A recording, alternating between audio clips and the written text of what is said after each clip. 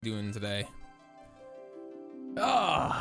We are back. We are 25 quests to go to Heaven's Sword, and more importantly, to Dark Knight. Hell yeah. Welcome to the stream, everyone. How's everyone doing today? Welcome to the stream, senpai. Hopefully you're good. Doing pretty good. Got my crafter to level 50. Hell yeah, my dude. Hell yeah. Right, we need to speak to Tataru. Definitely are welcome, my dude.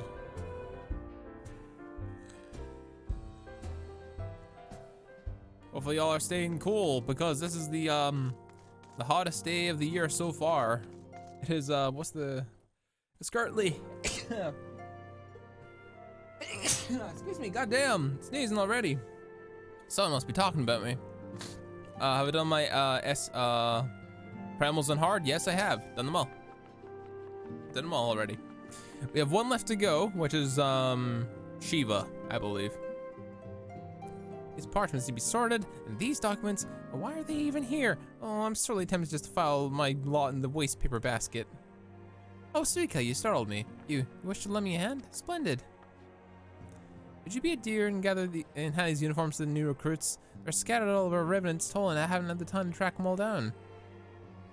The recruits know to don their guard immediately and assemble in the Rising Stones. You'll want to report back here to Alphenall if you don't wish to miss the ceremony. I wonder if the Scions will ever have matching uniforms. A well-funded organization is a well-dressed organization, I suppose. I would agree too. Some cool Scion duds would be nice. And the fashion souls inside of me screams that we must be looking fashionably correct. Hopefully it's something cool. Hopefully it's something cool. Brave new companions, yeah. You get Scion duds down the road. Don't spoil it! We've been spoiled! No! It's fine. It's fine. Yuhase. Those believe this company will see no riches are short-sighted fools. The giving of oneself is a true investment for the future. Thus, they must have money into the cause. Aquamarine, huh? Uniforms are a splendid idea. Since our organization has made a name for itself, we shall be wealthy aplenty in selling replica uniforms to the adoring masses. Not the right attitude, I think, but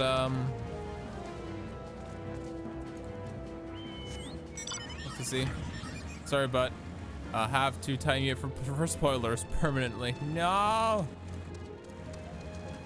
You can't get rid of Deathflare. He's the only other person who watches this. Sad as it is to say. Hey, Laurentius. Heyo. Suppose it's best to mimic my fellows here. I admit I've got no idea what we're supposed to be doing. Have your uniform, dumbass. Oh, no uniforms. I'm reminded of my induction to the Wood Whalers. Hopefully you stick with it.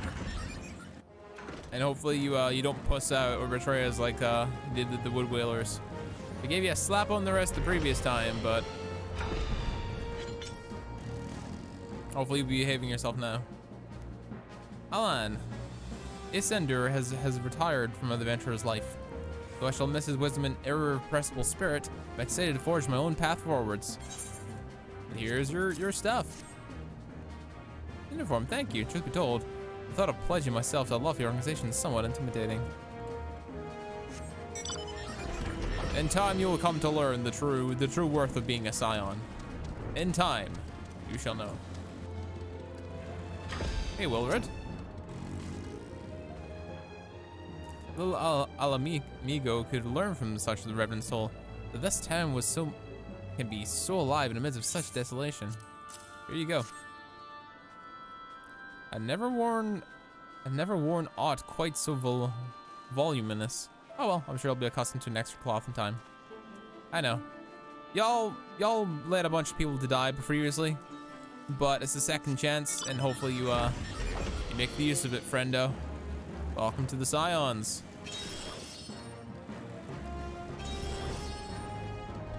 Who is making noises? Someone's floating around the place. Effie, Sukasia? Gods, did not expect to meet you strolling around the town. The tales of your primal battles is what inspired me to come to Revenant's Toll. Sure, thank you. Here's your duds. It is an honor to receive this uniform from your hands. I shall wear it with pride. Good answer.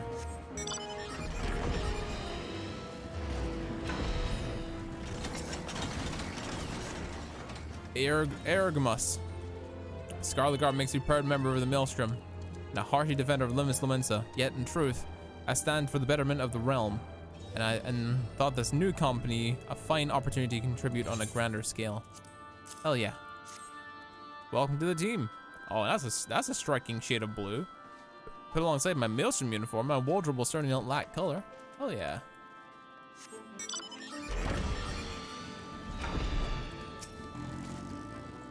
Illibard. I don't believe we met. I'm Illibard, and I have the honor of leading my fellow recruits as captain. I am much did I lose to the calamity, and I look forward to aiding others and rebuilding their lives. Excellent. You got a good head on your shoulders, man. Uniforms are a sure decision. There is no easier method of creating a common bond among what is essentially a band of strangers. Excellent. One left to go.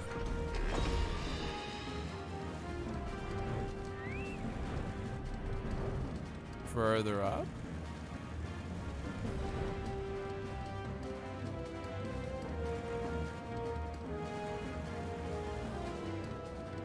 Oh, there you are, just hiding in here, Raoul. Oh, last one for me. Give me a missile. But I'm sure I'd hear it amongst the midst of battle. There you go. Proper uniforms and all. This thing will cut the blood. This thing will cut off the blood to me head. Not to worry though. I'm sure it should be fine after making a few adjustments.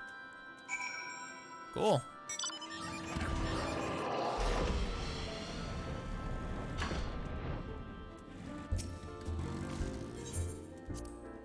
Excellent. It is time. Oh, Affenald. I brought your little band of misfits. Brought your little misfits. I'm feeling pretty energized today, chat, I gotta say. Yes, Suka? I thought I mentioned you were handing out the uniforms. I assume you've met most of the new recruits? Some few answer the call to arms that I put forth when through the established guild companies and such. We're not yet an army, but such a small corps of elite warriors can achieve. Did I mention I thought of a name of the company? 'Tis my hope it shall be known across the breadth of Eorzea. The moment of truth draws near, Suika, and the last of the recruits have gathered, I shall make the official announcement. Cutscene time!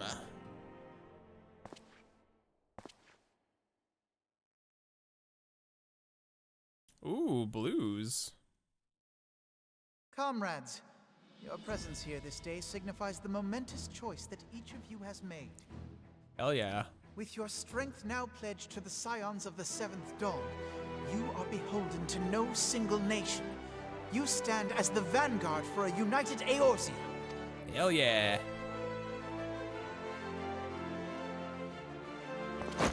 From this moment forth, I declare you Crystal Braves. Let us mend this fractured realm and face our enemies as one. Good name.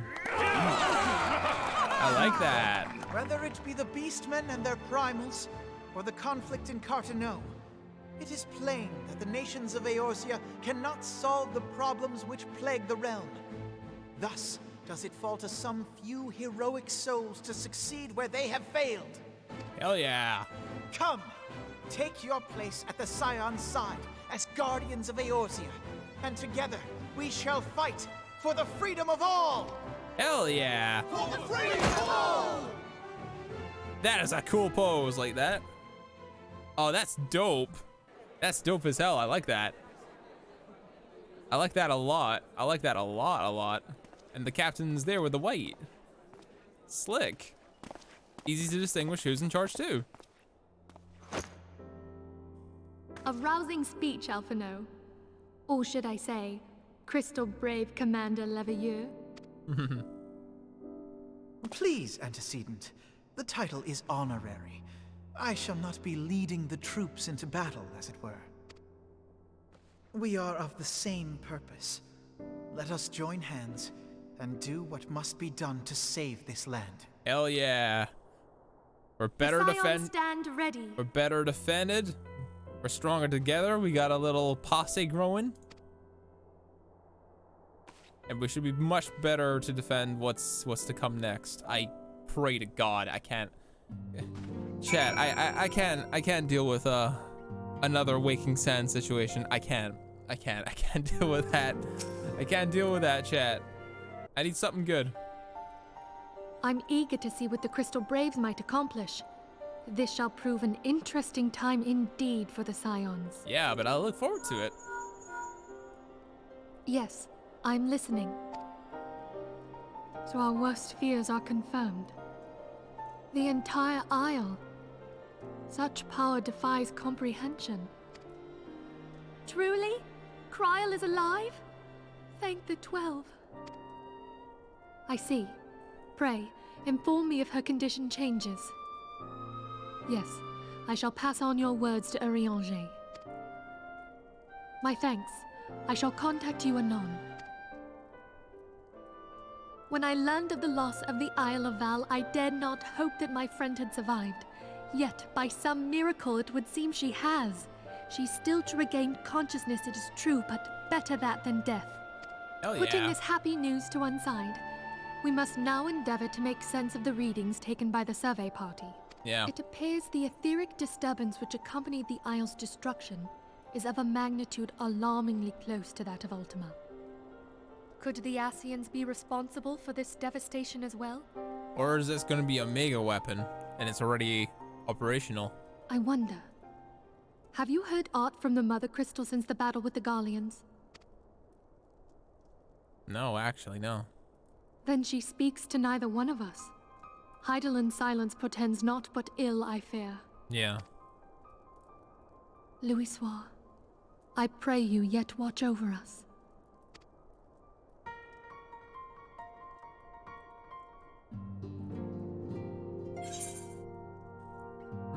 Nothing here that's particularly useful for me.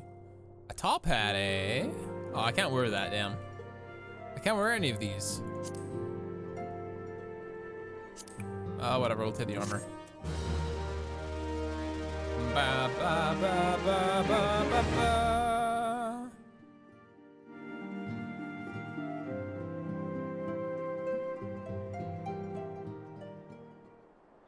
The only color not to be used by the Grand Companies? Yeah, blue. Aquamarine blue.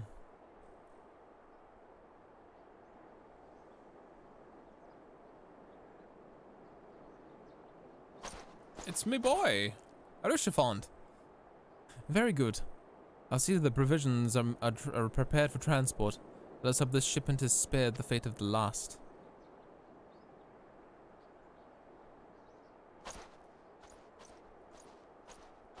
Why are they chilling out here in the snow for no reason, though?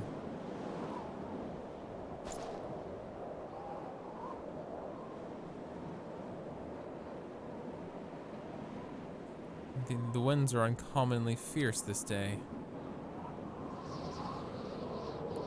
Big Crassel! Big Crassel!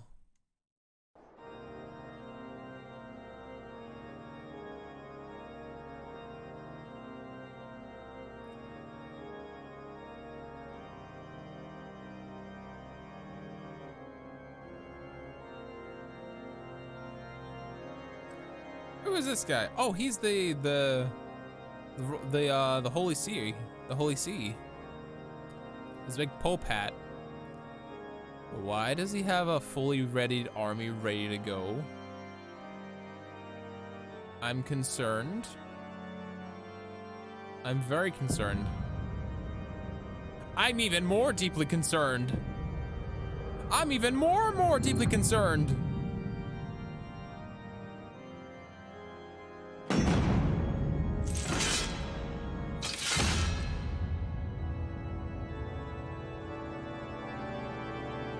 I'm exceptionally concerned, chat.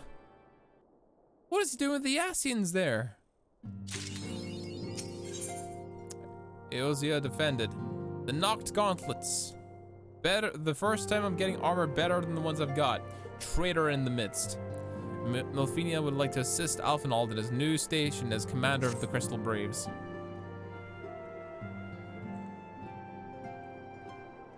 Try as he might, I cannot shape the creeping sense of a dark foreboding, but avails us not to fret for the unknown. We must concentrate instead on the problems of the present. The primals have been relatively quiet as of late, and the great beast tribes who summon them are under constant surveillance by the grand companies. Should any suspicious activity be afoot, we may be certain that we will hear of it. And until such time as a permanent solution for the primal problem has been found, we can do little but to wait and observe. As for the Asians, Oriange is wholly dedicated to finding a means by which we can defeat the dark beings. Let us pray for good tidings on that front. But all of this you knew already, and let us speak of more current matters. In particular, the state of the Crystal Braves. Alphinaud did well to found the organization, but ensuring its smooth operation is another matter entirely. Though I doubt he is doing his best, I feel like a helping hand or two will not go astray. To this end, I offered to send one of the Archons to assist him, but he declined. You know how he can be, independent to a fault, and singularly oaf to account help. Save, of course, when that help comes from you. Alphinaud has entrusted countless matters of import to your care in the past, and I believe he would not hesitate to do so again. What are you to offer? I should be most grateful if you go to him and support him in whatever manner you're capable. My buddy Alphinaud needs a little bit of help.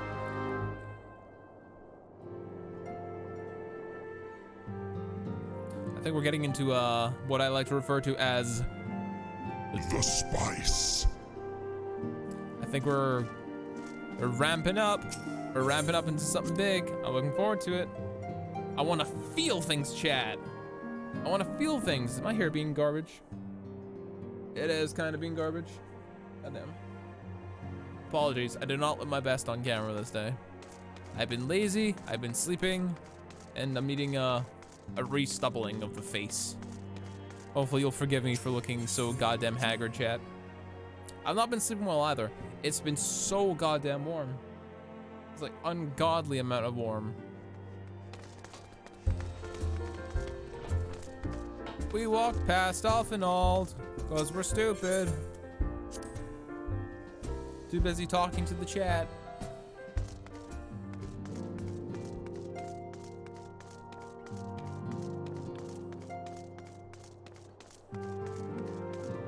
Hey, Thancred, what are you up to?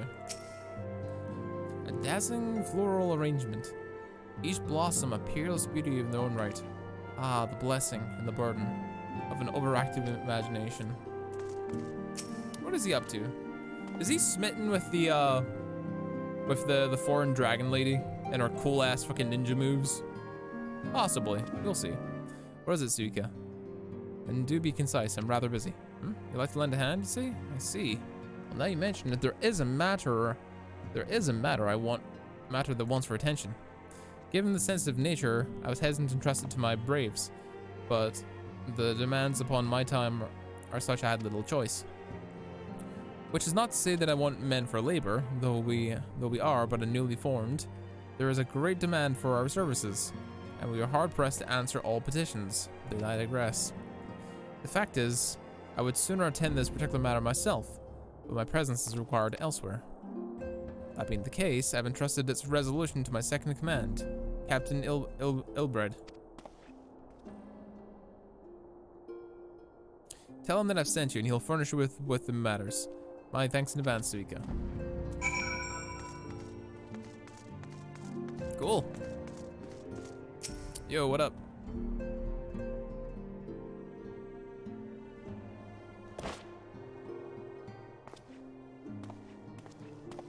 Hail to you, Scion. How might we serve you? It's a voice I recognize. Commander Leveilleur bade you serve us? These are welcome tidings indeed. Given the sensitive nature of the task, I could not rely on one of my own. I think it sounds like a Skyrim voice actor. I think I recognize it, but I can't place the voice. Hmm? That which I'm about to tell you, I tell you in the strictest confidence. Mm-hmm. Some days ago, we received certain documents from an anonymous source. They notified us of the presence of a Garlean agent within the ranks of one of the Grand Companies. Oh, really? Following some discreet inquiries, we identified a suspect among the Immortal Flames, whom we detained for questioning. Alas, the man was not our agent. He was but one of many men in the agent's employ. Oh. We pressed the traitor for a name, but he had none to give. He claims never to have met his master, whom he knows only as the Ivy. He was, however, certain that this Ivy had coiled itself around every part of the Immortal Flames. It would seem our quarry joined the company some time ago, and gradually recruited others to his cause. These conspirators are the vines by which he learns our secrets, all without exposing himself. It won't be easy to identify the Ivy amidst this tangled mass of subterfuge. But we have a tendril in our hands, and we shall follow it all the way to the gnarled root. All right. Now, much as I would prefer to proceed with due discretion, circumstances demand that this matter be settled post-haste. Garlemald's War of Succession nears its end, and it is feared that the Empire will soon resume its march on Eorzea. Oh, really? When it does, we can ill afford to have traitors in our midst. The Ivy must be rooted out now. We must begin by assuming the Ivy's tendrils are as widespread as we believe, he will be aware that an investigation is underway. And if that is the case, he may well move against us. We must be prepared for anything, while taking care not to betray our purposes by seeming prepared. A simple enough task for a one-woman army like you.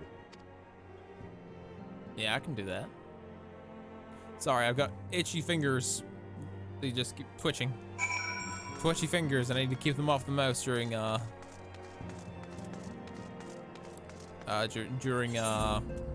cutscenes and stuff. My apologies, chat. I will try my best to avoid that in the future. Because that was happening previously too. I need to be much more careful.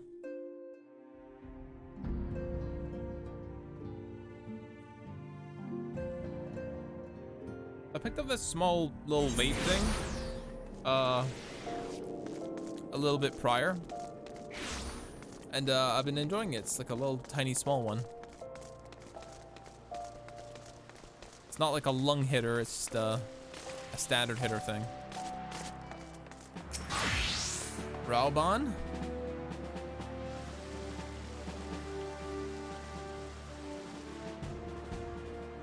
Well, well. What brings you here, my friend?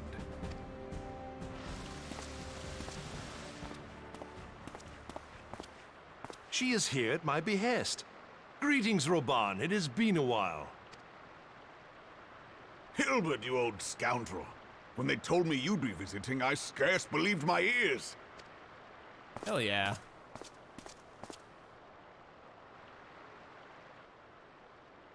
But look at you. The honored captain of the Crystal Bloody Braves. Who'd have imagined, eh? Not many, but fewer still would have imagined your destiny lay in politics, old friend. Aye. We've both come far, have we not? How'd they know each other? Yeah, Circa's like, how do you know each other? Lest you wonder, Hilbert and I go back a long way. We've been friends and rivals since we were lads. The last time we saw each other, Alamigo had just fallen, so you can guess how many summers it's been. And in all that time, not a word from the fool. Ah, well, my dealings tended toward the modest and mundane. As I hear it, no sooner did you reach Thanaland than the brass blades clapped you in irons and dragged you off to die on the blood sands. Being a stubborn sort, you won 1,000 matches and earned yourself a place in the people's hearts while you were about it. Oh, cool. Backstories. Then, with your mountain of prize money, you bought the Colosseum and secured a seat on the Syndicate. Those balls, brother. Rags to riches does not do it justice. You're a hero to the common man. Pah! Spare me. I am no hero. If anyone is worthy of that title, it's our friend here. Next to her, I'm little more than a glorified butcher. But you, Wilbert, you sell yourself short. By all accounts, you are an adventurer of some standing. I like to think that I did my part for the greater good. But if you're no hero, then I'm no adventurer, not in this company. Anyway. Yeah. Friends. Yeah. I have tidings. So there has been progress. I've let it be known that this meeting is a reunion between old friends. None will give your visit a second thought. To convene elsewhere would only attract attention. Let us speak here, in plain view of all. Good, good.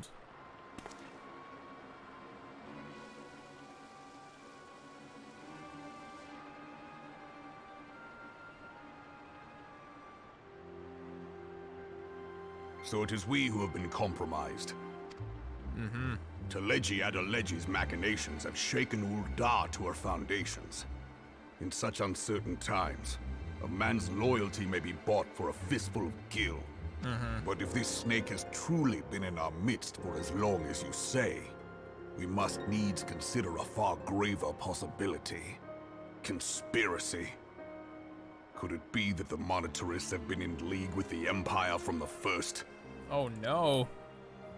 Very well. I will have my most trusted men investigate the matter. Continue your inquiries in the meantime. Ul'dah might be corrupted from the top to the bottom. That ain't It good, does me Chief. well to see you again, old friend. When next we meet, let it be over a flagon of ale. I look forward to it. Let us reminisce of bygone days and drink to the future of our homeland.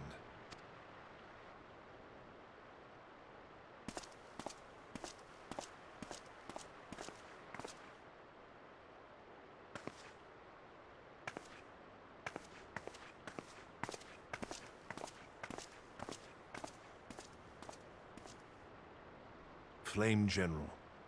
You wear the mantle well, old friend. I must work hard if I'm to keep up. Well, it would seem your services were not required after all. I dare say we have Roban's prudence to thank for that. Still, I was glad of your presence. My thanks, Scion. You're welcome. Gotta help the captain keep the ropes. The knocked gauntlets. As Rauban fades away from existence in front of me. Ba, ba, ba, ba, ba, ba, ba. Elbert is continue his investigation into the Garling Spine, known as the Ivy. Our hunt for the Ivy begins in earnest, Scion. Suffice to say, we tread warily. One misstep may cost us our lives. Our business here is concluded for the time being. As we return to the Rising Stones and report to Commander Levioleur. Oh, I have a shiny new toy I have to show up next time in Ultros. Nice. I look forward to seeing it, Deflair. Is it a mount of some sorts? Is it the car? I think Senpai has the car. I'm not sure if you have the FF15 car yet. But I do know it's available. Currently. Car isn't until September. Ah. So what's the event that's happening right now then? It's a sword. The Kurtana. I've never seen it. I've never played Samurai either, so.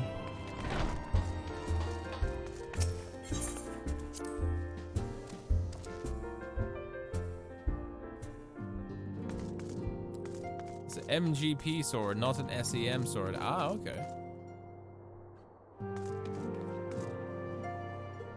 Offnald's over here to the right. You start looking at my mini-map.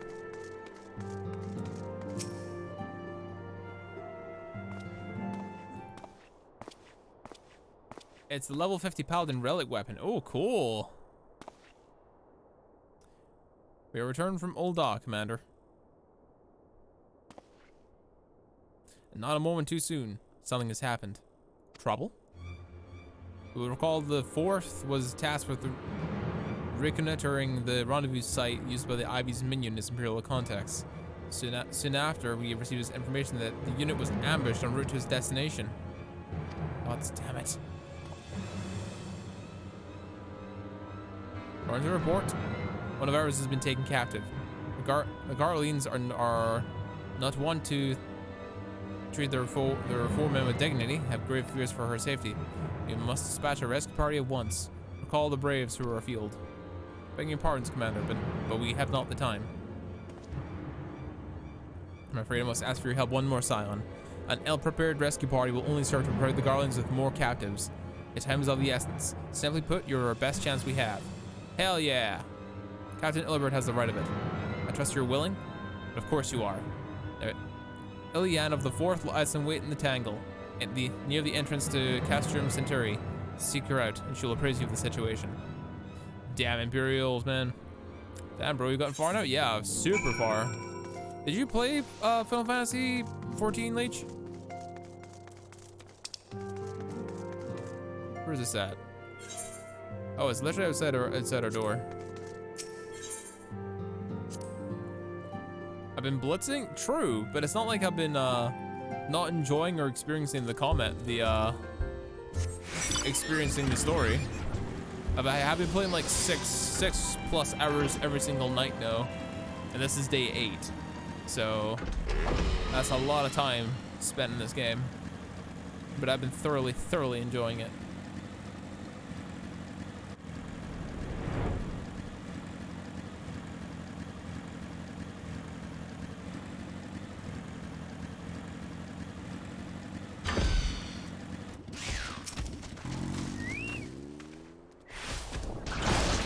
Isn't the rescue mission? We're in your debt, warrior of light. Now the time is against us. Let's brief you on the situation. The Garleans fell upon us without warning, winning the motherfucker. Okay. I was in the middle of talking.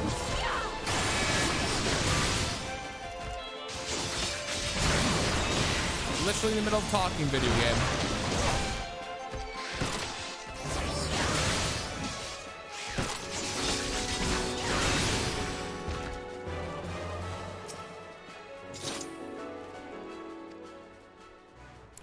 Garlands fell upon us without warning, and warding poor Reish, and hauling our way to the castrum yonder. Outnumbered as we were, it was all we could do but to flee and regroup. Even as we speak, the Garlands may be interrogating Reish, or worse. With her hurts, I feel she'll not be able to survive, not survive their attentions. We must rescue her without delay. The order may be its infancy, but the bond binds us strong as mithril. None of us will stand while the comrade suffers. The remnants of the 4th will infiltrate Castrum Centauri. Please help us find Reish before it's too late.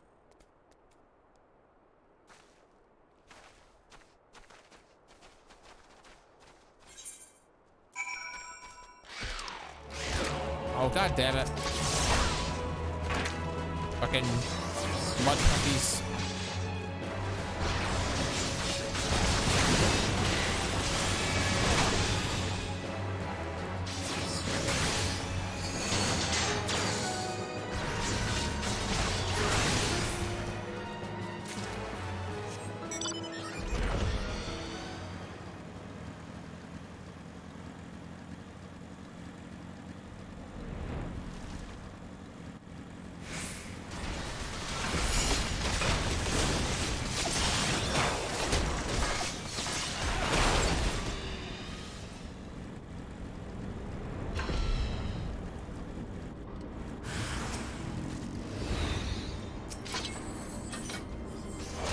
Imperials.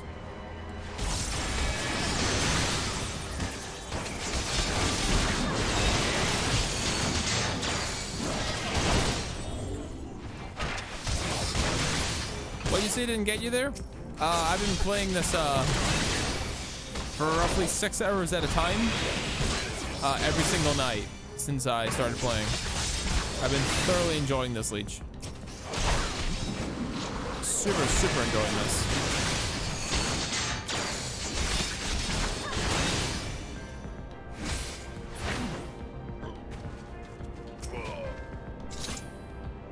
Yash, come on.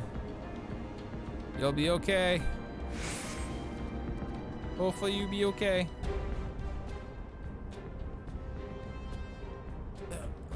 Where am I?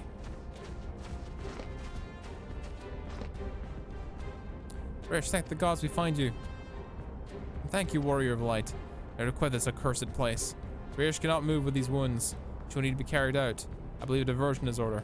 May we trouble you to provide one? Given your reputation, I suspect the Garleans will be all too happy to grant you their undivided attention.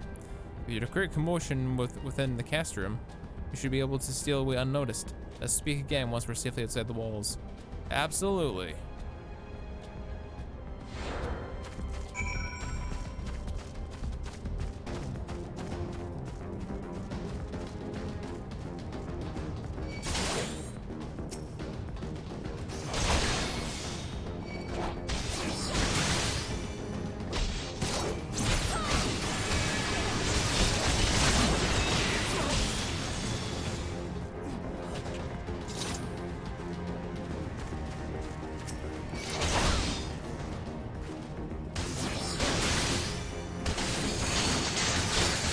Don't mess with me, I'm the warrior of light, motherfucker. Come and get it.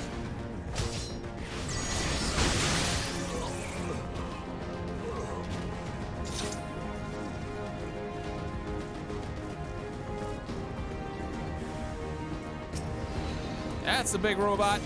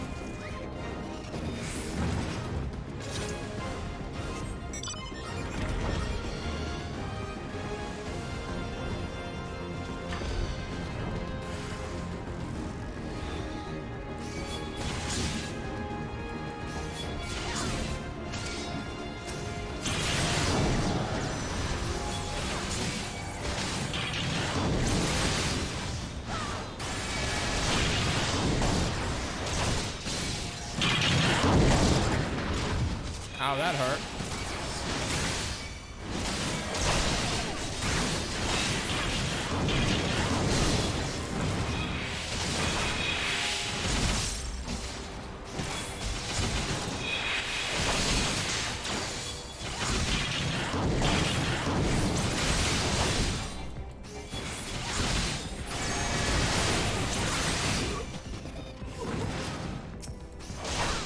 Damn, I can tank so much now. I got so much HP. It's rather absurd how strong I'm feeling right now.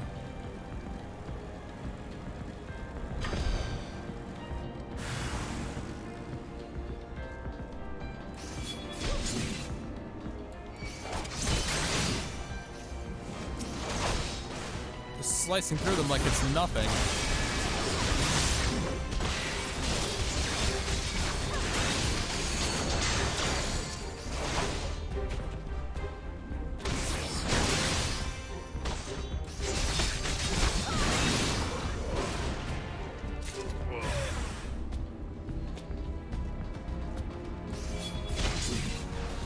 What's up, bozos?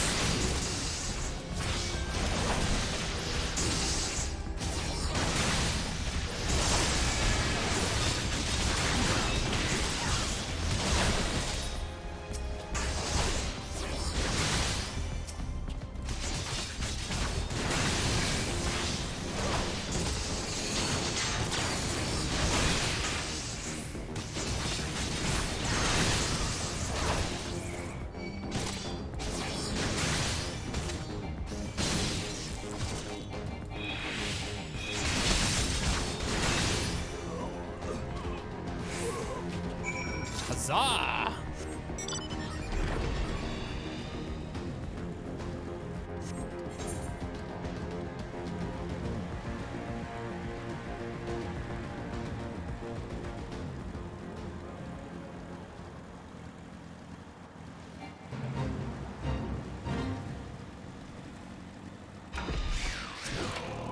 Oh, son of a bitch, not again. Fucking, why is this mud puppy so close here?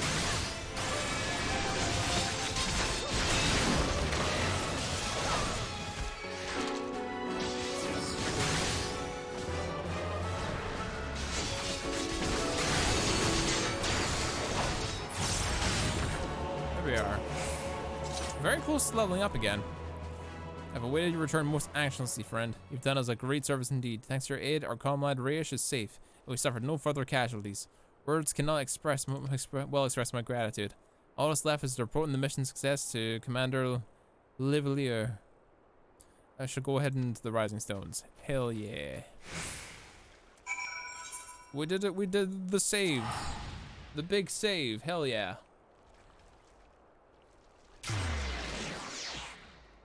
The big save has been had.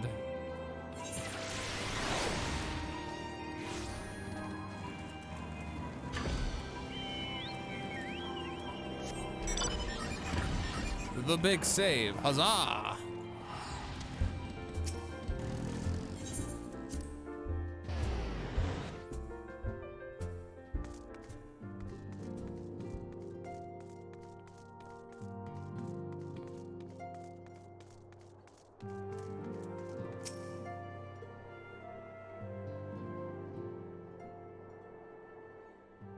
Ah, it does me well to see you thus returned.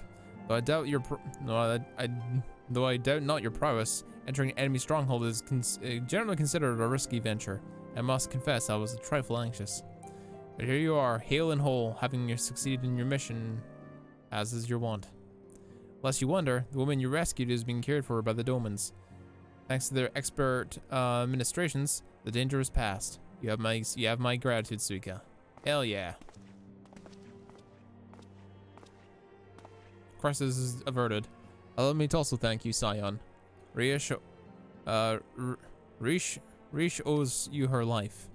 Escaped with minimal casualties this time, but can ill afford to be caught off again. The Empire is not an opponent to be trifled with. As you say, Commander, I will see to it that the men will keep their wits about them. And it may yet take time, but will not rest until we have identified and apprehended the Ivy. I have every confidence you will succeed, Captain. As for you, Suika, I realize you have scarce caught your breath, but I'm afraid there's no rest for the weary. I require you to accompany me to Corthus. I've been granted an audience with an Ishingardian dignitary, you see, and the man expressly requested your presence. Oh, don't look so surprised. You should be familiar with the trappings of fame by now. We shall depart as soon as you're ready. Cool.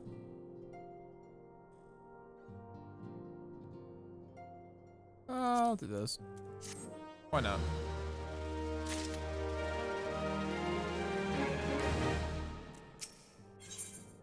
Alright. The Nox Breaches, hell yeah. An influential Ishgardian wishes to meet the Warrior of Light, and often all would like nothing more than to oblige him. We've been blessed with a rare opportunity, Suika, an audience with an ambassador of the Holy See of Ishgard. We are to treat Sir Emeric, Lord Commander of the Temple Knights, in Camp Dragonhead. It considered a great honor to serve the Holy See directly as a Temple Knight. Needless to say, the leader wields tremendous political influence. We would be wise to court his favor. For that reason, I consider your attendance essential. If Sir Emeric wishes to meet the woman behind the legend, then not deny him the pleasure of your company. The attendant should see wisdom in this plan when you request her permission, to accompany me to Corthus. Or perhaps you feel like this is a waste of your talents, which would be doubtless be put to noble use. If so, I should remind you that more good can be accomplished with a stroke of a pen than the thrust of a sword. No, that's fine. That's fine. That's fine. Minfilia. I must depart real quick. Are you gonna be good? Do you need eggs or milk while I'm out?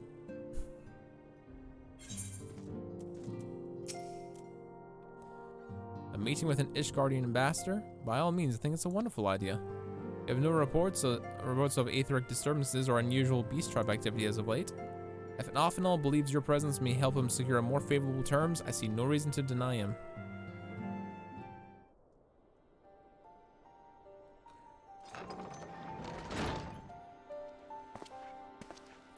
Atakident? I take Suka has explained the situation. She has. Yet welcome these overtures are, I can help but wonder what prompted them. The Ishgardians have spurred all contact with other cities for decades. Why reach out now? Would that I knew. The question of their motives is not one that I would have given in no small amount of thought. Alas, I know no more than is generally known. It's because we're independent. The notoriously reclusive nation of Ishgard, situated in the center of the Ablathia's spine, ruled by the Ishgardian Orthodox Church, at the head of which presides the Archbishop. Members of the original Erosian Alliance, formed in the wake of Alamigo's fall some 2 decades ago. Friends of convenience who withdrew from the Alliance as soon as the Imperial fleet was routed at the Battle of Silvertear Skies. Ah, they kept to themselves after a while. Since which time, the borders have remained all but closed to outsiders. They've rejected every one of their former allies' calls to reopen dialogue, turning a deaf ear to the neighbors' pleas even when the calamity loomed at large. And on the fields of Cartino, where brave men and women laid down their lives in defense of the realm, their banners were conspicuously absent. I have tried to convince Ishgard to join the alliance at every opportunity. I've explained over and over again, unless Eorzea stands united, we cannot hope to preserve our freedom. One by one, our nations will fall, as once fell Alamigo.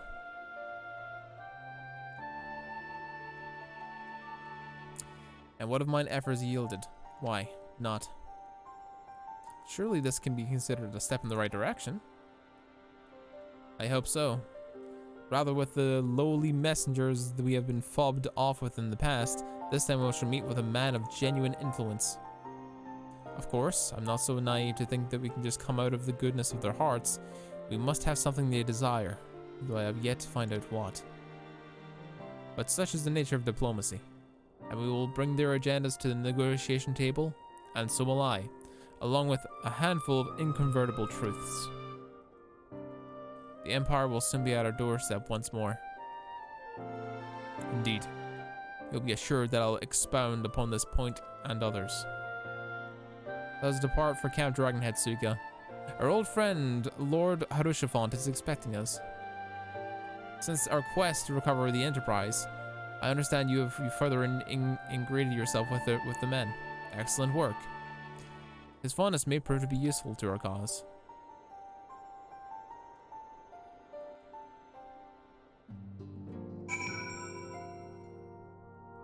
Excellent.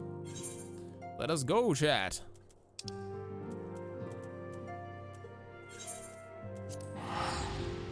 Teleportation. It's the only way to It's the only way to travel, chat.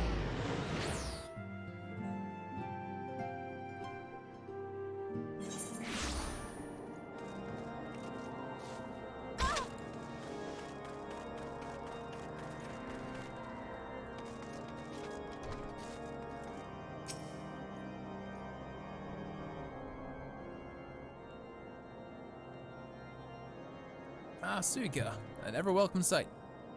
Our hearts have been stoked to blazing in preparation for your arrival.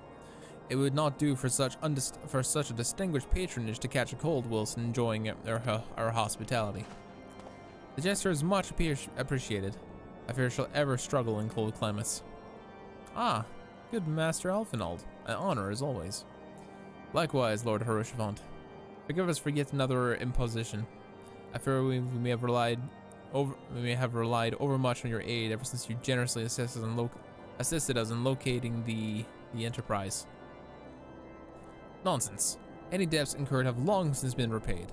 Besides, who can say what the future may bring? House Fortem may even seek the aid of your newly formed Crystal Braves. In any case, I'm simply delighted that the Holy See is at last willing to grant you an audience. No doubt your discoveries at Snowcloak helped justify this decision. This recent surge in heretical activity is a grave concern to us all. But to the matter at hand. Sir Americ arrived in Count Dragonhead earlier, and I'm told he's eager to meet with you at the earliest convenience. You are doubtless weary from your journey and desirous to rest for a while from the warmth of your heart. But if you're willing to forego such comforts, pray inform the knight stationed outside the intercessory. My bad. He will grant you entrance and send word with the other attendees. As inviting as your heart sounds, I think it's best we proceed with the intercessory forthwith. Yes. Business before pleasure, unfortunately.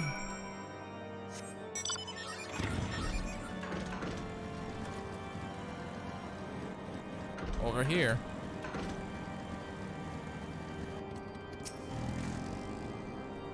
I'm expecting you, madame.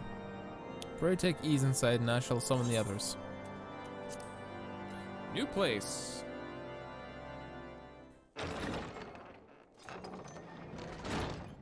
This better not be a goddamn trap.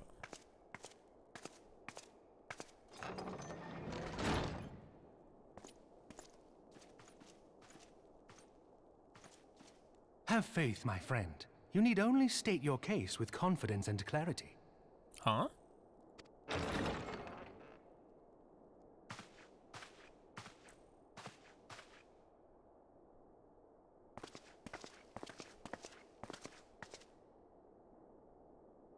Ooh, look at these badasses. Look at that armor, dude. Commander Leveilleur, it is both an honor and a pleasure to meet you. Look at this dude.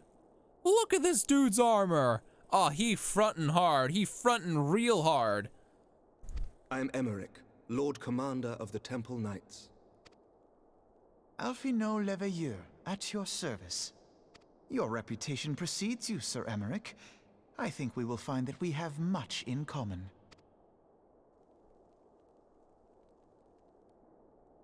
It's me. Speaking of reputations, yours towers over us all. Does it not? Not much, just gonna flex real fast. Yeah, Guardian of Light, Protector of the Realm, Bearer of the Crystal, all that good jazz. It does indeed, Lord Commander. Oh, she jelly. She mad jelly. She mad jelly, them Lord, I am not too proud to admit that I have followed your activities with an interest bordering on fascination. Full glad was I to learn that you would be joining us. Now then. Excellent. Shall we begin? Yes, please.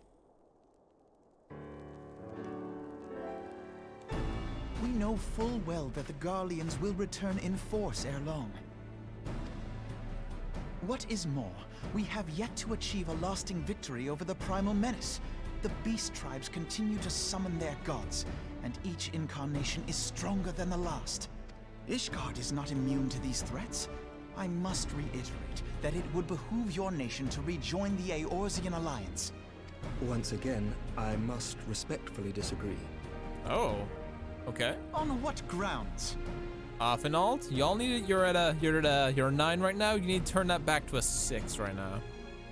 Despite their presence in Kurthus, the Ixal do not concern us.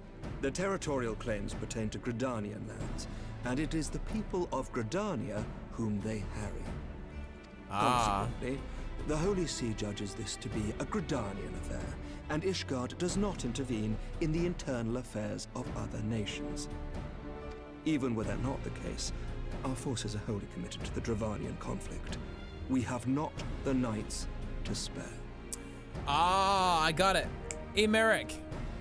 He's the voice of the young. I think I could be mistaken, but I think he is the younger Prince Lothric from Dark Souls 3. if I am correct. As for the Garleans, we are not ignorant of history.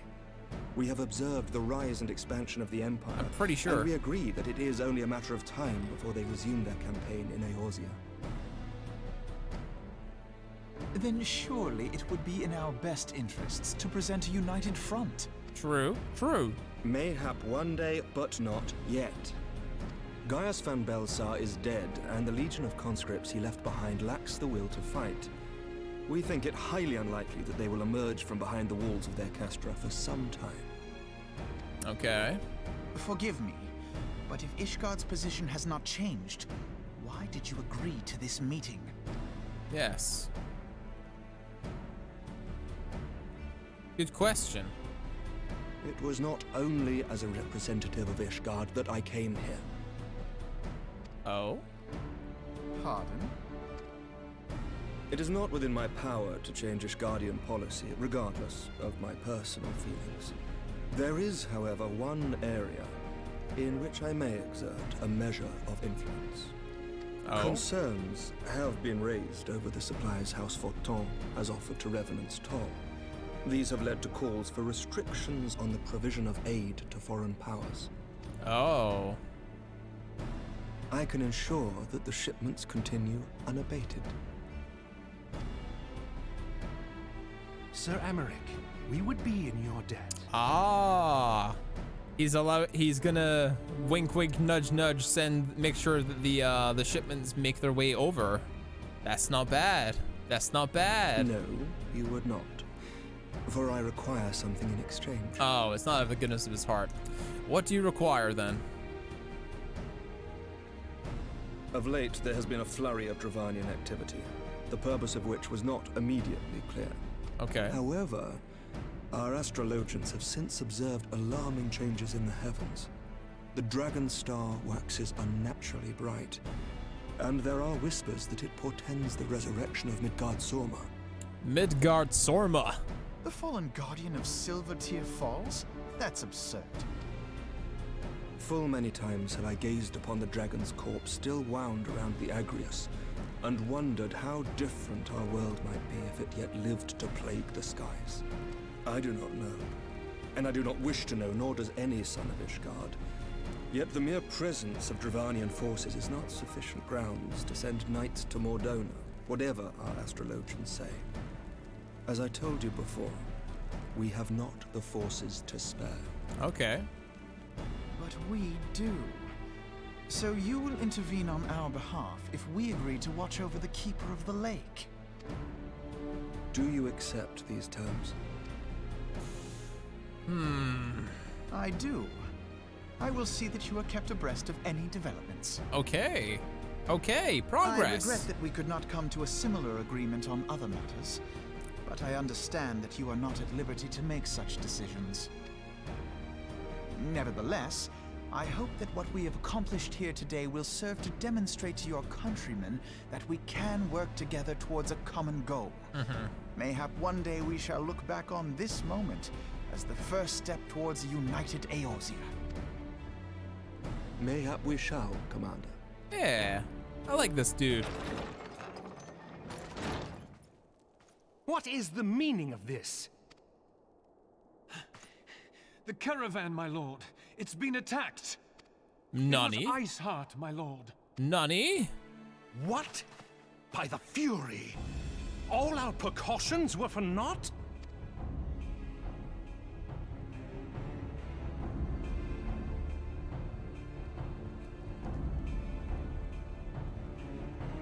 Well, shit.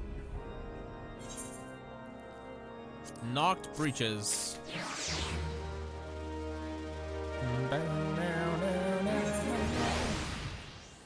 The Lothric prince only voiced the prince and Gwendolyn. Only those two? In his entire history of voice acting? Really? I find that hard to believe. This one we're starting to make progress. And to make matters worse, the caravan they spoke of was bound for Revenant's Toll of all places. Honestly, were I so inclined, I shall think the gods are conspiring against us. Happily, however, I am not. I would know more of this attack. Let us speak with Lord Hiroshifont and find out what he's learned.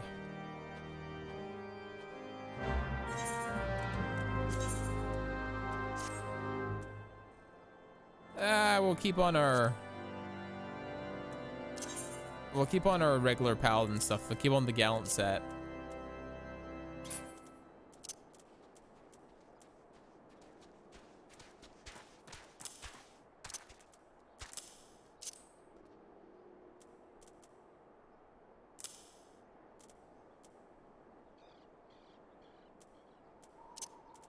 There's gallant.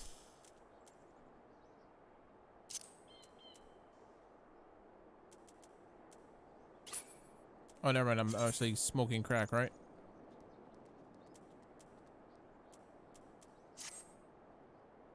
It's just the gauntlets to change.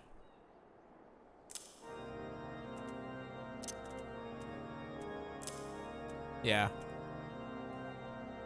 We can rock that for a bit. He did also acting in a few movies. Ah, okay.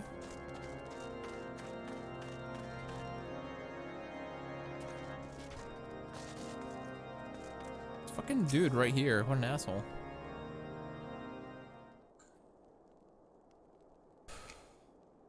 My sincerest apologies for the interruption, my friends, but the situation is as of such we must act quickly. If you'd be so kind to elaborate. Iceheart's heretics fell upon the caravan bound for Reverend's Toll as it was passing through the Boulder Downs. It was an ambush swift and ruthless. In the instant, every knight was slain, every crate seized, and then quickly as it happened, they were gone. It would be an impossible feat without knowledge of the route, knowledge to which only a select few are privy to. Quite. We can pursue the avenue of inquiry in due course. It seems to me that examining the scene of the ambush should be our first concern. The trail is yet warm. We must act swiftly. As Lord Harush once said, lest crucial evidence be lost. You have a knack for discerning hidden drifts, Zuko. Why don't you go ahead and inspect the ambush site in person? An excellent idea. Inform my men of your intent upon arrival, and they'll gladly share their findings. Will do.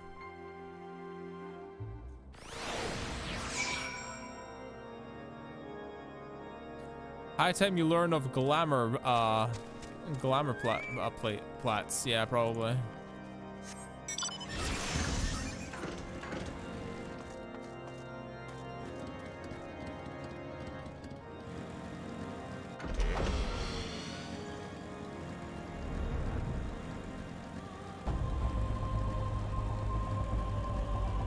It's actually the fastest way around.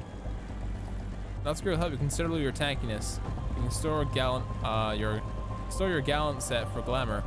I'll probably just use the knock set, to be honest. The paladin armor is cool, but I'm not like super fond of it. I'm more about collecting full sets and then switching personally. That's what I enjoy the most. Or finding sets that work well together.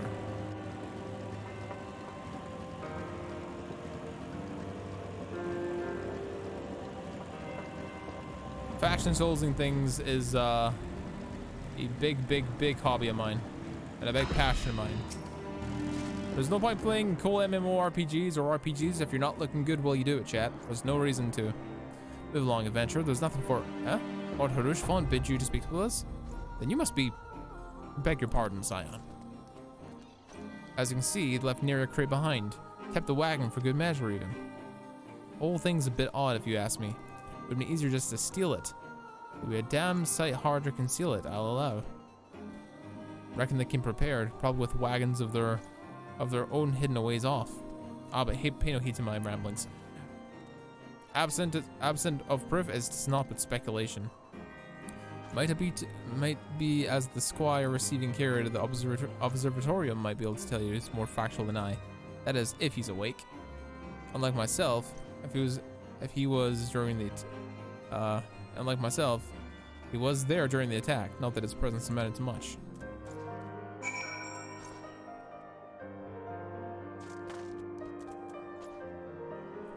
This way direction.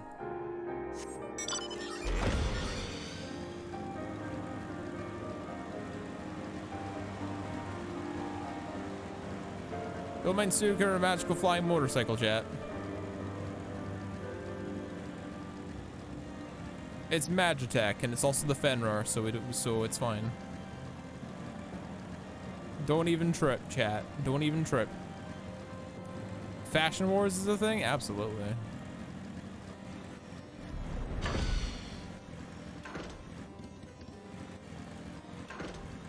It's not in here. He's down there. Fuck's sake.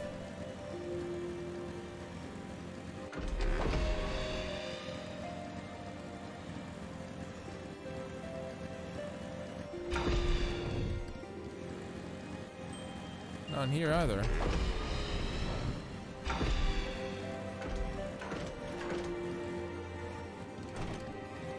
It is. Surviving Squire. You come to ask about the task, haven't you? We came upon them before the entrance of the Hall of the Seven Echoes. Pilgrims, we marked them as lost and ill-equipped for a further journey. They were called out to them, and one stepped forward to answer. Slowly she approached, her silver hair flowing in the wind like melting snow. Just a young girl, I thought. Some poor lost lamb in search of salvation. Our leader must have thought the same. Else why would he let her draw so close? They exchanged some words and he couldn't hear her. She leaned forward as if to kiss his cheek. Then he sighed and crumpled to the ground. I didn't know what happened until the snow turned red.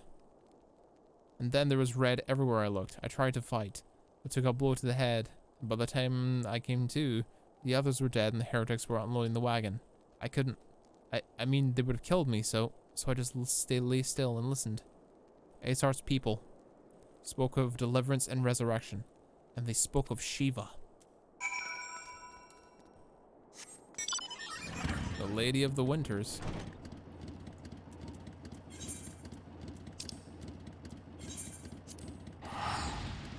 Hopefully this will force Ishgard into action.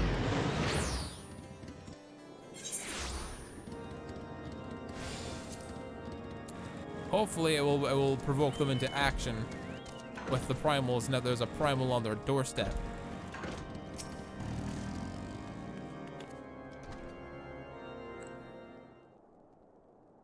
To return, what news for us? Motherfucking Shiva's here and doing some shit. Seems the Lady Iceheart does not scruple to sully your hands with blood. Who is this Shiva the heretic spoke of? Have you not read a single line of the Ichiridaron, Master Afinald? Shiva was a traitor to Keith and kin, an apostle who lay down with dragons. Now, we cannot expect the foreigners to know about Ishgardian scripture so well, particularly when it concerns the patron saints of heretics. Wait, you said she's their patron saint? Oh no, it all makes sense now. Lord Harushavon, what was the caravan's cargo? If I remember correctly, Diamond Forge requested rather large quantity of crystals. Do you not see? Iceheart and her followers attempt to summon Shiva, as a beast tribe would summon a primal. Why else would they go to such lengths to secure crystals? I shall inform the Lord Commander at once. Lord Harushavon, you would agree that discretion is paramount concern? Of course. Afinal putting two and two together. We've been doing this for like months, almost years even in game. So I would understand why he's putting two and two together so quickly. Can I trust the counter your continued support to Master Afinald? Signs of the Seventh Dawn are sword to combat the primal threat. Our support is a given. We will need to send word to my brethren Revenant's Toll. Our entire order must turn its efforts to preventing this summoning. Naturally, that includes you. I'm sure you would not miss this for the world. Damn right. Full year in game, yeah.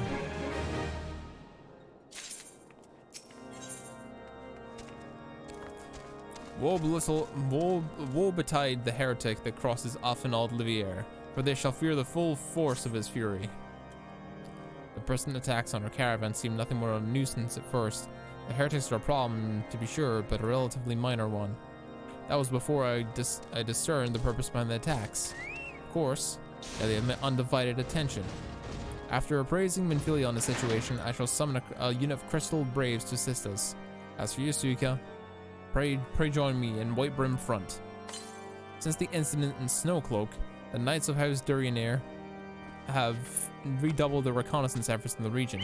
It is my hope they have information which may help us to determine precisely where the heretics are hiding. Given our mutual enemy, Lord Durlamont should be eager to oblige us. I shall see you there then? Good. Good.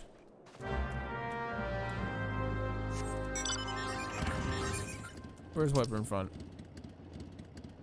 It is not a teleportation place. Okay. Magical flying motorcycle it is.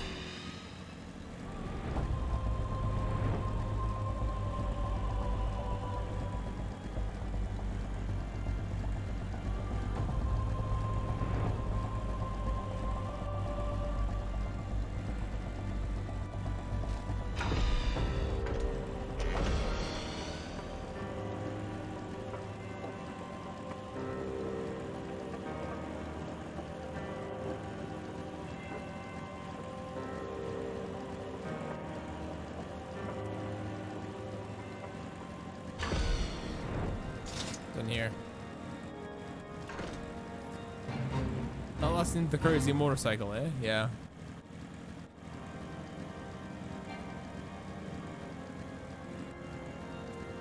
Durlamont. Sans and Seven Dawn wish to join us in the hunt for Iceheart. Your assistance is more than welcome, my friends. Considering the report I just received, I dare say your timing could be no better. We're all ears, Durlamont. Look at his fucking sword! Look at that thing! Look at this dude! Look at that damn thing, it's huge! I bet it glows blue and vital. It glows blue in the oak season here. The band of pilgrims were seen transporting a large number of crates to the west. Their garb appears to match the description provided by the squire who survived the attacks. Alas, our scouts lost track of them at Snowcloak. The selfsame frozen wall which we speculated might conceal those heretics' hideaway. Suffice to say, but the disappearance of these pilgrims and all their provisions but confirms our suspicions. I've heard enough. My knights will join in the hunt. I took the liberty of summoning a unit of crystal braves to wipe in front. Given the gravity of our situation, I trust you will agree that we use every resource available to us. These are extraordinary circumstances, Commander. Twould be in our best interest to coordinate our efforts. Hell yes. Such was my intent from the start, Sir Emeric. And so it begins, my friend. Though I dare say it'll prove an all too brief collaboration.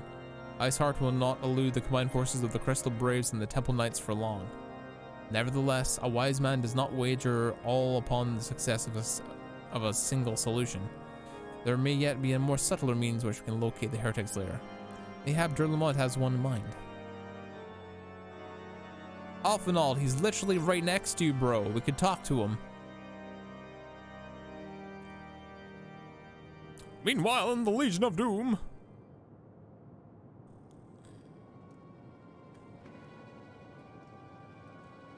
Give us back our shit. I demand all. It is ours by right.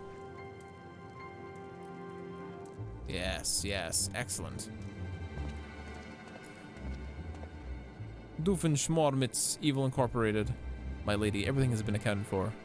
If there is aught else you would have us do, pray tell, and we shall see it done. Who is this lady? What's she look like?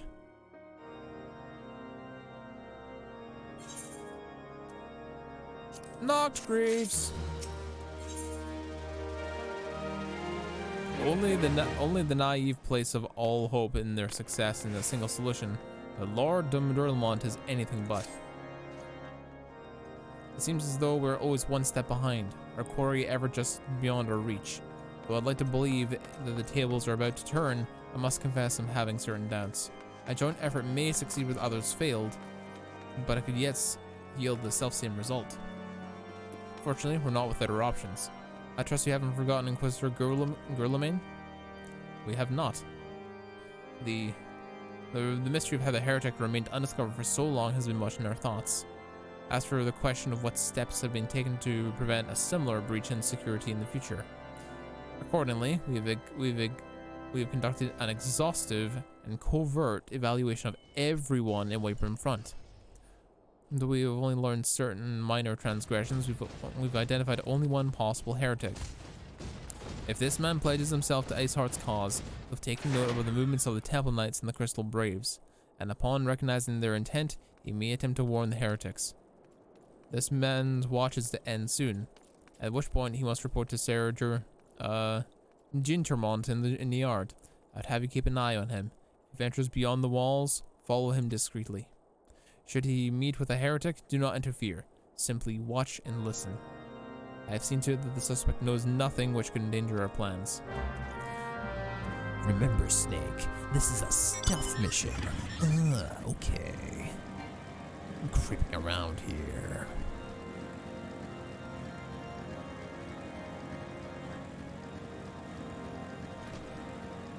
Cannonball!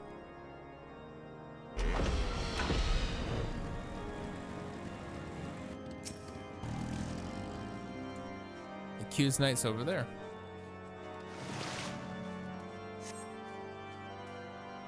Do you not know the jingle? Unfortunately, I don't.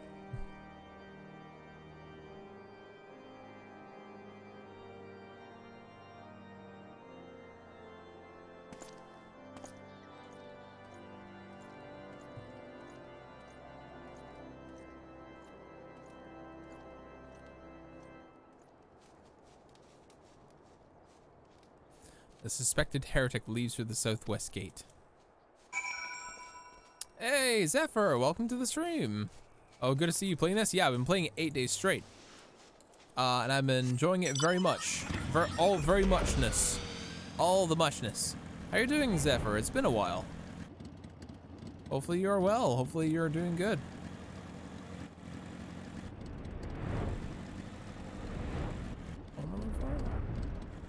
Oh, there's my destination. Oh, yeah. But yeah, how have you been? It's been a bit. I got a new job in January, so I've been mega busy with that. Hell yeah. Oh. I'm hoping it goes well. What are you working as right now? Me, I'm still doing that streaming thing, as always. Oh, by the way, for everyone in chat who doesn't know, Zephyr is the one who made this. She made this little Digimon toffee animation thing, which I've been using for my BRB screen for a while now, actually. So yeah, thank you so much for your hard work. I appreciate it.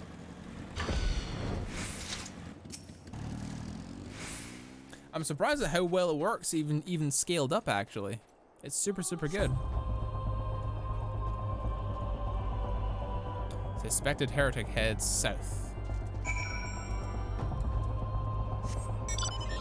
Ah, all the way over here, huh? Dark words and dark deeds.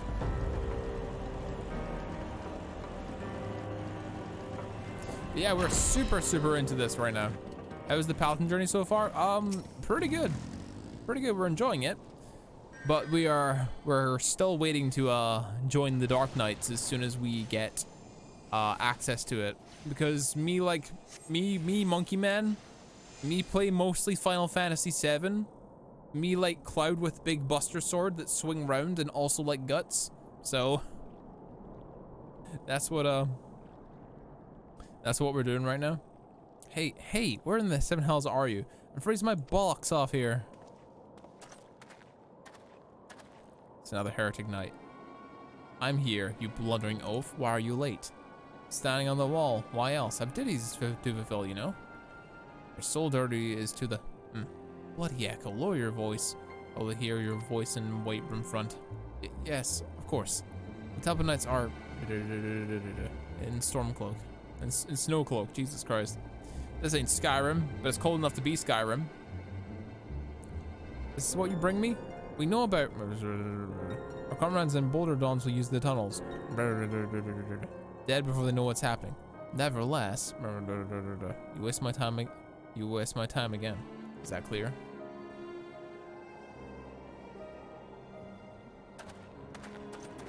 Idle stance on meals and dark nights is the cloud pose too. Oh, my idle stance isn't gonna be the cloud pose? Fuck! Oh, well, whatever. It's fine. It's fine. We don't have to have the cloud pose. We don't need it. I don't need it, chat. It's fine. I'm not turning Suika into a guy. I'm not turning it into it.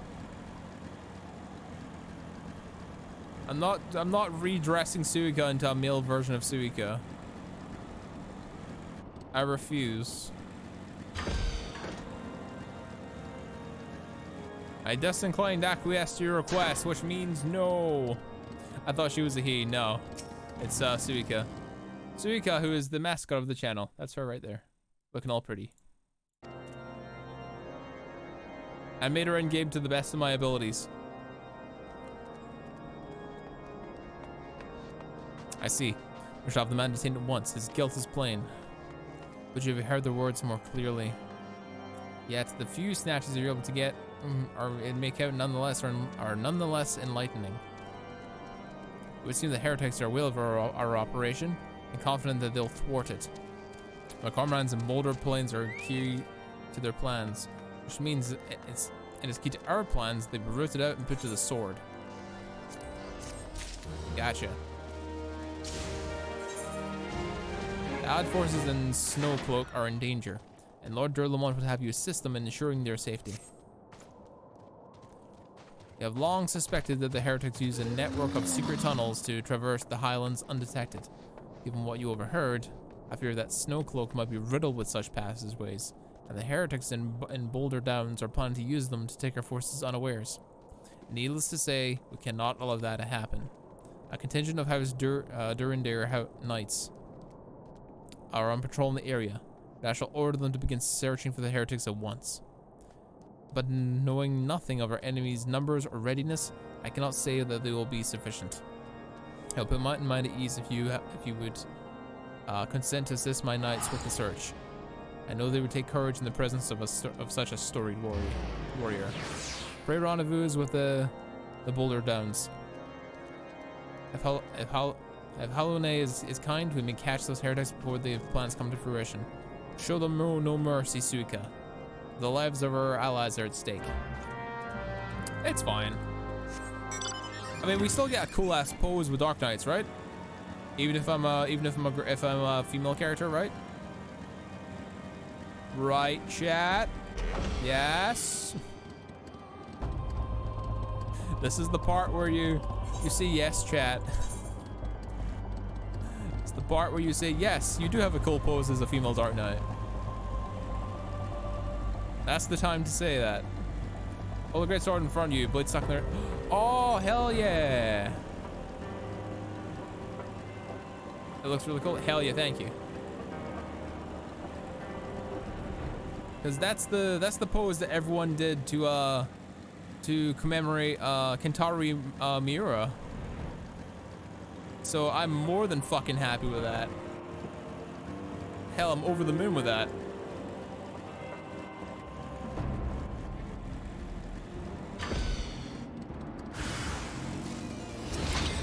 Faithful Harrier.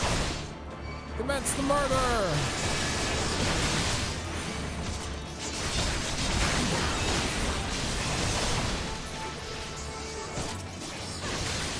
Murderers about in chat.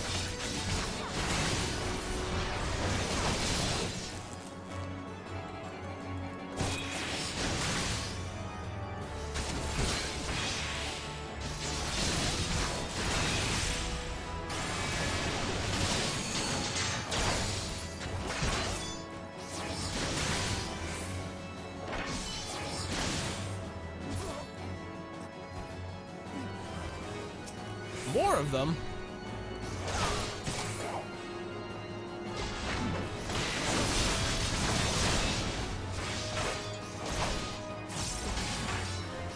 Ironically, a few people were telling me when I was starting this game that it wouldn't really do well for streams. And funnily enough, this has been the most chat interaction I've had in the past week that I've probably had in the last couple of months. So I'm more than happy people are enjoying this game. I'm super, super happy people are enjoying this game, chat. Thank you so much for watching. I really do appreciate it.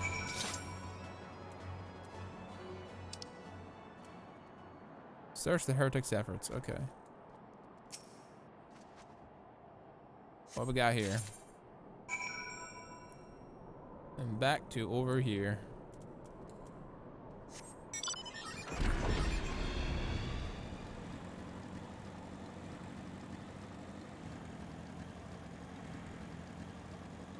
Can I just go over the top of the mountain?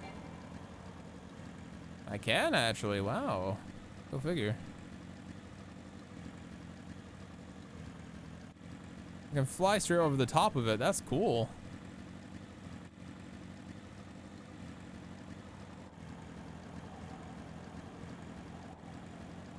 That's actually really cool. I was expecting a skybox to stop me, or something else to stop me. But I remain unabated. And I swear to God, I've read so much text in the past, like, 8 days that I've upgraded my linguistic skills quite well. Because I've had to read so much fucking dialogue out loud. My knights have sent no word of your coming, Suka. What happened? What is that in your hand? It's covering the body of a slain heretic. This yellow document is covering the complex code of unseemly random letters and numbers. Fighting his dyslexia with Final Fantasy XIV, yeah. By the Fury. Those are veterans with years of service. And now they lie dead in the snow. Their bodies now must be recovered and... No. We have not the men to spare. Not now. Now while Iceheart prepares to summon an abomination. The heretics you dispatched were not of sufficient number to contend with the combined strength of the Temple Knights and the Crystal Braves. There must be others. And I'll wager they're on the way to Snowcloak as we speak. To make matters worse, it seems the traitor you followed managed to pass the heretics something of value after all. The parchment you recovered is a timetable of the guardsman's watches at the outpost of Snowcloak. The traitor was stationed there before long and he aroused our suspicions, but we have caught him sooner. With this information, the heretics will know when the watch will be at the weakest, and they can use their tunnels and with impunity to prepare their ambush. The timetable has not changed, you see. Of course, it will be changed now, but the heretics may already be in position. House Durndare must send reinforcements, even if it means withdrawing the knights from the Stone Vale. I see no other way to safeguard the lives of our allies. Every Fantasy XIV stream I visited has had people willing to join in the fun. Yeah. Who said streaming 14 would be a bad idea? A friend of mine. Another streamer of mine. That I know. He was like, oh, you can play Final Fantasy 14, but don't expect anyone to come up because, you know. And then I was like, well, even if no one comes along, I want to enjoy the game for myself. And I'm a goddamn I used to stream League of Legends on this channel. Like, oh, exclusively League of Legends. I'm already used to having no one watching me for that. I'm used to that shit. It's fine. It's fine. But ayo. Lord Durlamont recognizes that the situation in Snowcloak is coming to a head, and what decisive action must be taken. Time is of the essence, Suika. While my knights are ready to depart, the heretics may take up our allies in Snowcloak unawares. Superior training and equipment will avail them not if they're cut down ere their swords are drawn. But not is all lost. If you leave now, there may be time to warn them. Make haste, I beseech you. Fly to Snowcloak and tell Sir Amaric everything we've discovered. Let's go! Can we get some epic music going?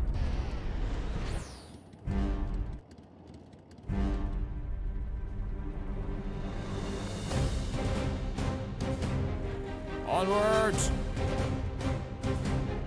Onwards!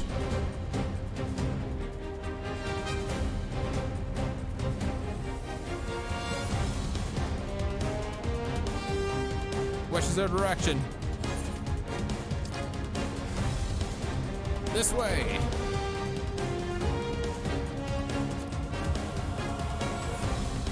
We got people to save.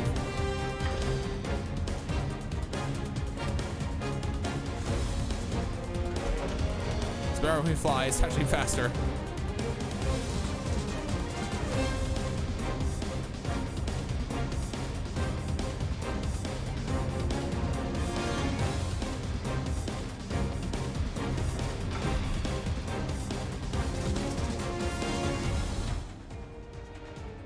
Suka, this is a welcome surprise. Perhaps the only one thus far. As you can see, we've yet to uncover any hidden... You have my gratitude. Truth be told, we suspected the heretics might be plotting such an attack. Now we have confirmation, I will place my knights on high alert. Has Commander Levialure been informed? The blades must be made aware. Offenald, got trouble.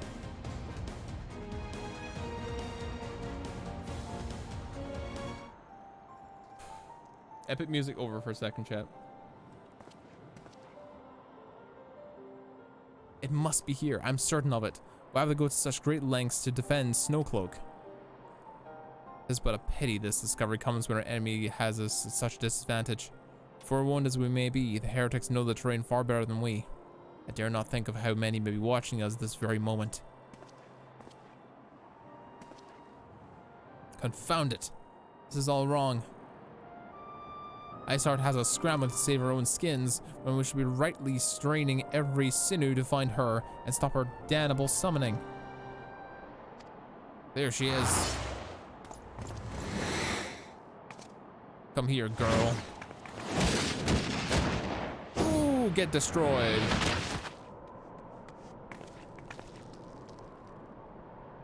That was close. They didn't hurt you, did they? Did they confuse Offenald for a girl? Really? Did they forget? Did they call Offenald a girl when he's a guy? Only my pride, Ida. There'll be others nearby. We must see that they're given a similarly warm welcome. Commander Levialure.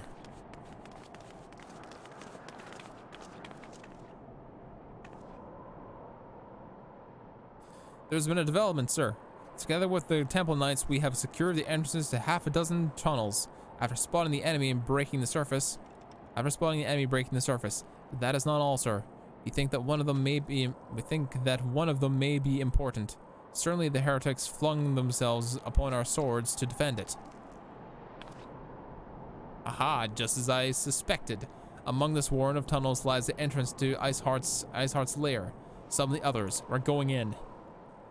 A moment, Alfenald. The tunnel in question is barely wide enough for 2 men abreast. We cannot say with any certainty where it leads, much less to what is waiting for us there. Furthermore, we have no way of knowing how many heretics are still lurking here on the surface. What if they were to converge on this point after we enter the tunnel? For all we know, we could be falling our forces into a trap. I take your point. If the tunnel is indeed as narrow as you say, greater numbers would be more of a hindrance than a help. Should we encounter difficulty, our own allies would be an obstacle to escape. Ahem. Change of plans. While we rendezvous with Sir Emeric to keep the heretics at bay here, you will go wherever the tunnel leads. If you find Iceheart at the end of it, do not let her escape. You venture into the unknown, so see that you're prepared for anything. I suggest you call upon your allies, though not too many, or Palalimo will sulk. Small dungeon, small party. Nani?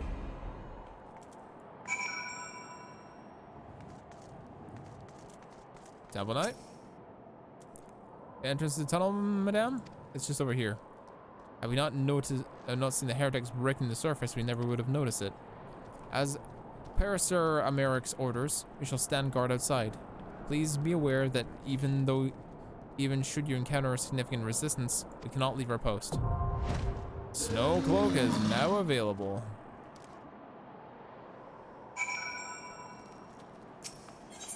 It is time, chat. Snowcloak.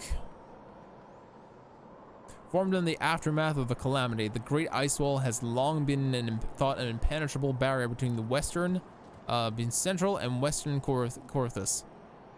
In truth, however, the wall is ridden with tunnels, which Iceheart and her followers have used as a base of operations. You have been tasked with exploring one such tunnel in the hopes it will lead you to the heretic's leader. Yet, what dangers await you is anyone's guess. Back and I'll come and help? Yep. Once again, chat, I'm calling upon your help. If you wish to join me for Snowcloak, absolutely respond to my summons, and we shall go forth together. So, Lightstone, invite.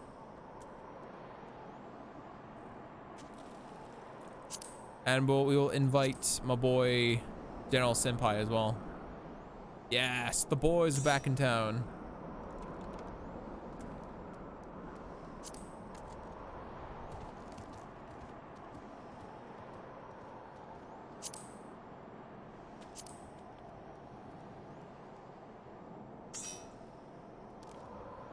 Snowcloak is a bit of a mechanic dungeon, really.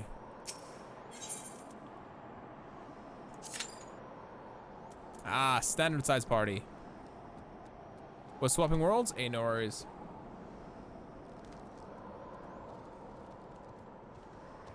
I really am thankful for everyone who wants to watch Final Fantasy XIV and play it alongside me too and help me out with dungeons. I really appreciate it.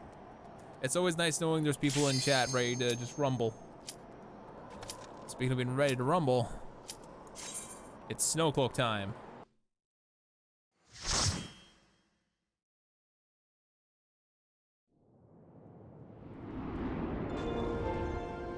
Ooh.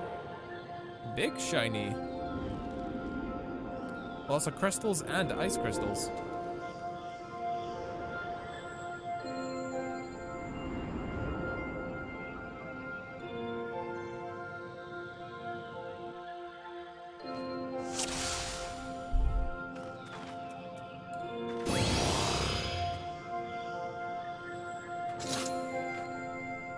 I'll have a celebratory coffee after we're done. Let's do this.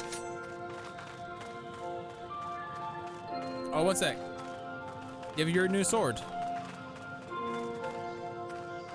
Oh, that's a sick sword, bro. Congratulations on finding it.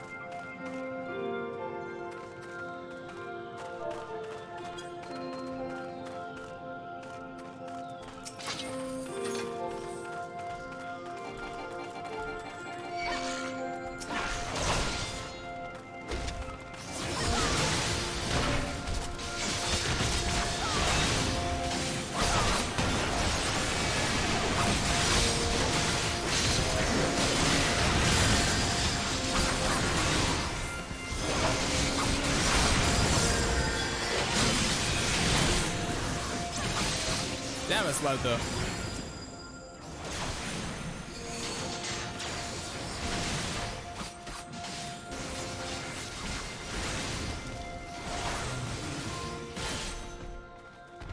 Onward.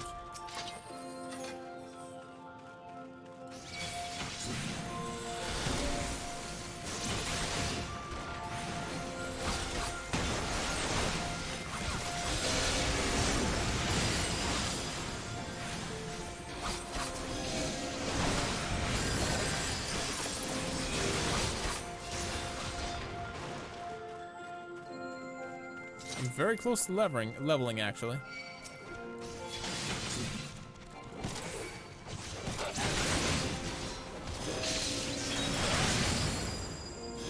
So I'm not sure how many stats I'll get for level 50, level 52, we'll see.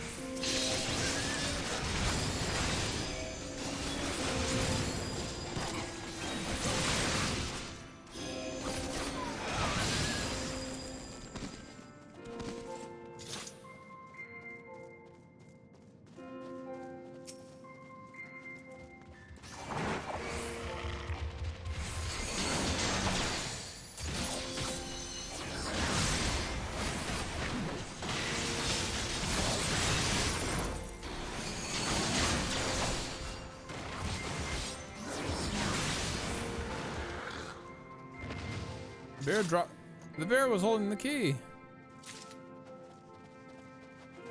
Door to silence.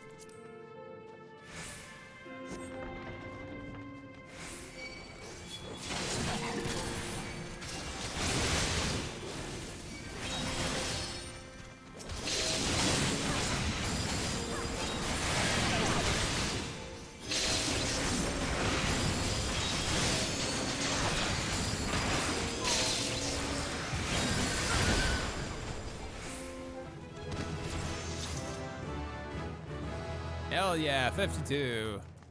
Oh, that's a big boy.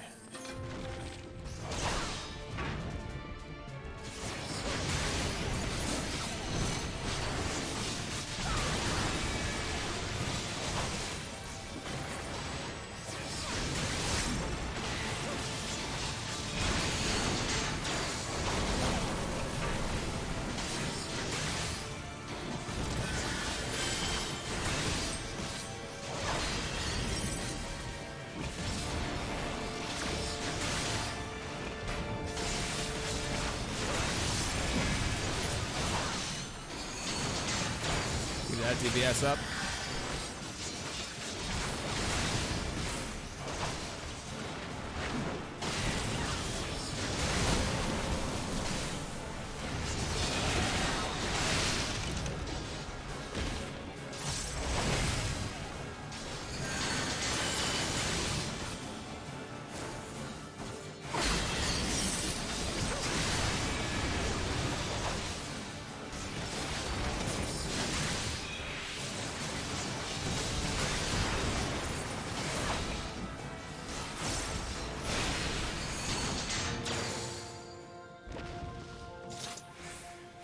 Treasure?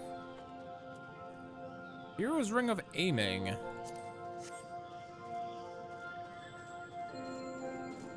Ooh. Cool.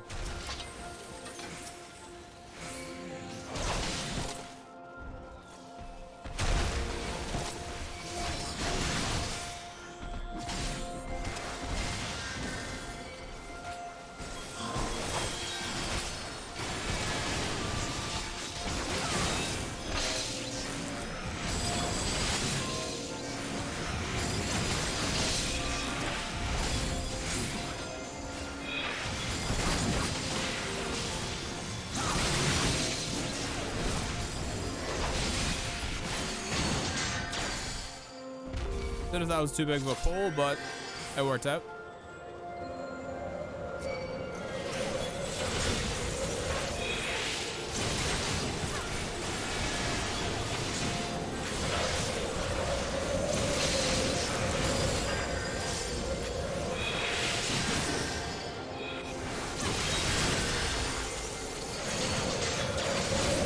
Yo, Tree Fetty, welcome to the stream, man. Hope you're doing good. I'm doing alright, I'm hanging in there.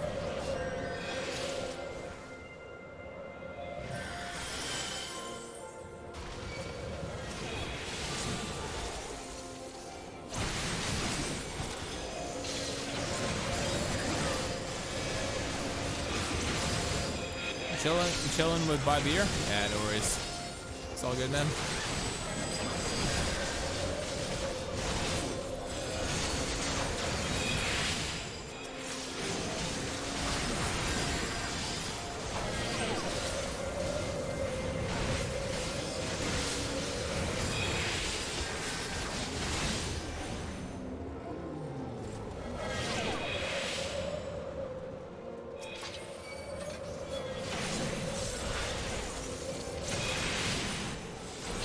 You got 2 days off? Hell yeah. Enjoy your time off, man.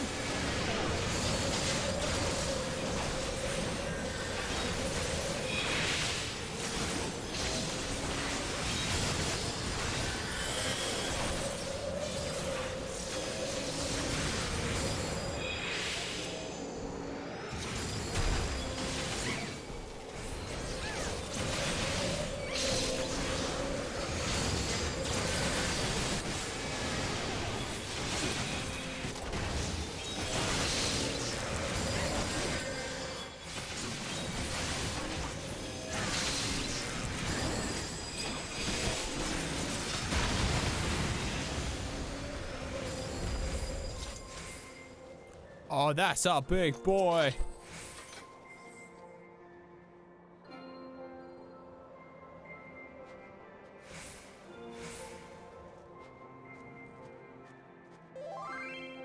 Ice breath hit the ads?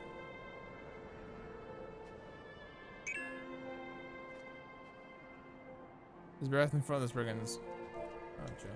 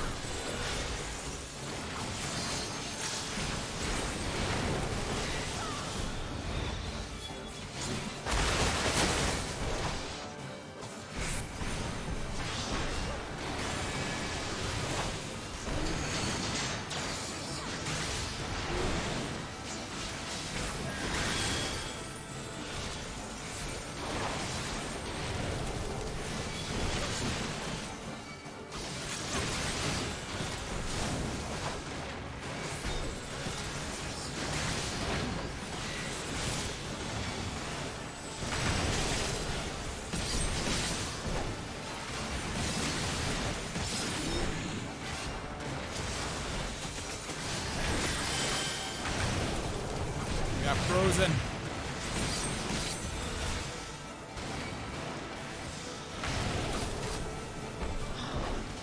I'm still frozen.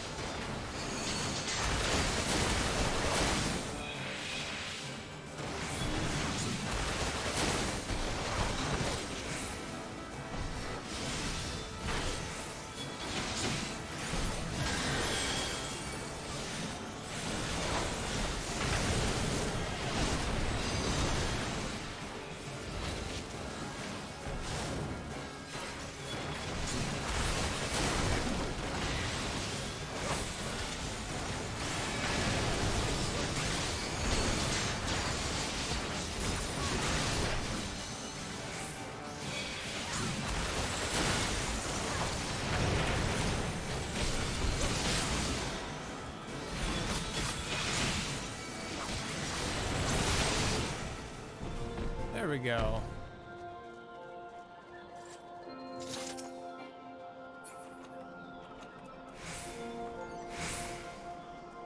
Anti-helmet.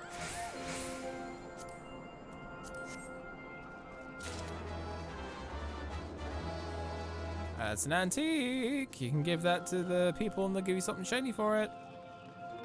From what I understand.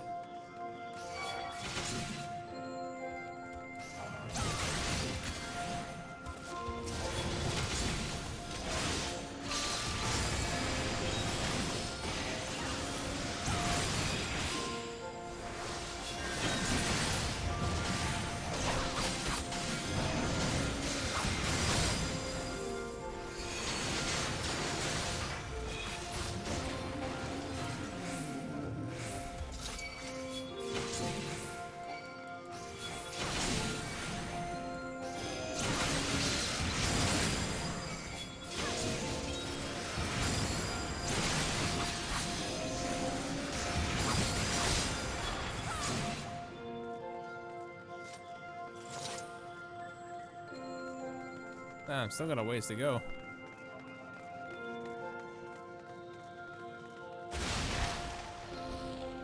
Bye bye.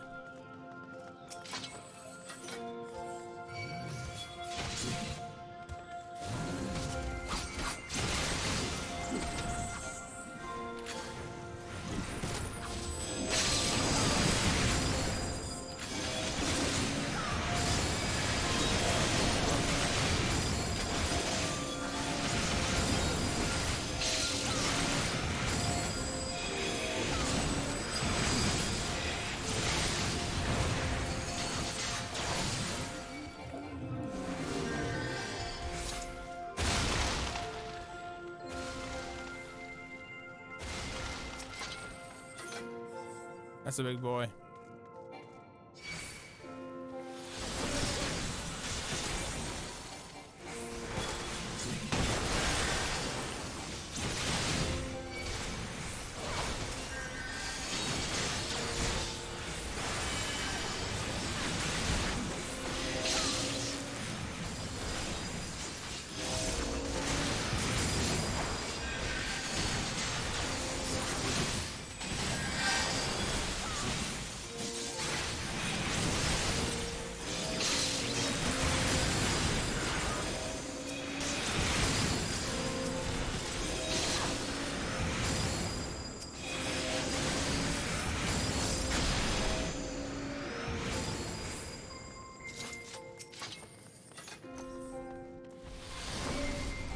Snowclops, eh?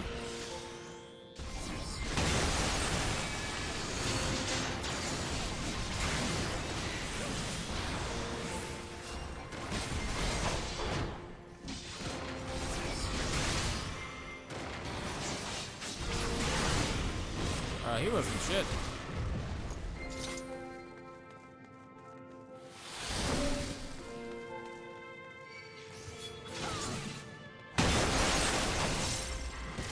The fuck was that?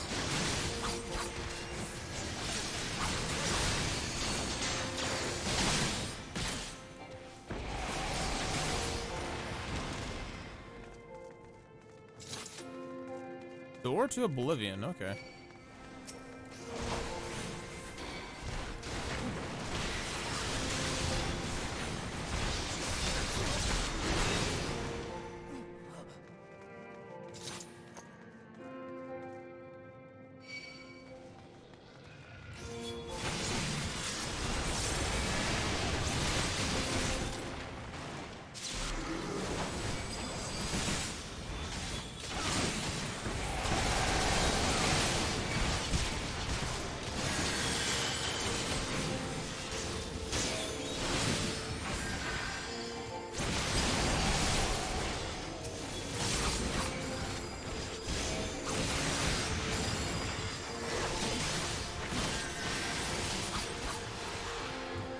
Finger of the Apostle, interesting. That's all of our stacks from previous.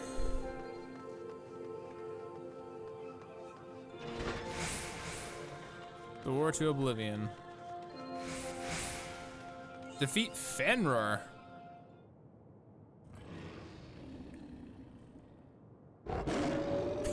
It's a puppy.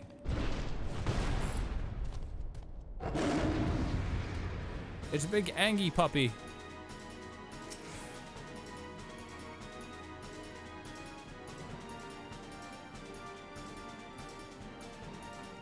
Big AoE. Hide behind the remaining stone shaft. Yeah.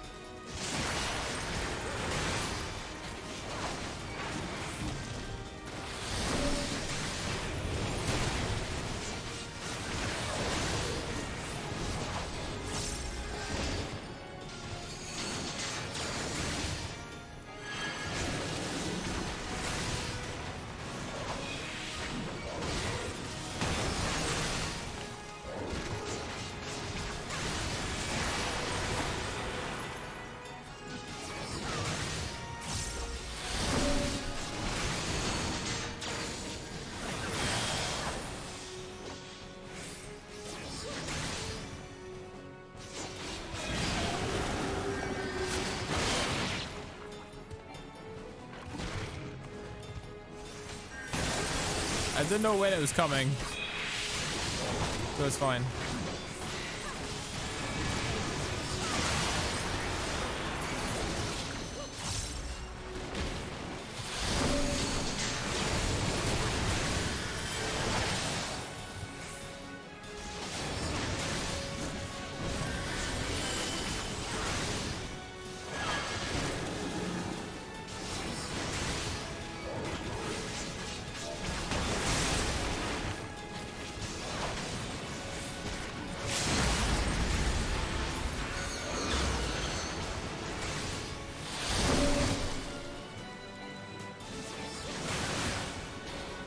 Nice.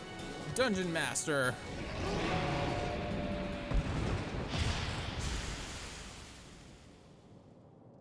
That wasn't too bad.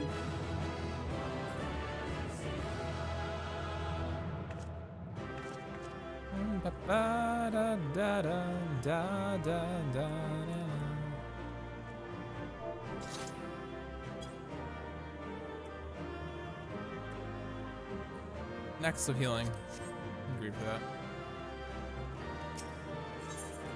Onward.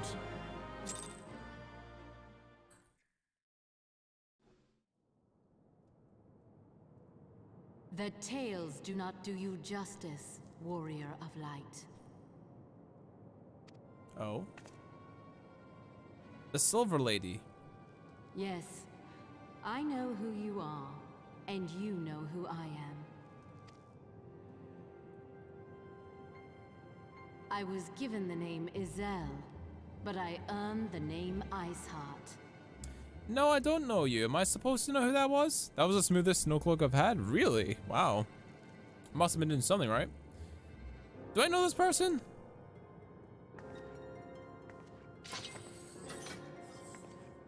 No, I do not. This endless cycle of hatred, of bloodshed, of sorrow. You would see it continue, O noble warrior of light. I would not. I will not. I will bring an end to this war between dragon and man, no matter the cost. In time, you will come to understand that what we do for the greater good. For Eorzea, for Hydaelyn. Oh, what?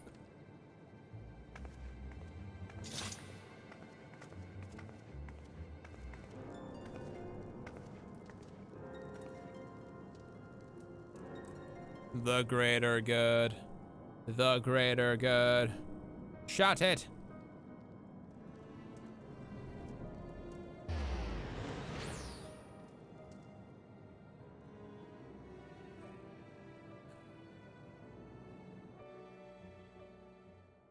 Another aetheryte crystal. Alphinaud? That's all unexpected. What news, Suika?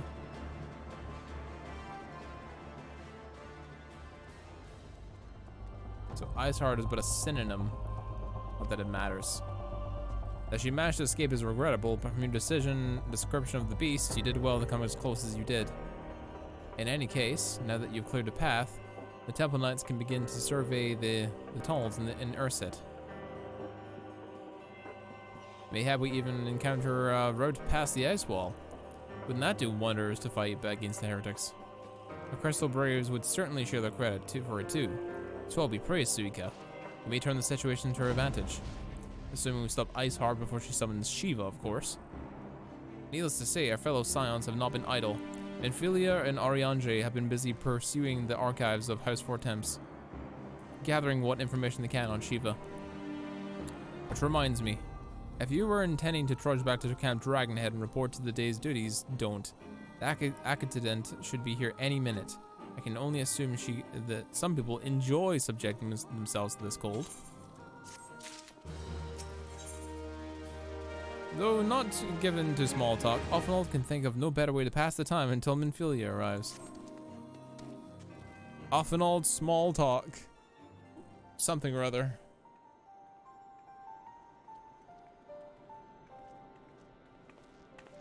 Hey, Minfilia. In a different outfit.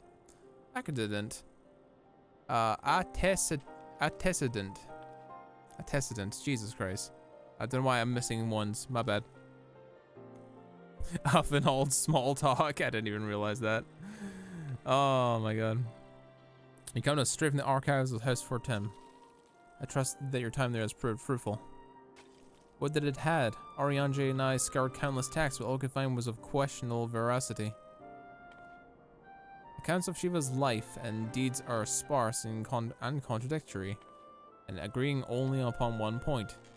She laid down with a dragon, the greatest of all sins according with Ishgardian faith.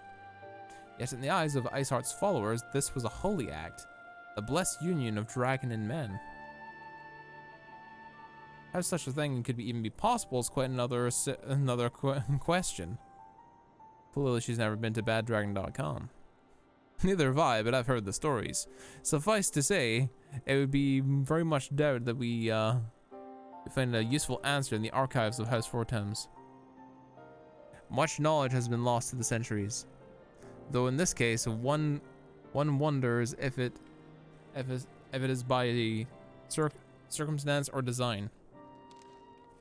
You say that Iceheart took a moment to plead her case prior to escaping, did she not?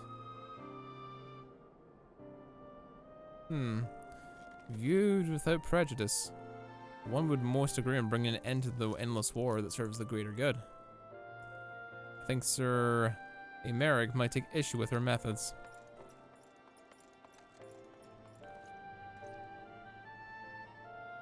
I do not care if you stragglers manage to escape. Until the sappers confirm the tunnel is safe, the men are not to search it. Yes, Lord Commander.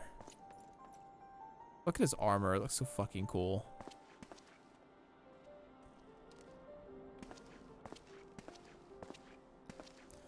You pursue your foes with less zeal than I expected, Sir Emeric. Lest you misunderstand, I do not deny that our enemy has given us good reason for us to be prudent. I merely meant that you're a man of faith, and I expect a certain single-mindedness. After all, was it not the will of the Arlene that your ancestors came to this land? Why they took up arms against the Dravanians? What would they have done in your position, I wonder? There are those who believe the faith is a reunification of free will, that unquestioning devotion is required of all who serve in the life of the Fury. Such righteous fervor may serve a knight in the front line, less so as a leader of men. We are all at the liberty to interpret the scriptures as we will. I choose to believe the Fury would value the lives of her followers and over the deaths of her enemies. But I would not presume to speak of the Knight's Elk. 'Twas of a different time, nay, of a different era. The scriptures only tell us so much. Would that it told us more.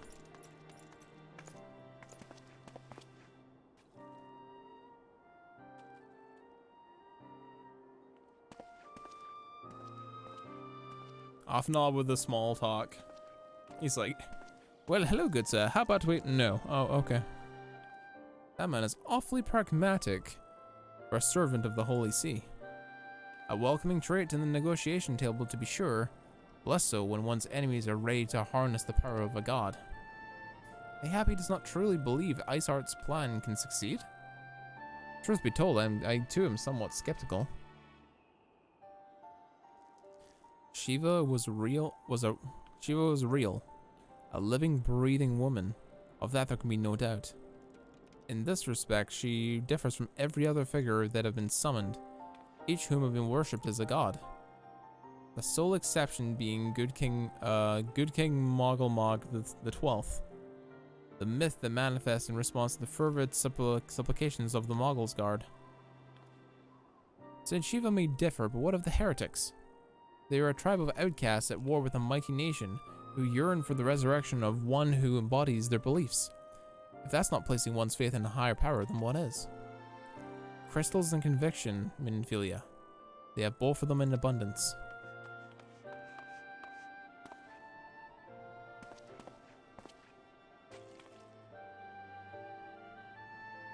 Can that truly be all that is required? A survey team has concluded that a preliminary analysis of the aetheryte ice heart used to escape, and they believe she teleported to another aetheryte somewhere not too far to the west. Despite apparent proximity of the second aetheryte, however, they have been wholly unable to detect his presence directly. Unless Iceheart has some means to mask her signal, we can only presume she destroyed it to prevent us following her. Without the means to teleport as she did, we have no choice but to search an alternative route.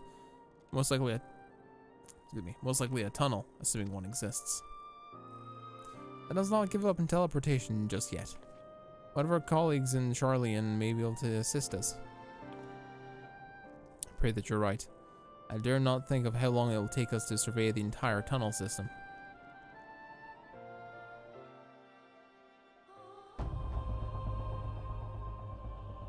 While Minfilia looks into her aetheryte problem, I would request your assistance with another matter. The third unit is currently tracking the remnants of the heretic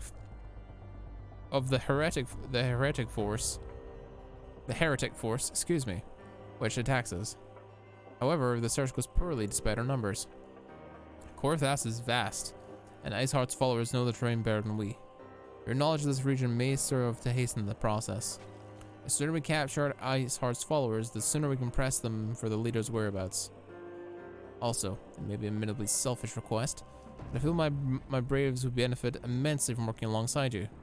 While we have our share of veterans, we also have more than a share of less experienced recruits, many of whom look up to you, in case you were not aware.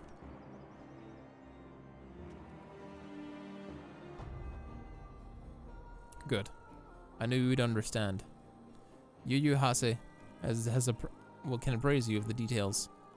When the task is complete, come find me at the observatorium. Captain Elbert and I are meeting there to discuss the latest developments in his investigation. The Temple Knights shall hold Snowcloak in an absence.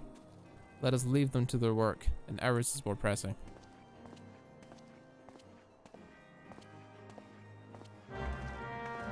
Very well, onward we go. Oh yeah, I promised myself a victory coffee. Hell yeah.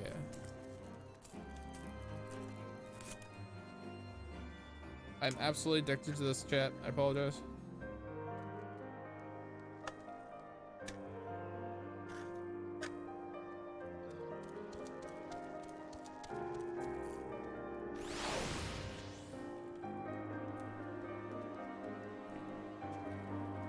Ah.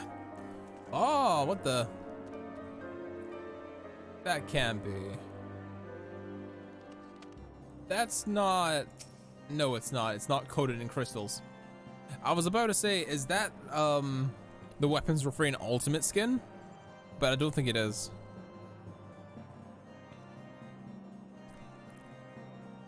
I'm pretty sure that's the set from the last Paladin quest.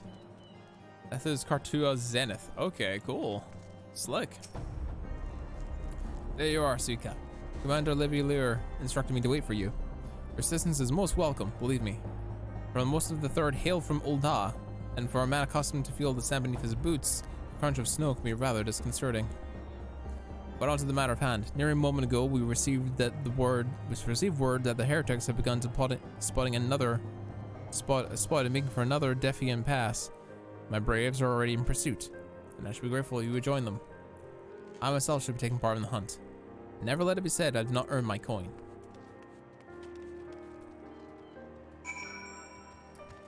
Vesper base starts off the chain for the relic weapons? Okay. The precursor to the legendary sword. Ah, cool.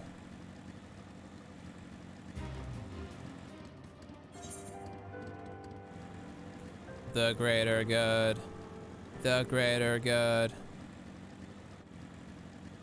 Let's get the Zodiac weapon as a grind. Wow. I would imagine so.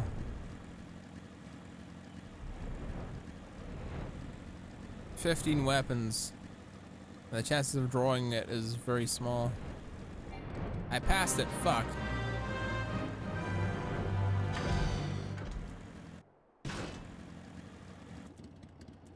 Yo, what's up, man? Those balls. My ankle's on fire. A boot caught on a rock or something and twisted as it fell. Those went on ahead of Diffian Pass. Hurry, you may be able to catch up. If you're unsure where to go, look for the tracks. The snow is fresh, so it shouldn't be hard to find. Alright. The fuck am I going?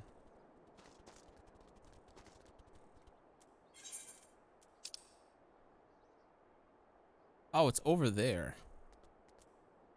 Gotcha.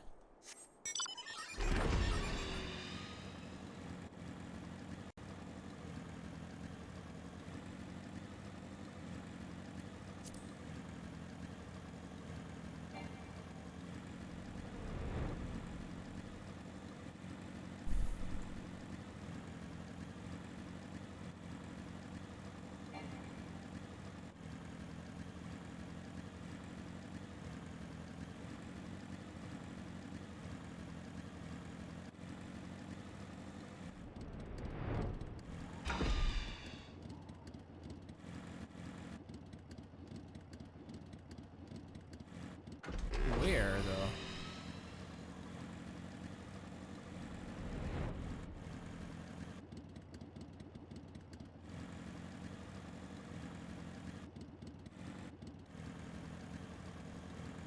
Where the fuck?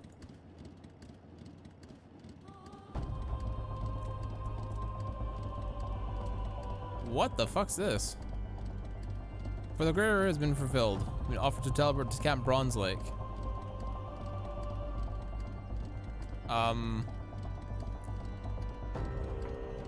Why are you summoning me? Hit no.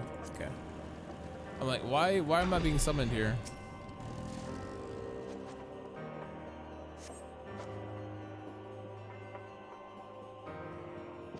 Tracks lead southeast.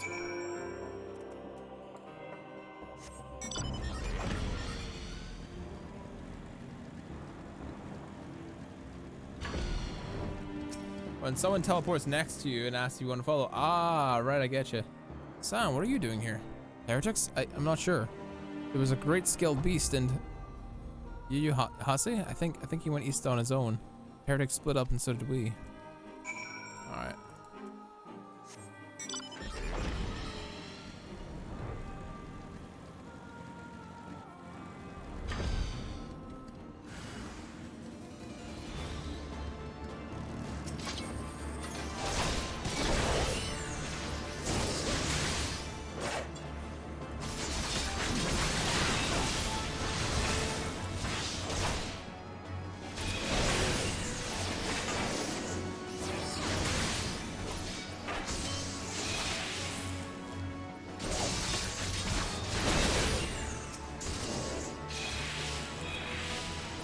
Stop stunning me.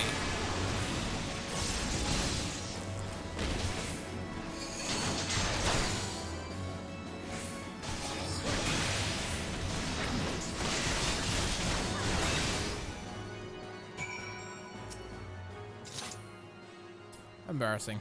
I was so intent on following the heretic's path that I failed to notice that they had doubled back. Almost, mind you. One tried to sneak up behind me and got a knife in the gut for his troubles. I thought of myself alone, so I started searching for the dead man's keepsake for anything of interest. Lo and behold, his friends came and found me. I capped upon this. Withdraw in groups in 3 or less to Observatorium. Give the signal and wait for the merchant. And wait, the merchant will be waiting. He'll be late and be left for dead. It's for herself, does it not? I can't possibly leave the rendezvous inside the place, so you should restrict the search to the surrounding areas. Let me rephrase that. You should restrict and your search the wilderness or in the observatorium. You will need a moment's rest to recover from these wounds.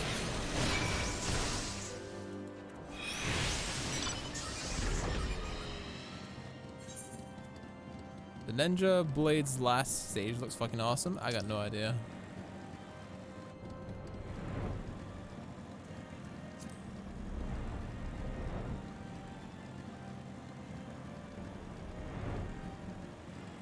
Outside the observatorium, eh?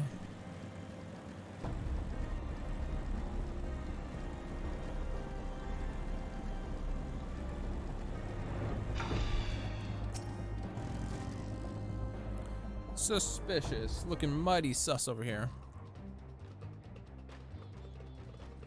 I'm through listening with your excuses. We leave now. How? What's this crawling with those blue clothes? The knights are searching for every wagon that passes through the gates. Sup, bitches? Well, stay with her then if you feel like you fear any better. No, there's no need for that. There are places in my homeland, sacred snow-capped peaks where blood must not be shed. Oh, hello, Yugiri. Let your land thirst for blood of the fallen. By your deeds it is drunk deep. No, I have done no wrong. None but meet in secret with heretics. Denied all you want, we shall have the truth from you yet. Inquisitors are not the only ones skilled in the art of interrogation. Damn it all.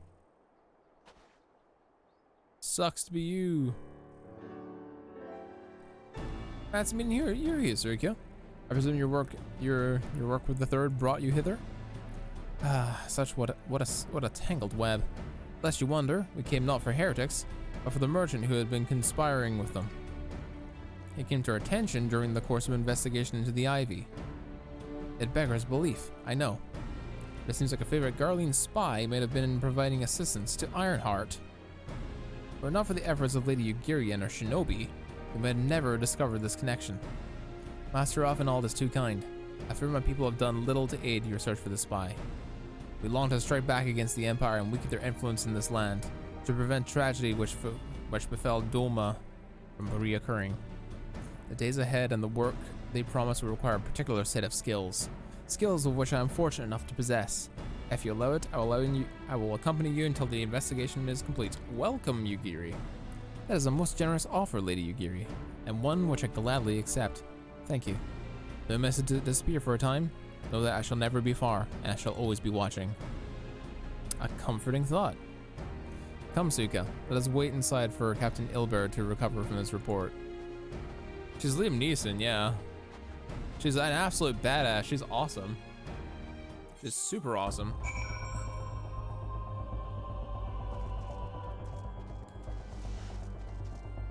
I jump the wall? For sure I can. Hey, nice.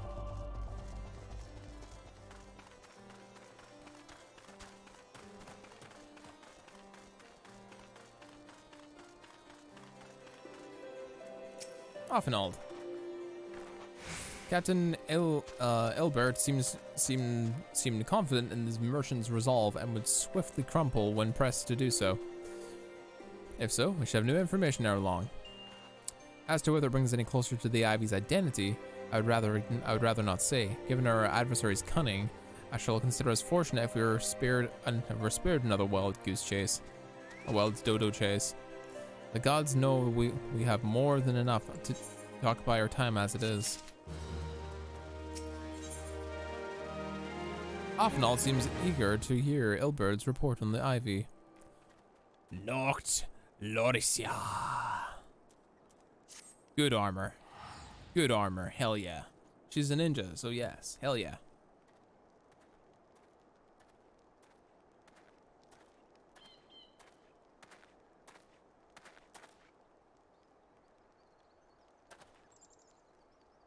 Captain Ilbert.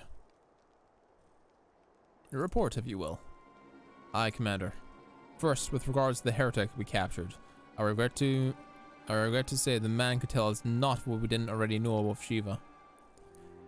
We have handed him over to the Ishgardian authorities. Henceforth, the Holy See will pursue the matter independently.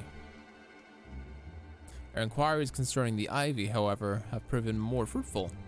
We have ascertained the channel by which the heretics acquired their information on the shipment routes. Go on. You'll recall the flame we first identified being the Ivy's employ. From him, we're able to trace a line of conspirators, each taking us closer to his master. Alas, the trail came to an abrupt end. Fearing the investigation had been compromised, we took the necessary step of detaining all suspects of conspiracy. There were 5 on the list, including a flame station at Revenant's Toll. The man's primary was primary duty was to keep an inventory of donations from abroad, in particulars of which he would share with benefactors. Hereby ensuing that his needs did not go unfulfilled. By virtue of his role, he was privy to the details of all shipments bound for the settlement. Needless to say, that included those originating from House Fortum. He knew the precise route the caravan would take, and he sold that information to a merchant. I think I can guess which one. Not other. With a little encouragement, he soon knowingly confessed to knowingly aiding and abetting the heretics. Oh, that is one mystery solved at least. What of the Ivy? Are we any closer to prizing off his mask? I dare say we are, Commander. Our relentless pursuit has forced him to commit a grave error. Excellent. In a desperate bid to cover his tracks, the Ivy resorted to exercising certain administrative powers available to only high-ranking members of the Immortal Flames. If you consider then that our investigation is barely known to a handful of them, our field of suspects is greatly narrowed. You mean to tell me that the agent is among Raubann's innermost circle? Someone has been with him since the Immortal Flames' establishment? This is the most plausible explanation. The infiltration likely occurred during the company's founding, with the groundwork of the act being laid beforehand. To slip into a position of authority unremarked and remain above suspicion all these years. I too was surprised, though I should not have been. Of the three grand companies, Ul'dah was the ever more vulnerable to infiltration. Both Limus, Lumensa, and Gridania have a long-standing armed forces that lent themselves well to the formation of the Maelstrom and the Order of the Twin Adder. To all intents and purposes, it was the same people, loyal ones, mind, under the same leadership. Only the banner was different. Not so the Flames. Ul'dah's military was made up of disparate? I'm not sure what that word means. Disparate orders, most of which have been glorified mercenary companies that answered only to their own paymasters. Highly an unideal environment to establish something as high-minded as a grand company. The difficulties Raubann faced during the founding of the Mortal Flames are well known. Even after he convinced his fellow syndicate members to share the cost, there remained a small number of the matter of finding enough bodies to fill the ranks. Indeed. And given the pressing nature of the Imperial threat, that meant recruiting every passing sellsword. Amidst the chaos of its founding, it would have been child's play to infiltrate the company. A good deal easier than now, aye. The Immortal Flames have been caught in ever caught between conflicting interests, the public and the private. Though the monetarists ultimately agreed to support their organization's founding, it is not out of charity that they did so, but of simple self-preservation. Had Nail de Durna's ambitions been any less apocalyptic, you may be sure that they would have never risked supplying Raubann with an army. It is but a wonder they did not attempt to extinguish the flames the moment the danger had passed. Returning to the present. Even as we speak, our Doman allies are shadowing several high-ranking flames, any one of whom could be the Ivy. Desiring to deal a blow against the Empire, the refugees were eager to lend us their aid. I expect to hear from them ere long. Good. Pray continue your investigation with the first. Meanwhile, the second attests to the unrest. The third can join the fourth in inspecting crystal shipments. If they notice anything unusual, I want to know about it. If Shiva is summoned in the manner to other primals, the heretics will be looking for further supplies. Understood, Commander. I shall send word to Sir Emeric, informing you of the success in identifying the heretics' abettors. Hopefully, the information will be of use to the Ishgardians. It is time, Commander. Yes, I'm aware. An emergency council of the Alliance leadership has been called. There have been developments in Garlemald, it seems. As commander of the Crystal Braves, my presence has been requested. I would have you accompany me, Suika. As the realm's stoutest champion, 'tis only met with you. The stoutest champion, 'tis only met that you be present for the discussion. Oh, and Akaden has already given her consent, lest you worry. I mean, we're in the middle of a investigation right now. Do we have to go really right now? But I guess it is the realm and stuff. Like me, you were doubtless eager to conclude our business with Iceheart. Yes, very much so. But until another path to her sanctum is found, she'll remain beyond our reach. Ophelia and the Archons are sparing no effort to secure an alternative route. Until such time as they succeed, I suggest we give some thought to the realm's other problems. I shall go ahead to Gridania, in readiness for the coming council. Come meet at Nofisia's altar, and we shall make our way to the Lotus Stand together. Ah, good old-fashioned Lotus Stand. Good old-fashioned Lotus Stand. Tendrils of intrigue. Interesting. To Gridania. Because the elves will not leave their trees. Also because it's probably the easiest one to access out of all of them, I think. That's probably why they put them here, to be honest. But then again, Limitless Laments are probably the easiest. But if it directly involves Gridania in particular, then that might be another reason why. Very well, on the way we go.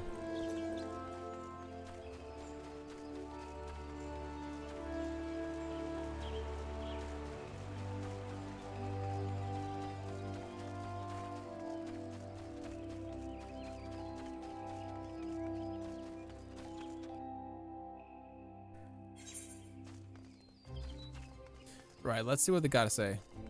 Alfinald, I am present. Thanks for coming, Suika. When you are ready, speak with the conjurer yonder, and she will show us the Lotus Stand. Alright. The Alliance leaders awaiting the Lotus Stand. Yep.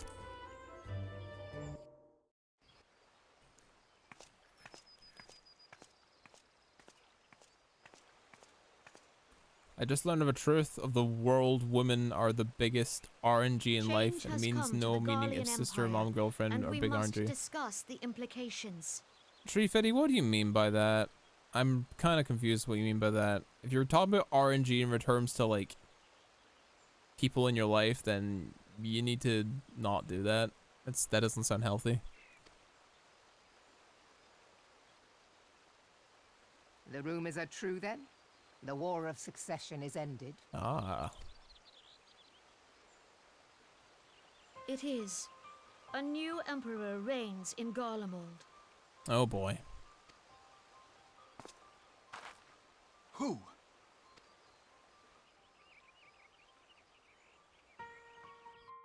Who is it? The birth and all too rapid expansion of the Garlean Empire is commonly attributed to the strategic brilliance of Solus Zosgalvis, yet he did not rule alone. Several members of the royal household also distinguished themselves during his reign. Oh, really? Nevertheless, it was the eldest son who stood to inherit the throne, until his most untimely passing. Poison, probably. I thought us fortunate when I learned that the Emperor had died without naming a successor.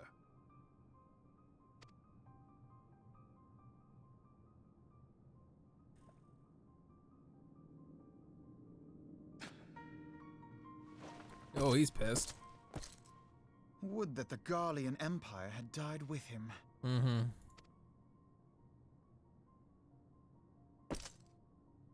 I mean, that today all women in the house agreed to one dish and I got 3 different results. Yeah.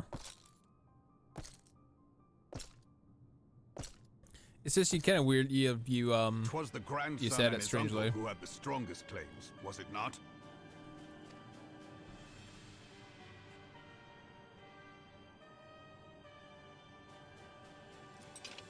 For this bozo.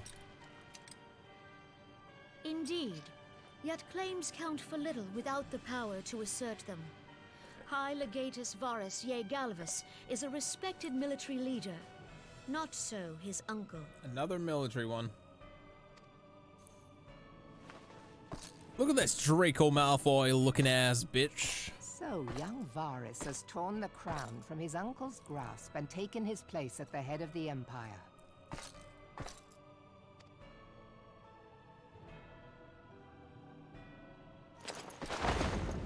Oh, he flaunting that cape.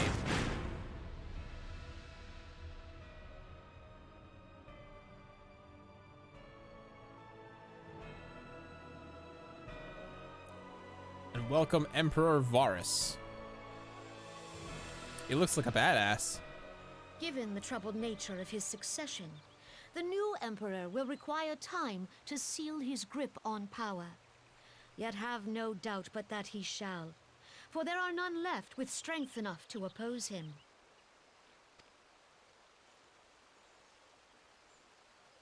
Since the success of Operation Archon, the remnants of the 14th Legion and the forces occupying Alamigo have done naught but fortify their positions. But you can be sure they'll be ready to march on us again, if their Emperor gives the word. Yeah. When, not if. They say this Varys was so set upon Eorzean annexation that he spoke out against the Meteor Project. Huh? Plainly, the new emperor's intentions are of great concern to us all. He spoke out against it. Oh, so he voted against Meteor because he wanted to properly like take over the lands and not like a desolate wasteland of what we got. Interesting.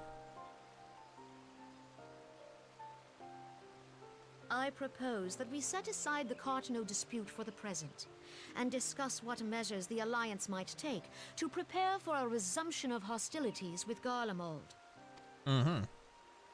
Moreover, I move that we re-examine the question of how our former allies in Ishgard might be persuaded to retake their place at our side. Could Eorzea but stand as one, 'twould deal a grave blow to our enemies' ambitions. For sure.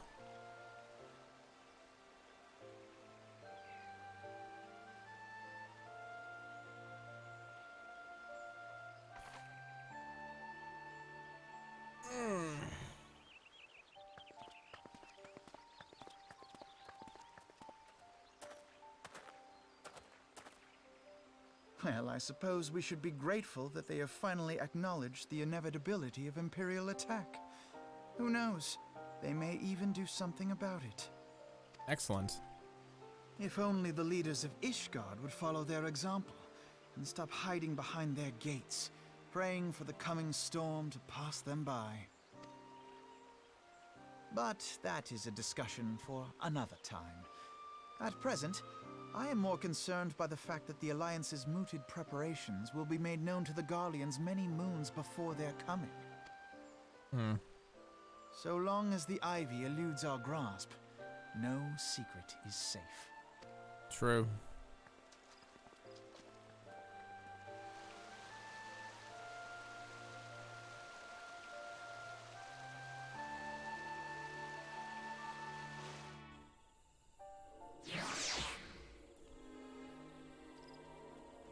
And now what, Alphinaud?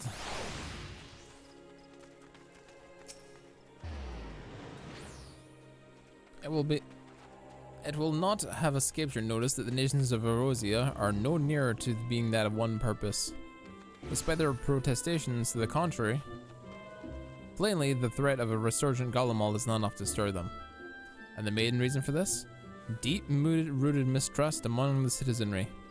The nation's leaders have come to all the understanding they like, but the unity means little and less to the common folk. The Lemonsons, for instance. Though Admiral Muelib outlawed piracy over a decade ago, foreigners still pictured the nation as a haven for grog-swilling, wood-legged cutthroats. And likewise of the Redanians, who are mocked as hermits who talk to trees, and Uldanians scorned as swindlers who worship coin. Not such sentiments are entirely without grounds, of course. Take that pillar of Uldan society, Tideli Adelgi, for example. But that's beside the point. The fact is, these people are wary of outsiders whether they have cause to be or not. On that basis, one could argue the conflict at Cartano is a necessary evil. Each nation has its own warmongering faction that associates with the acquisition of Omega. In order for them to placate them, we present with something resembling warfare, and thereby curb their appetite for a full-scale conflict. Enough musing. Let us speak of more pressing matters, the Ivy. Since we spoke at the Observatorium, Captain Elbert has further shortened his list of subjects. And by happy coincidence, the one he deems the most likely candidate is come to Gridania. Our hunt is near its end, Suika. All that remains is to corner our quarry, seek out Elbert near the Adder's Nest, and he'll give you the particulars. Should there be any developments in Corthus, be sure that I will send word without delay. In the meantime, I wish you success in apprehending the Ivy. Excellent.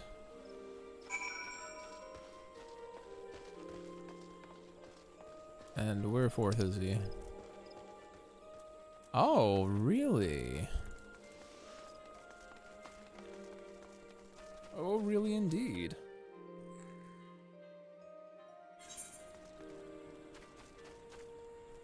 And it's this way. Elbert. Sorry. My bad. My thanks for coming, Scion. Doubtless the commander has informed you, but we've unmasked the Ivy. From this point, we must proceed with extreme caution. Tell me that's the full set. I'm missing the breaches, but...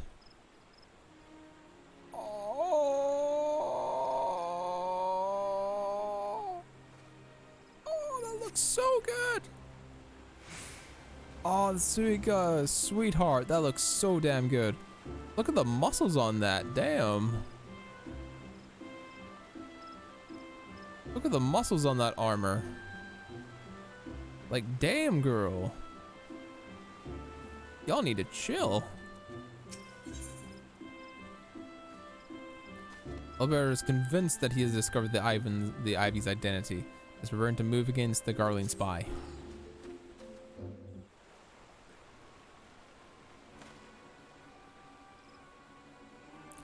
Listen well. The spy we may have been seeking all this time is none other than the Flame Marshal Alien Roali, Robon's second in command. Prior to joining the Immortal Flames, she was a mercenary of no small renown. They say her skill with a polearm has been seen to be believed. Of Ashgardian birth, she is she is the highest ranked foreigner in the Immortal Flames, barring the Flame General himself, of course. They formed the Grand Company. Robon chose people based on their worth. Hence they hailed whence they hailed was of no interest. The Monitorists saw things differently, however. Having funded the enterprise, they observed the right to reject candidates nominated for high-ranking positions. It was no secret that they did not favor foreigners, Ishgardians especially, after the way the Holy See forsook the Alliance. Yet the Monitorists did not raise so much of a murmur of protest when Roali was appointed to her post. Passing strange, is it not? Could it be that the Ivy has some hold over the Monitorists?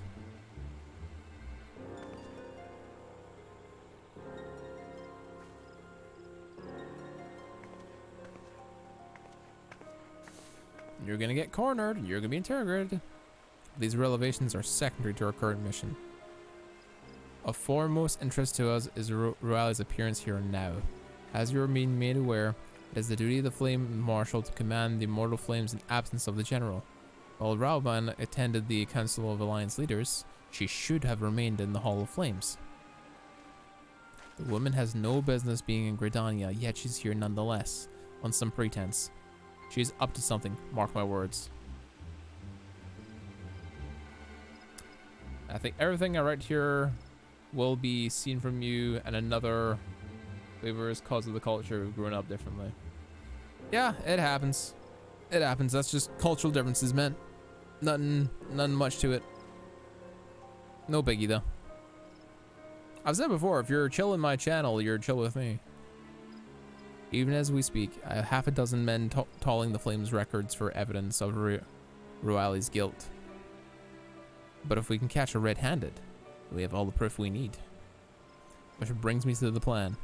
I have people watching the city gates, the airship landings, and the docks, every point of egress. She cannot allow to leave without our knowledge. She cannot leave without our knowledge. All that remains is to shadow her until she betrays her true purpose. Can I rely upon your eyes, Scion? Hell yeah, of course you can. You have my thanks. Let us go. And take care to not alert our quarry. Hey Deflair, welcome back, man. We're hunting the spy.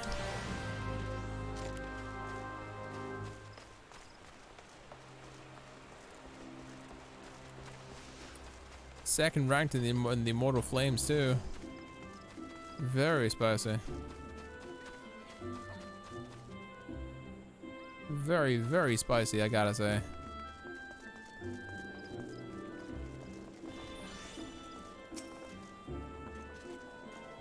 Ilbert? Ruali is headed to the direction of the Blue Badger Gate with me, Scion. Gotcha.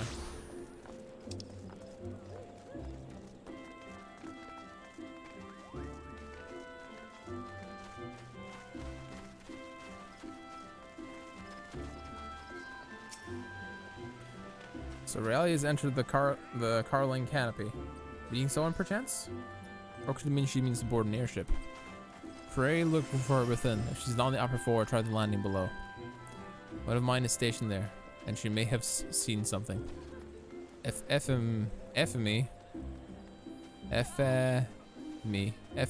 is her name. I shall remain here in case she appears.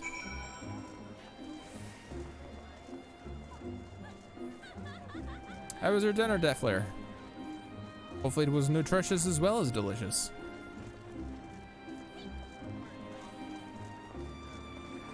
Yo, FME, what up? So you can say, what an unexpected pleasure. What brings you here? A social visit, you say? How pleasant. No, she didn't come this way. I doted every passenger that none bore a resemblance. Well, don't let me keep you. Did she vanish?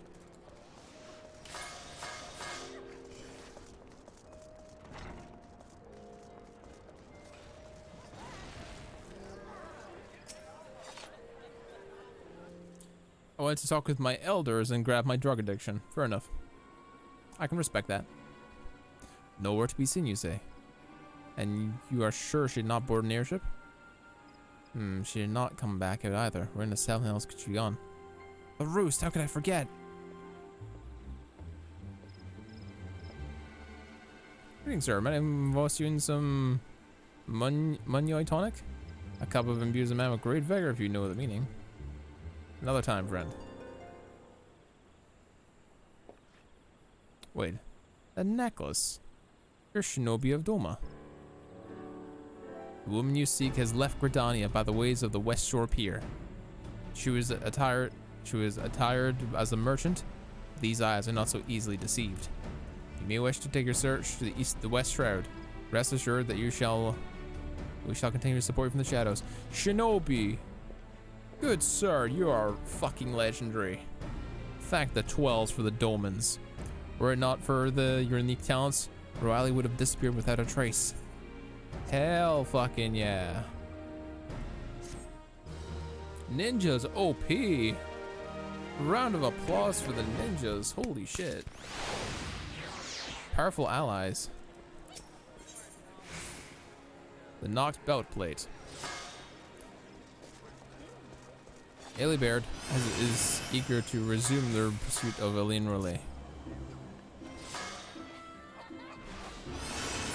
Heart leads us to the Shroud, Scion. I suggest following Rollet's example and taking the ferry to the West Shore Pier. You'll doubtless wish to make preparations. See them while I go ahead. I shall wait for you in the Steel Bloom Pier.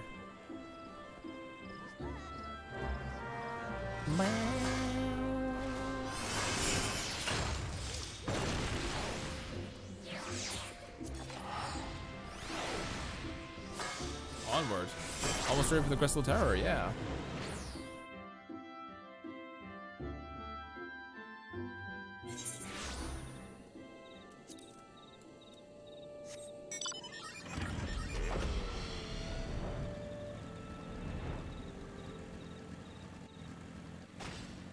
Also, we got the knocked armor, my guy.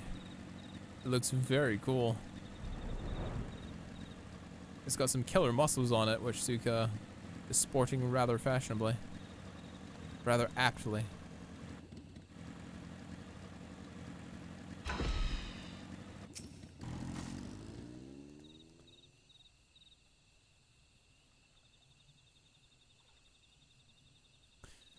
This way, my friends. My friends? Oh, because the shinobis are following us. The quarry mixed with a Hawthorn hut? If Rowali is truly the one you seek, we can expect she means to take contact with the Garlean masters there. An explanation is in the order. You're no doubt aware that the Garleans have their own method of communications over great distances. Well, our ingenious friends at Garland Ironworks will provide us with devices which can disrupt these communications, and we've installed them around the city-states. In doing so, we have made it difficult for Imperial agents to correspond with their masters. Rowali would thus have no choice but to rendezvous with her Imperial contact directly. Yet, as a well-known face in the Immortal Flames, she cannot move around Thanalan without being recognized. It will be a matter of time before someone thrusts through her disguise. As for this reason, I believe she has chosen the Black Shroud for our clandestine meeting. The Elzarine are a common sight here, and her comings and goings are not going to turn any heads. As my scouts tell it, the Garleans have sent agents with the mind to destroy the devices and render such direct contact unnecessary. Fortunately, our shinobi have thus been successful in buffing their efforts. Yes, shinobis! Hell yeah! This is it. We need to only make for Hawthorne's hut and catch Rowali in the act. This bitch gonna answer for her crimes. Also, I was literally at the hut. I was literally there.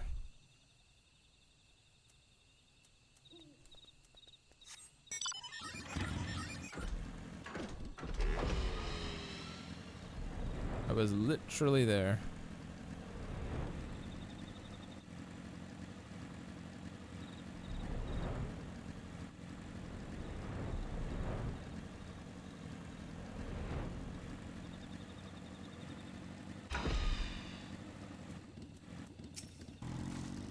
You agree? The people report that our quarry has departed for the Bramble Patch. The Ivy returns to the gnarls whence she came. Or perhaps it's all for the better. To convict someone of her standing will require some damning evidence against her. What could be better than to catch her in the act when she meets with her Garlean masters? My countrymen and I shall lie and wait in the shadows. Tread warily, my friends. She is dope as hell. I see why people are saying that she's best girl. Holy shit. I'm seeing why a lot of people are saying that she's best girl.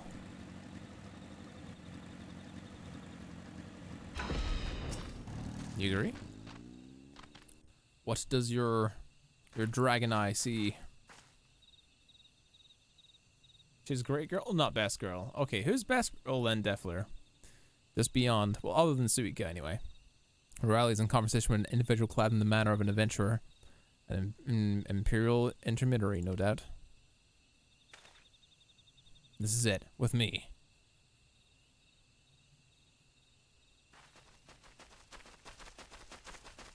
Alice, okay. When you reach Stormblood, you'll understand why. Okay.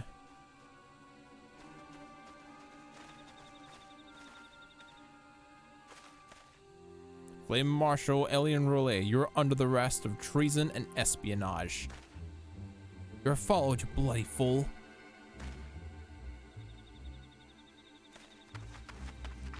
Bitch. Damnation. You ain't getting past the Warrior of Light. Or the Shinobis that are everywhere. From the trees. You ain't going anywhere, bitch. You ain't going anywhere. Look at the shinobis. So fucking sick. You're unarmed, my lady, and scarcely garbed for battle. But if you wish to fight, you are welcome to try.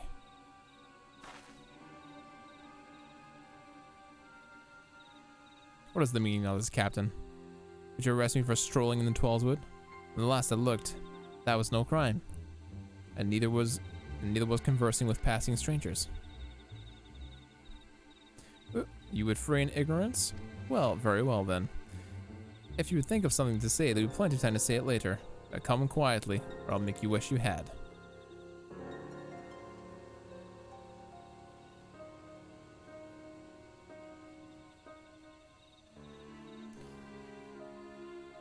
I will offer no struggle. After all, I have naught to hide.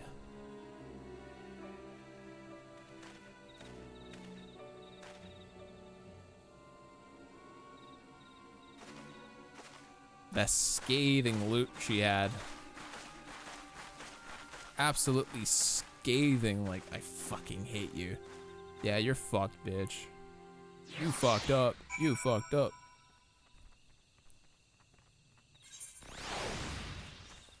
Yugiri?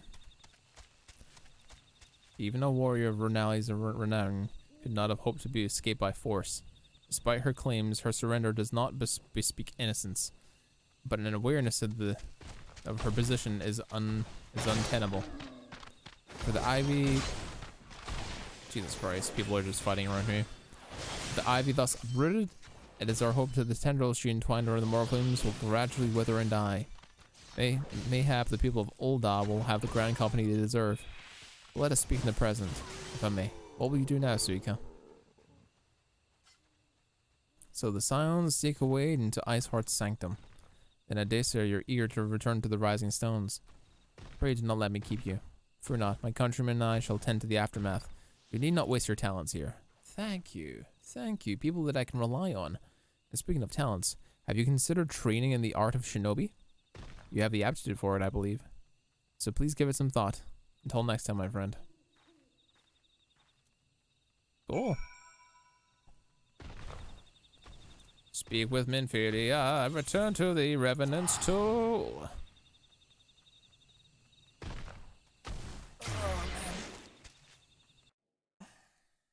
Alright, I'll probably take a break in like 2 hours or so, I think. And then we'll come back and do some more streaming. Become rogue, become ninja, yeah.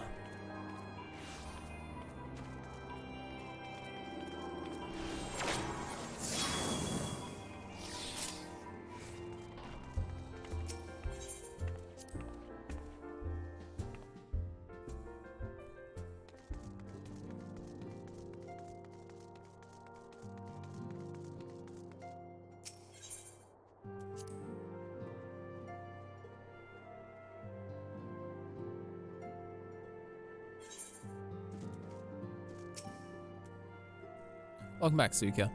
I understand that Alphanod has a task for you. May I ask what it was? Charges of treason and espionage against Elaine Roali? I can scarcely believe it. Could there not have been some manner of misunderstanding?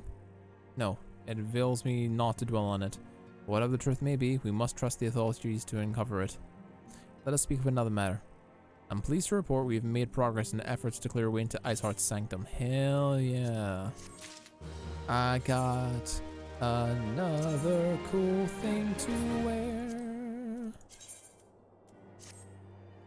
Belt plate. Ooh, yes. Looking good, Suika. Yep, this is the full knock set.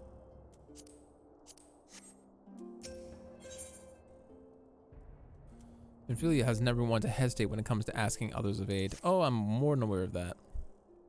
As you recall, Iceheart used the Aetheryte in the depths of Snowcloak to teleport a short distance to the west, or accurately to a sanctuary of some description. It is there we suspect she means to summon Shiva using the crystals she stole from House Fortem's caravan. My bad. Words are hard. The heretics believe that they are bringing the second coming of their patron saint. But if we suspect, they mean to hold a summoning ritual of the kind employed by beast tribes. It seems likely that the result will be something more akin to a primal. Suffice to say, they must be stopped, and stop them we shall. But first, we must surmount the obstacle that Iceheart has placed in our path. Ordinarily, it would be a simple matter to tap into an established Aethernet and hereby follow our quarry. However, despite our best interests, we have been unable to ascertain the position of the Aetherite to which she teleported. Our prevailing theory is that she destroyed the second Aetherite upon arrival, a reckless, desperate measure, but also an effective one. After discussing the matter at length with Orange, we have concluded that we lack the expertise to develop a solution, which is why we've called upon the aid of one who does possess such expertise. A colleague of ours is currently en route to Revenant Soul from Charlene. She'll be arriving within the hour, in fact. Since here, mayhap we could welcome her together. I'm certain she would appreciate the gesture. Let's make our way to the northern gates and wait our coming. Time for more rock smacking? Okay.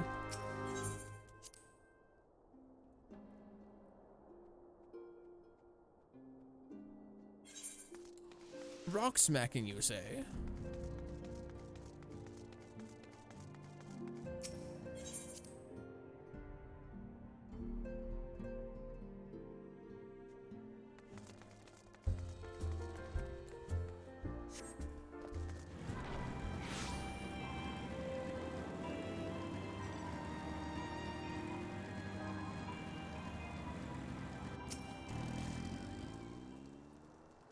Waiting.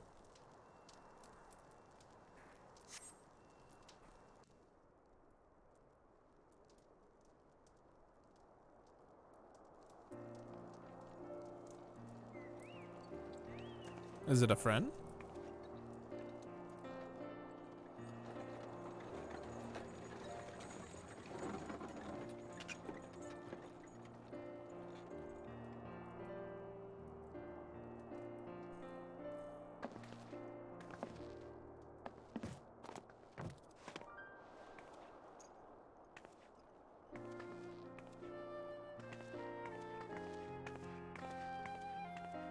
Who's this lady? She tall. Ophelia, am I right? None other. I bid you welcome to Revenant's Toll, and thank you for traveling so far on such short notice. Who'd this girl? As if I could ever say no to Urianger. Moonbreeder is an accomplished Charlian scholar and an authority on aetherite technologies. She has played an invaluable role in our search for a means to capture Ascian souls. Charmed, I'm sure.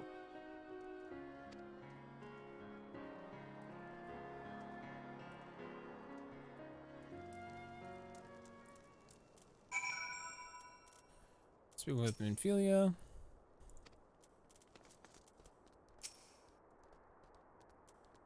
Let us return to the Rising Suns once, too much to discuss.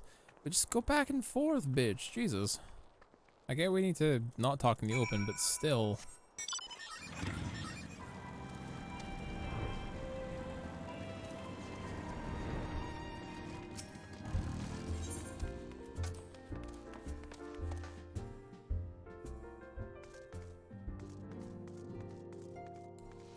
Lots of running back and forth, back and forth, back and forth.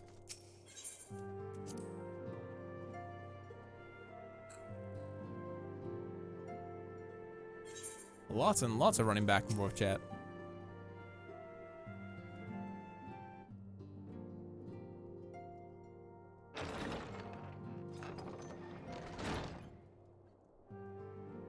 Moon! Gods, it's been ages! Oh, longer, sister.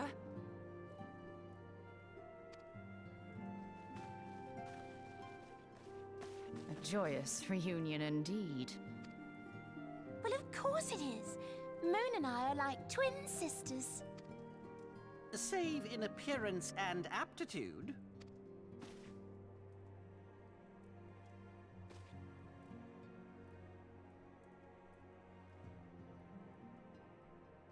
Everyone, if I could have your attention.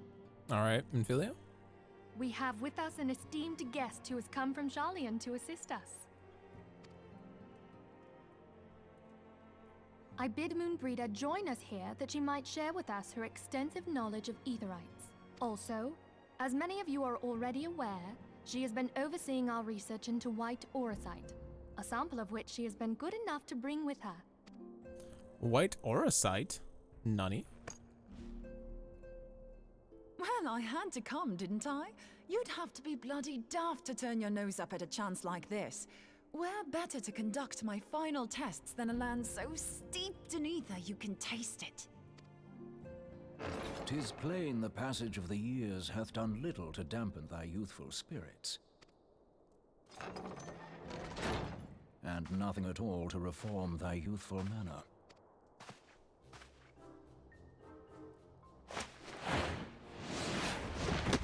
Big hugs? Oriange, where in the hells have you been hiding? Unhand me.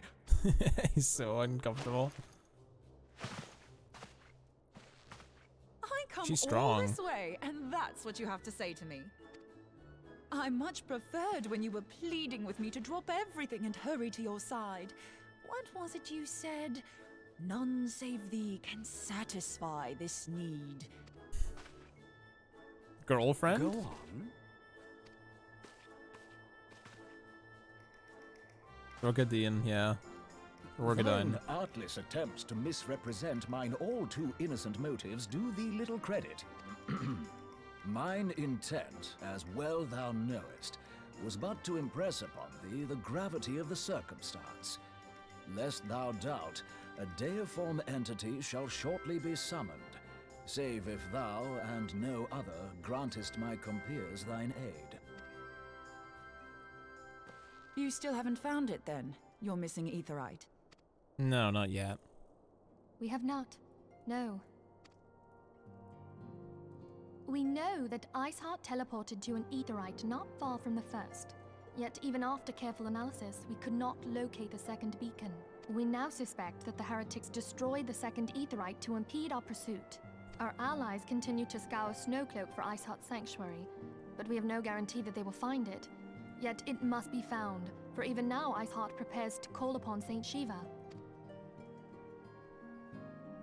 I'm sorry, but if the Aetherite's been destroyed, then that's that. Although, you're absolutely sure she used the first Aetherite, are you? She didn't just use teleportation magics? Mm-hmm. One of our own bore witness to her escape. I can say with absolute certainty that Iceheart used the Aetherite. Mm-hmm. It was me. In that case, there might be a way, so long as the ethereal current is still flowing. Truly? How? We use the current to recreate the beacon. As you know, Aetherites are a bit like lighthouses. We use them to reconstitute our physical forms when crossing the ethereal sea. Without them, we'd lose all sense of direction and our essence would dissipate. However, we don't rely solely on these beacons. There are currents of ether which flow between them, currents which help guide us to our destination. Now, these currents will gradually dwindle away to nothing if an Aetherite is destroyed.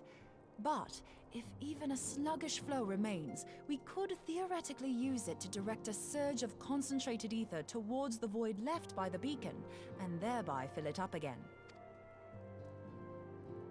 Interesting. Like opening the floodgates to fill a dry riverbed. Though, correct me if I'm wrong, but would we not need a veritable reservoir of ether? In concert, we might manage to channel a sufficient volume, yet that is not my chief concern. To direct the flow of so great a volume of ether with the requisite precision would be a nigh impossible task in itself. I barely succeeded in facilitating travel to an unattuned beacon. That which you describe sounds considerably more difficult.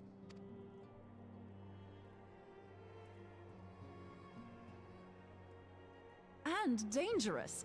Every person who has attempted to teleport in this fashion has died in the process. They, however, did not have white auracite at their disposal. Oh. I can use it to channel all the ether you can give me into the Aetherite. However, white auracite... Just so you know, I'd confidently give this plan better than even odds of success. Alright, did the click. And if the worst comes to worst, your people won't suffer. Though it risked the lives of our best and brightest, we have not the time to seek other options. If the ethereal current still flows, we shall carry out Moonbreeder's plan. That's the spirit. Let's roll the dice.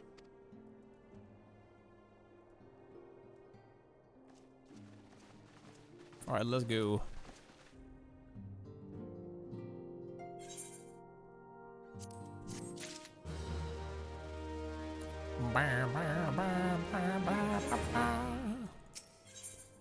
The instruments of our deliverance. Before the plan has been devised, Minfield would have it carried out without further delay. Ravenfold often all planned to recreate the beacon in the manner in which Moon described. He described that despite the inherent danger, it represents our only hope of success. He also said he wished to meet you in Snowcloak before proceeding. I expect you'll find him waiting for you there before you arrive. I want you to know that I appreciate everything you've done on our behalf, Suika, and I have faith in you will return to us as you always have. Uriansha tried his best to hide it, but moans. He says, "Yeah, we banged. We fucked raw dog. Don't worry about it. It's all good, fam. It's all good, fam. Don't worry about it. Don't second guess that shit. Not for a moment."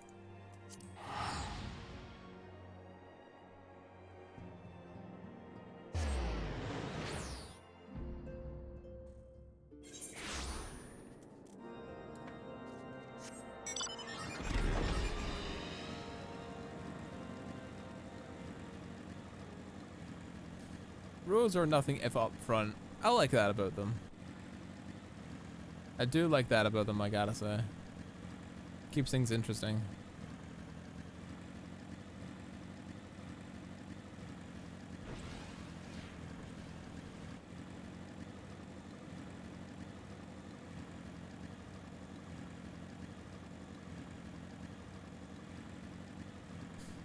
What's the tact when you got the size and muscles to back up the boast? Damn right.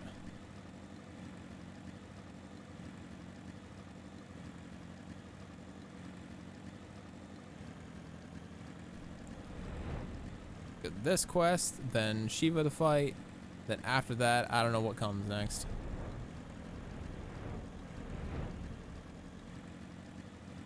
Don't sleep on Highlanders, yeah. Suika's a Highlander.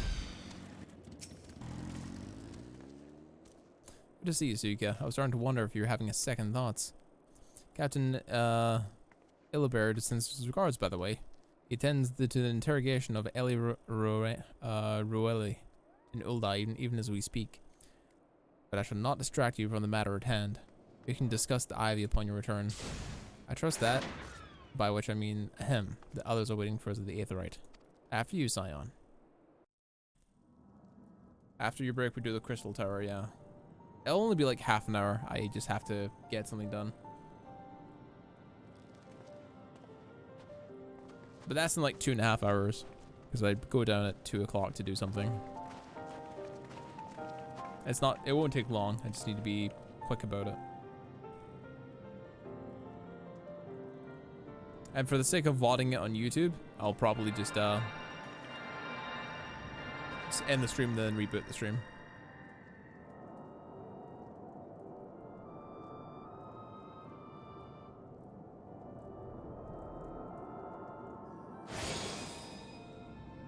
There it is. It's ready.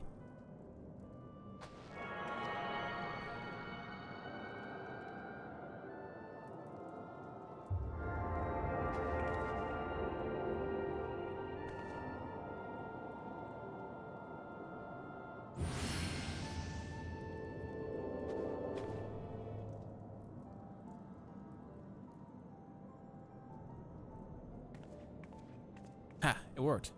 I think. Try turning to the Aetheryte now, and try to feel for the current and try to locate the beacon.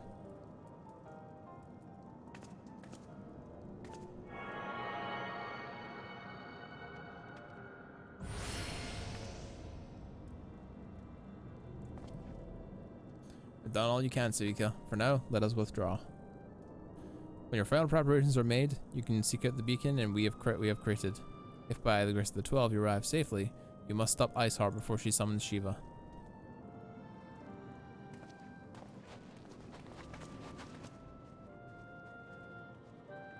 Should we go now?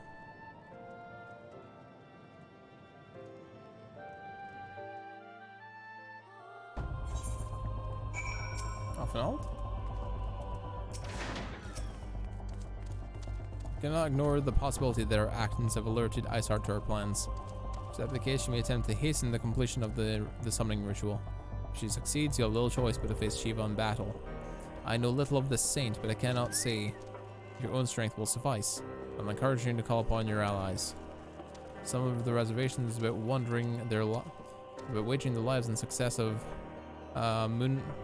Mumbrea's experiment, but I will surely agree that desperate times call for desperate measures. Before you summon your party, pray speak with that knight. I believe he has a message from Sir Americ. What is it? Madame, Sir Americ regrets that he cannot be here in person and asks that I read you this letter. Ishgard faces an unprecedented threat, yet in the hour of her need it is not her knights that stand poised to defend her. Suikasea, the warrior of light and saver of Eorzea, your deeds shall not be forgotten this day.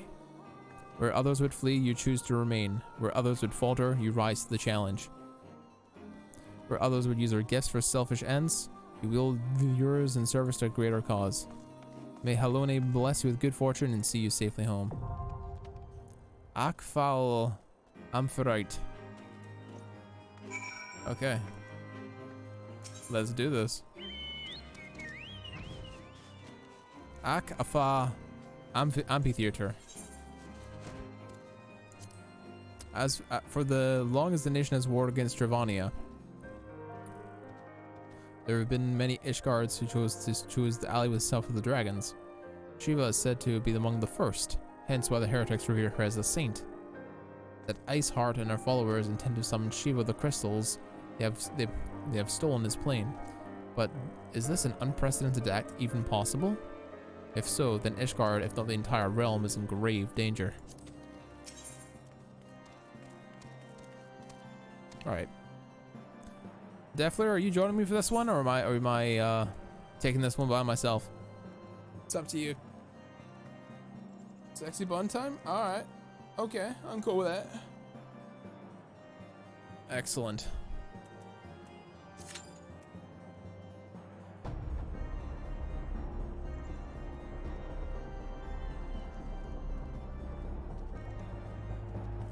Oh, if you need to swap classes, let me know. I'm doing FC stuff, so I won't be able to join you. Hey, no worries, senpai. It's fine. It's all good, man.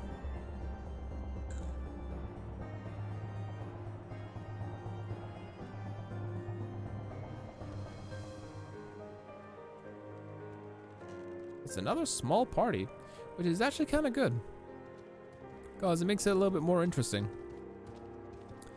As much as full 8-man parties are cool and all of that, I sort of like the 4-man raids. They're pretty quaint and a lot more intimate, I guess.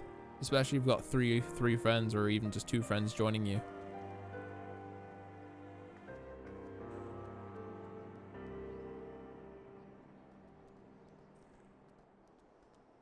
Wait till you get to the 24-man raids? Jesus Christ. So what is that? 4 tanks or 3 tanks?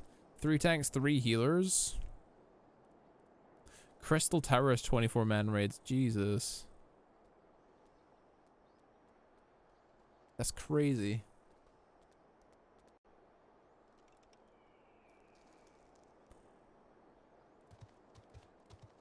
Three tanks, 8 healers, and the rest is DPS, called Alliance raids. Ah, okay. Sounds very spicy. And now begins our wait for the healers.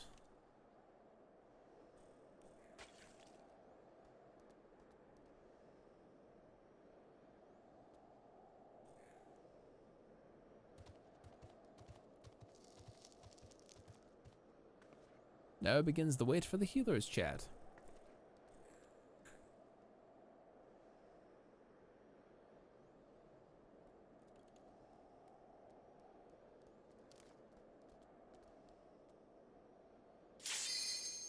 That was fast.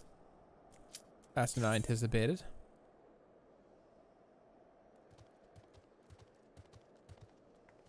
Let us begin.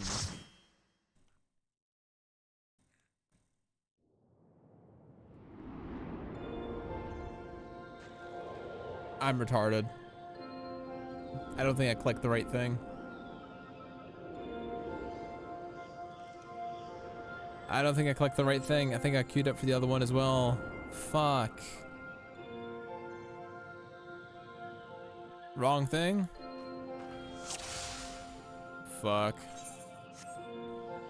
I don't think we can leave this either.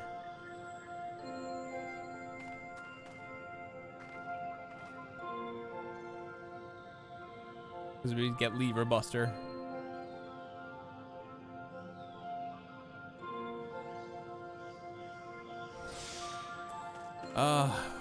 Should probably do it. Honestly, the experience won't go wrong on me anyway. Experience and possibly getting more ancient sets and stuff is fine. It's not a big dungeon, it's fine.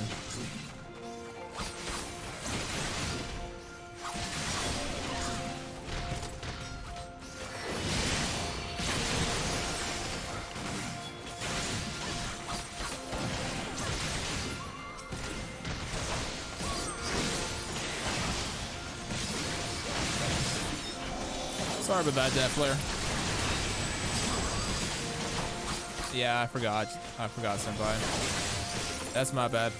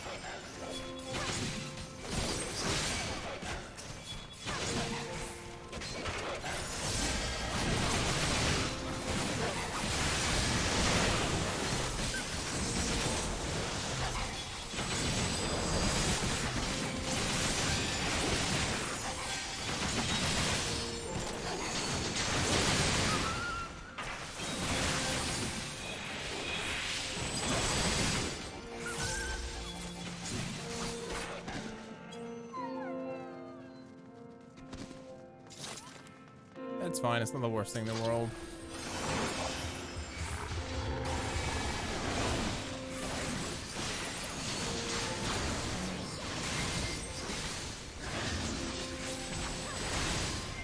Get the fuck out of Reborn content already? I know, I'm trying. I'm speeding through it as quickly as I can.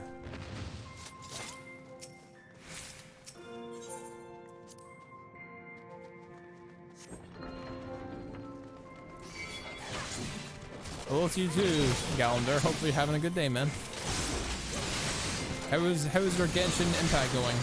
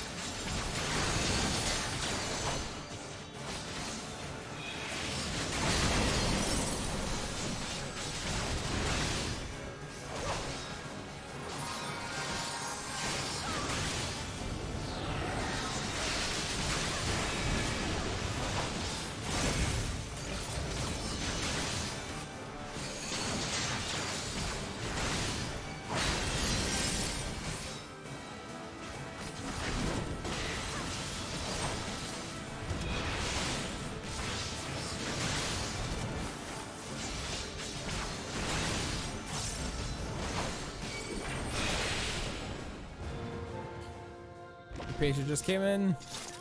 Well, hopefully the paycheck lasts long enough for you.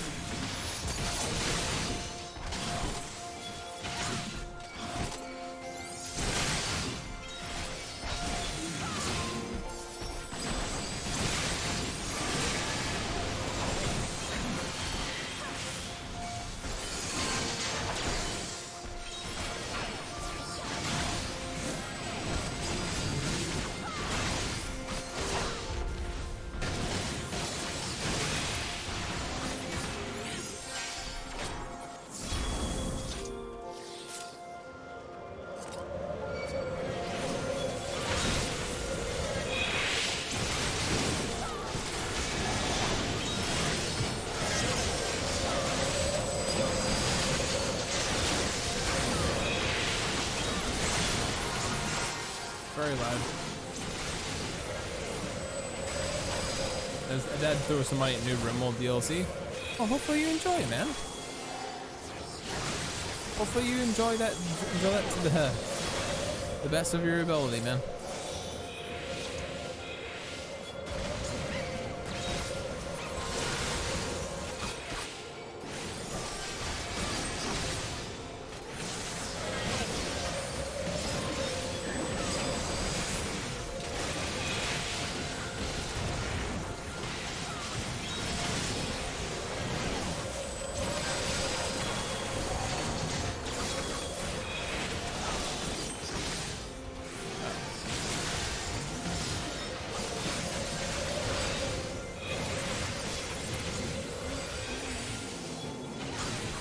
Damn.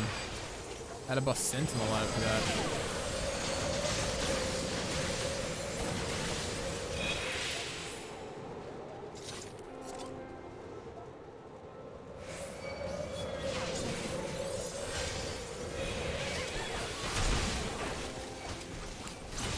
Oh, that's a big pool.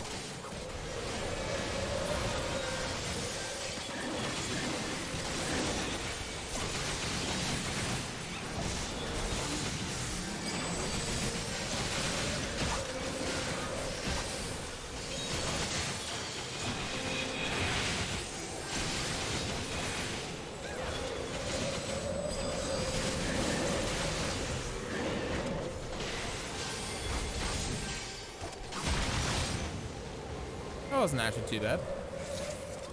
Big pull.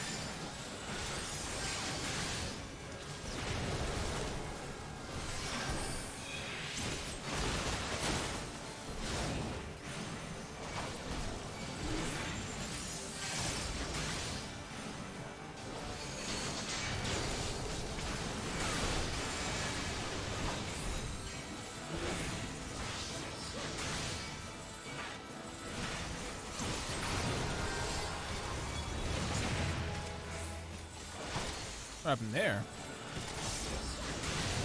I got the antique tassets. Nice.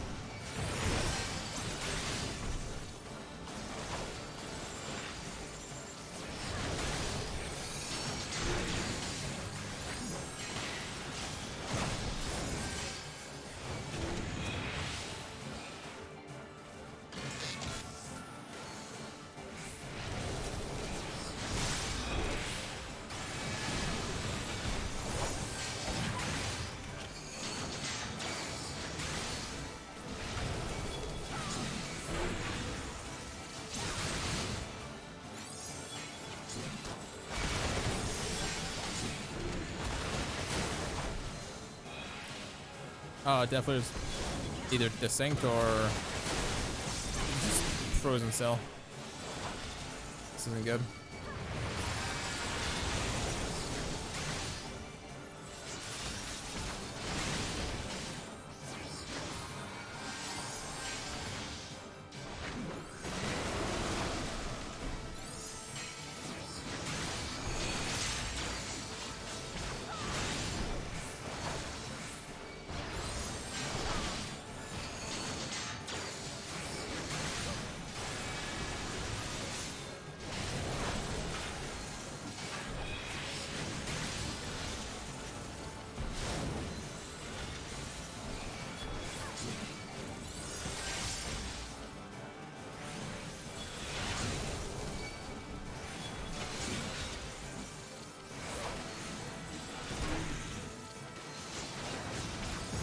Fucking wireless. Oh no, Death Flare. That ain't good, Chief. You try and rejoin? If he'll let you?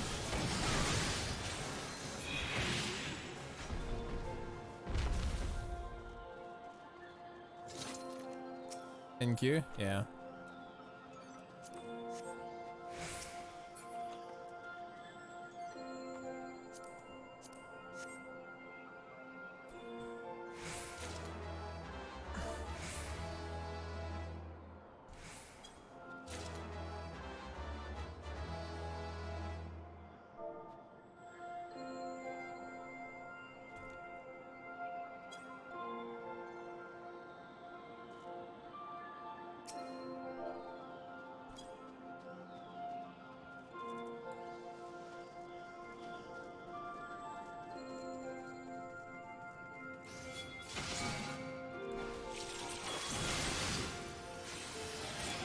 They had 700 people before them in queue to get at one point. Wow.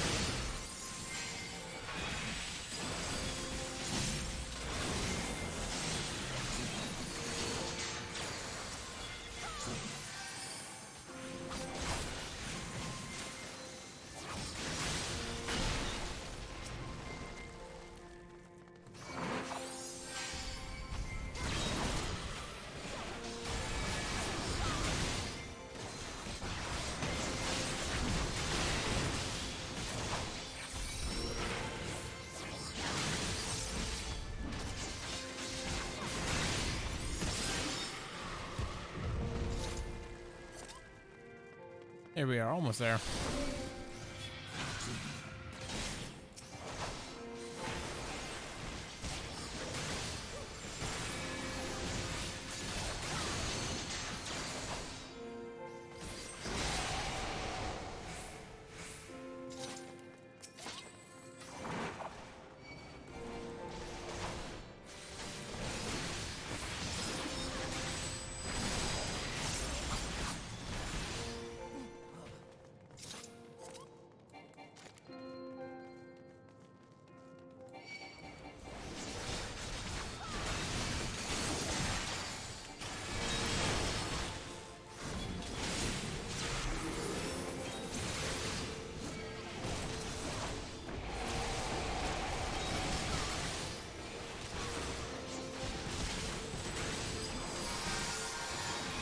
Jesus Christ.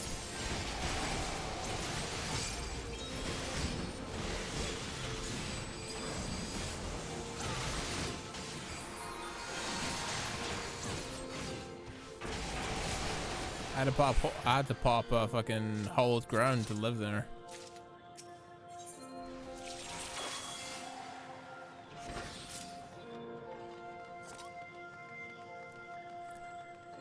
I had to pop my super block. I'm here often gonna be wake up in 7 hours since I want to hit the shop before everyone else wakes up. Hey, best of luck, Calendar. Good luck in the polls, man. Thanks for keeping up the sub. I appreciate that. Thank you, thank you.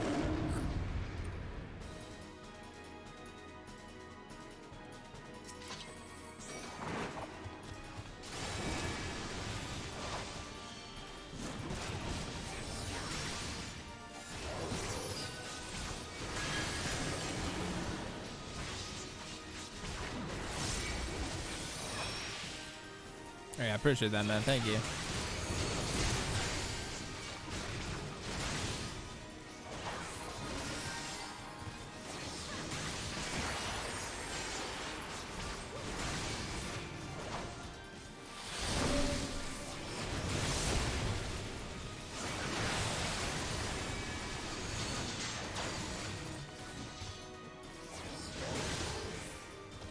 Oh. What the fuck? You kidding me? Your healer's fucking down?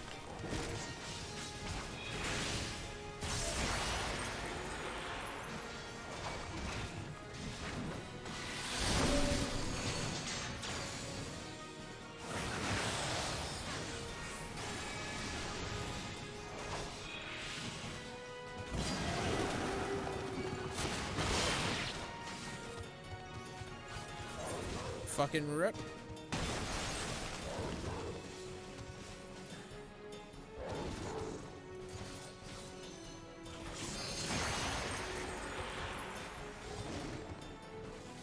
Fucking rip.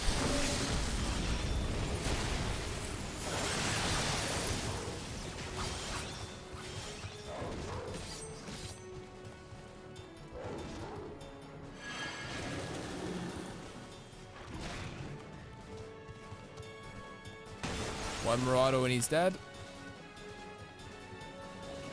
And he's dead.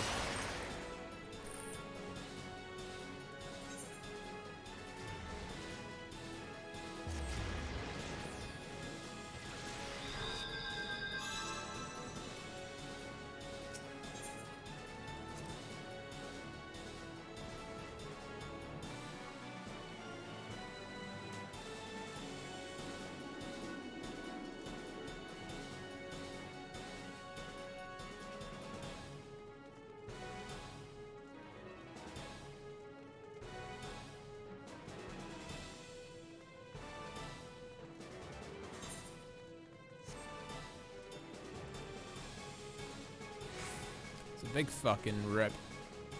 The healer needs to be way more careful. Way more careful. If she did that maybe halfway through it, it would have been fine. But it was right at the start.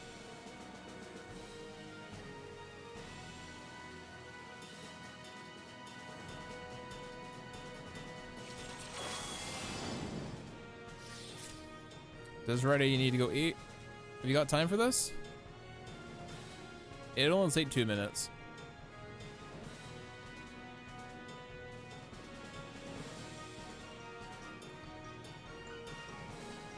All right. Yeah, let's do this.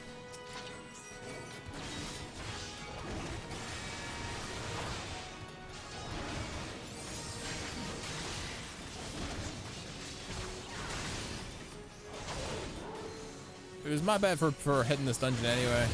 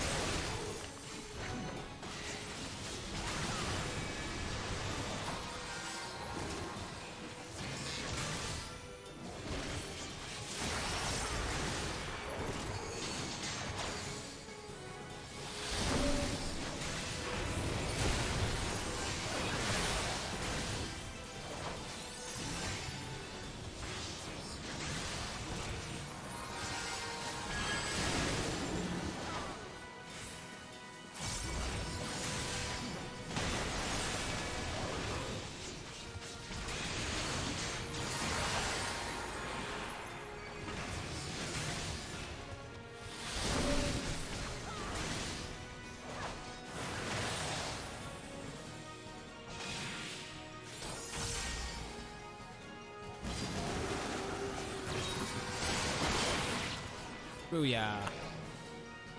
Alright, Deathlord, go eat. Sorry for putting you on a needless dungeon.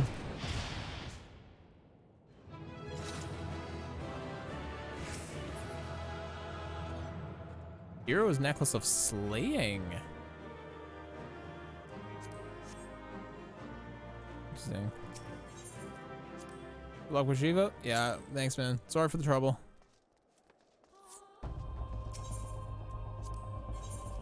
Yeah, it's like 2 selected. Yeah, Stormcloak was selected. Yeah, it's my bad. The Amphitheater. More pissed off from wireless than anything else. It wasn't your fault that we wiped. It was the healer in that one instance on the second time. Cause you didn't get us killed that time.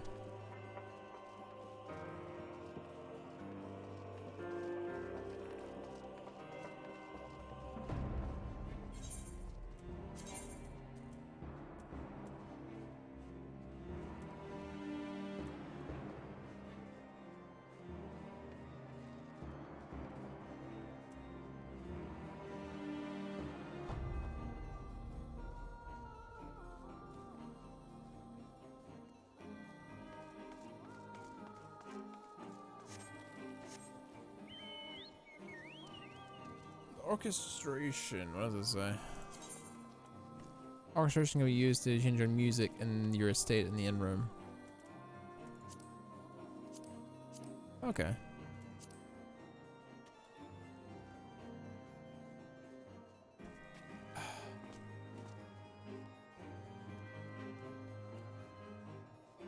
Dehydrated.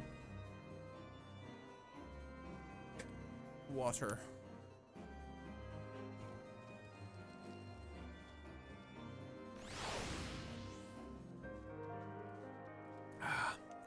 It's sort of lukewarm, which isn't great.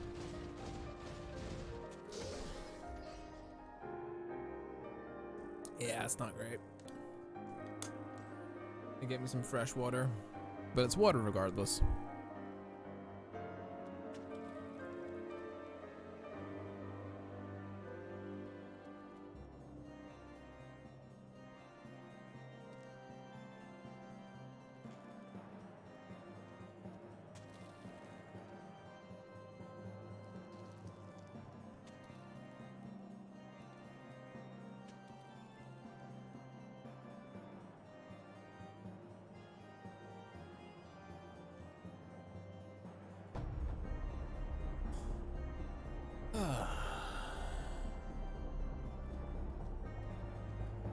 Damn, I'm the only one in this dungeon apparently. Oof. I've got no idea if this one is hard or not. It should be hard though. It certainly should be.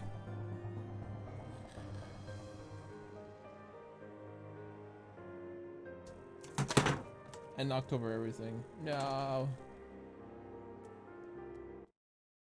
Let me just check my Discord real quickly.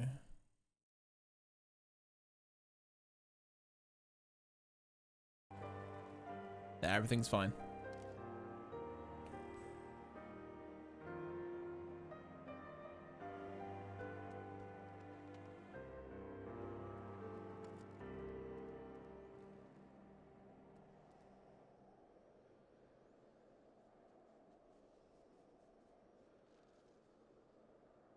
Just gotta wait.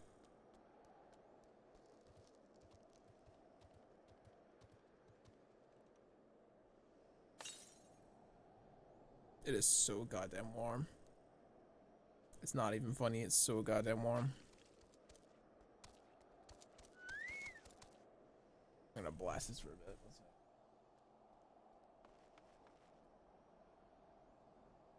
What is the weather currently? 20 degrees at midnight. Fuck me. It's warmer than most days.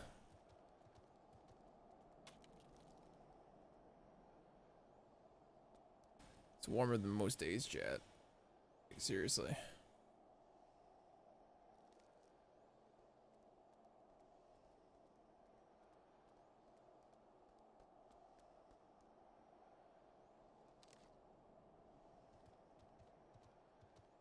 And the warmest day of the year so far, chat. Exactly where I live in Scotland. It's not been great. It's been too hot.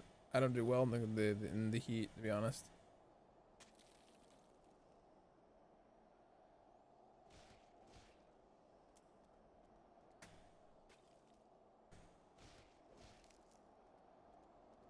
It's so goddamn hot. It's not funny. It's really, really not funny. It's like too hot, man.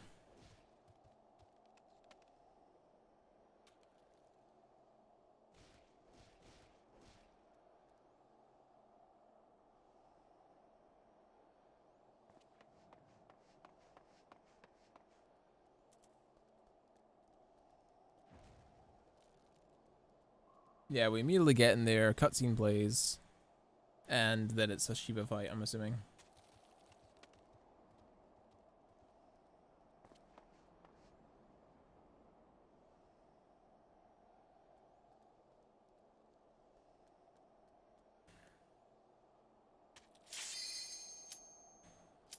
Here we are. Let's boogie.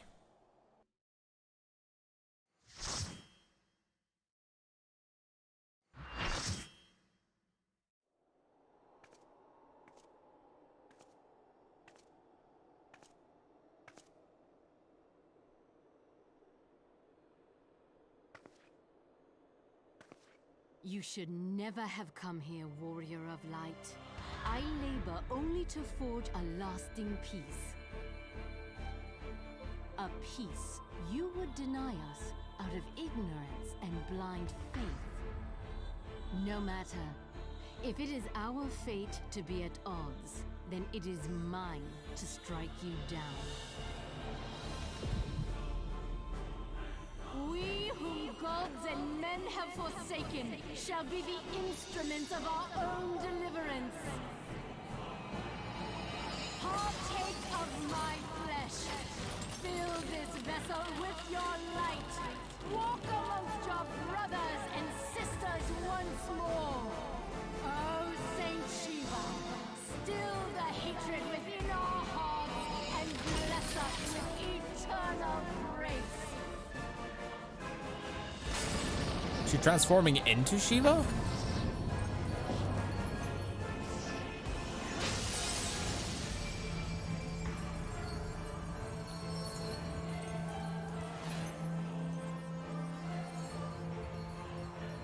Shiva kind of bad though, damn.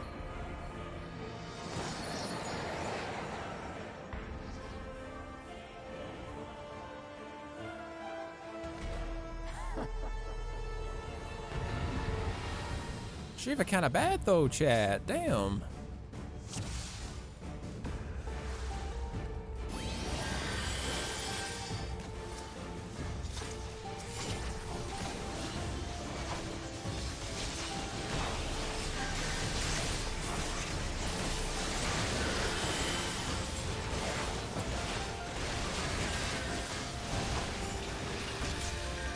I don't know the mechanics of this fight.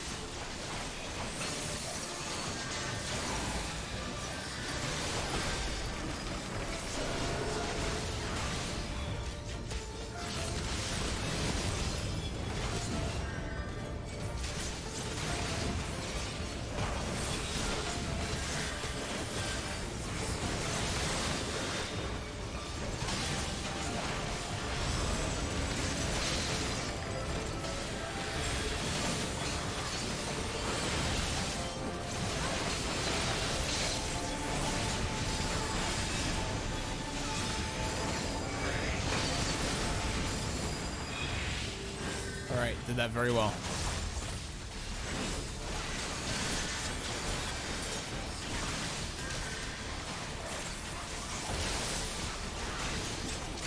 Did that very well. Played that immaculately.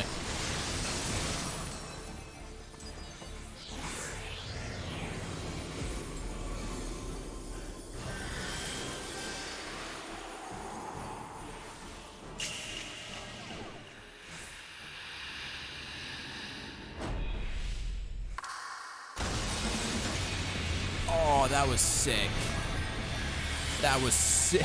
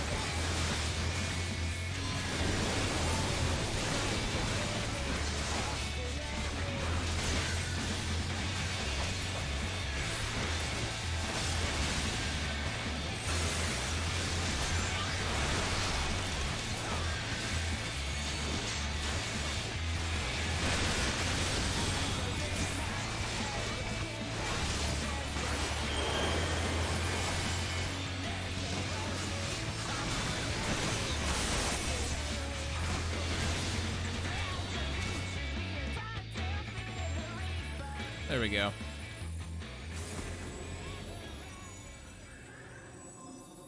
There goes Shiva. Oh, she did turn into the primal. She's like an avatar.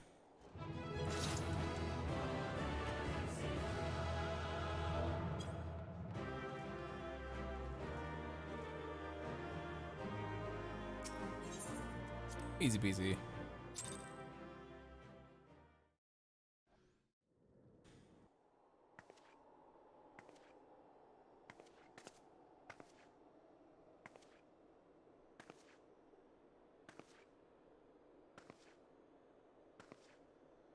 Aw, she looks so sad.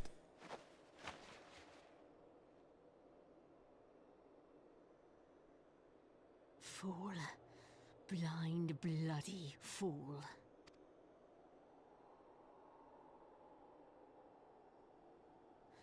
You, of all people, should understand the suffering war begets. That no sacrifice is too great if it brings an end to the violence. Mine is the righteous cause. You fight in a war you do not understand. A pawn of liars and they are no less ignorant than you. Following the creed of their fathers without question, never thinking to ask why. Trapped in a delusion of their own creation, and blind to the truth.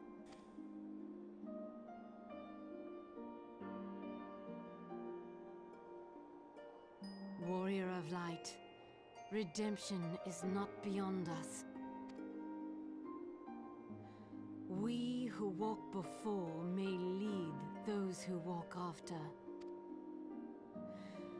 Seek the keeper of the lake. See with eyes unclouded. Do not squander Mother's gift.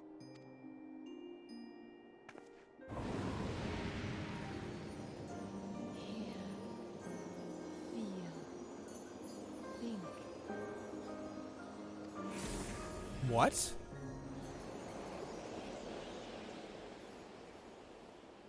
Hydaelyn?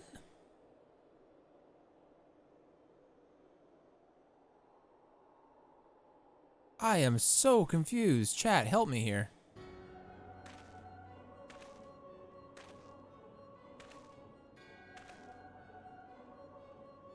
And so the vessel withdraws, a predictable outcome.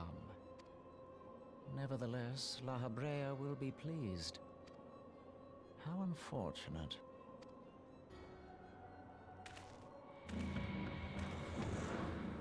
Yeah, back to your Kingdom Hearts dimension.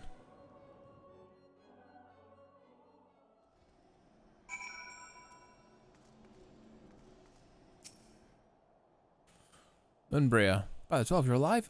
I mean, of course you are. Why wouldn't you be? Ishart did what? And you're certain about that, are you? Javanians are skilled with glamours after all. Look, if you say that's what you saw, I believe you. It's just I've never heard of a primal being summoned like that before. Are you sure you're not injured? Had trauma known to cause hallucinations, you see. No? Fair enough, I was only asking. Unbrea remains unconvinced you have not sustained the head injury. If you ask me, there's not to be gained from mulling over the implications of your story in the freezing cold. Let's say with the rising stones, eh? Like everyone to meet us there. Before you do that, pay a visit to Whitebrim Front and speak with Alfinald. He's probably one he's worried sick about you. That or he's playing politics with Ishgardians. Either way, I'm sure he'd be delighted to see you hale and healthy. Speaking of which, you don't have a headache or anything? Do you? No? Blurred vision? Oh, no reason. Doesn't believe a damn thing that I say.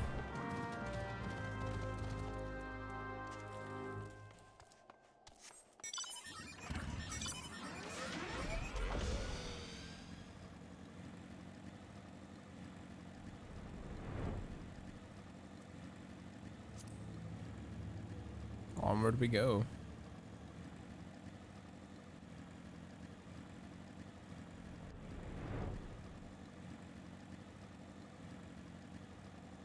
He's in the tower.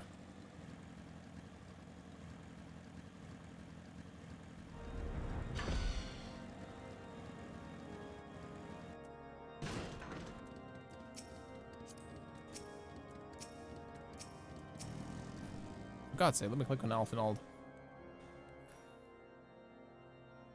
There she is. None of us were aware. Was there any doubt that the Warrior of Light would succeed? I think I speak for all of us when I say that I should... Interesting. Speak for all of us when nothing more to heal than your stirring tale of victory, we should be so kind. Dinner was consumed, yeah. Shiva was saying some stuff Hydaelyn was saying, so I'm confused, Deathler. Not too late to prevent the loss of life. A worthy... The outcome of worldly celebration. We have... And one have Suka to thank. Yes, you are right. Sir Amric. Should we be content with what we should be content with what we have accomplished? I for one could not have wished for a better outcome. Shira is no longer a threat and the heretics have been routed. Aye, there's the matter of Iceheart's escape, but she cannot run forever. Whether it takes days, weeks, moons, or years, my knights will find her. In the meantime, Durlamont, is the caravan ready? The supplies your men have recovered have been prepared for transport in accordance with your wishes. Rest assured, my knights will see them safely to Revenant's Toll. Of that I have no doubt. Bit of a breeze blowing in. Get my fan on lower again. There we are, it's a little bit better. I take these are the self-same supplies the heretics stole from House 4 Temps caravan? Less the crystals were compromised in the bulk of the shipment, yes. Scarcely a fraction of what was promised, but a meaningful contribution to your cause all the same. On one unrelated note, Suka, may I trouble you to accompany me to Camp Dragonhead at your earliest convenience? This is not for my benefit. A certain lord was distressed when he learned of your intent to risk life and limb to stop Iceheart. It took half a dozen knights to restrain him, I'm told. Man wants to gather anxieties in a myriad of ways. Please, nothing less of him. Explain? Yeah, she was saying stuff like, don't be clouded of your judgment, and then she said, here, think, feel, which has been, Hydaelyn's calling card of things that she says to the player since the dawn of the game. So that proves interesting to say the least. Also, we can teleport, so should really do that, right?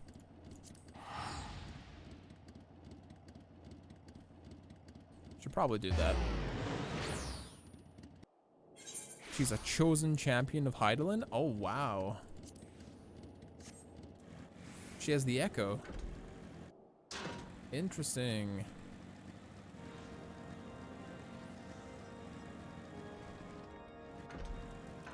Very interesting. But she's also Shiva. Yeah, you're telling me. What are you thinking, Suka? Wagering into the being very dubious theory that might allow you to enter Iceheart's lair? Knowing full well that she had insufficient forewarning to complete her summons as Shiva anyway. And then engaging the abomination in mortal combat? By the Fury, Suka. It is the stuff of the Ballards. A battle for the ages. Would that I had been there to fight by your side. Oh, he likes me for sure. And yet I was forced to wait. Condemned to wonder the fate of a dear friend of a venerable eternity. I would not wish such torture on my most hated enemy. Alas, here you are now, and that's what truly matters. Let's move on. Sir Aamic wished to have words with you and Master Alphinaud in private. He waits us in the intercessory.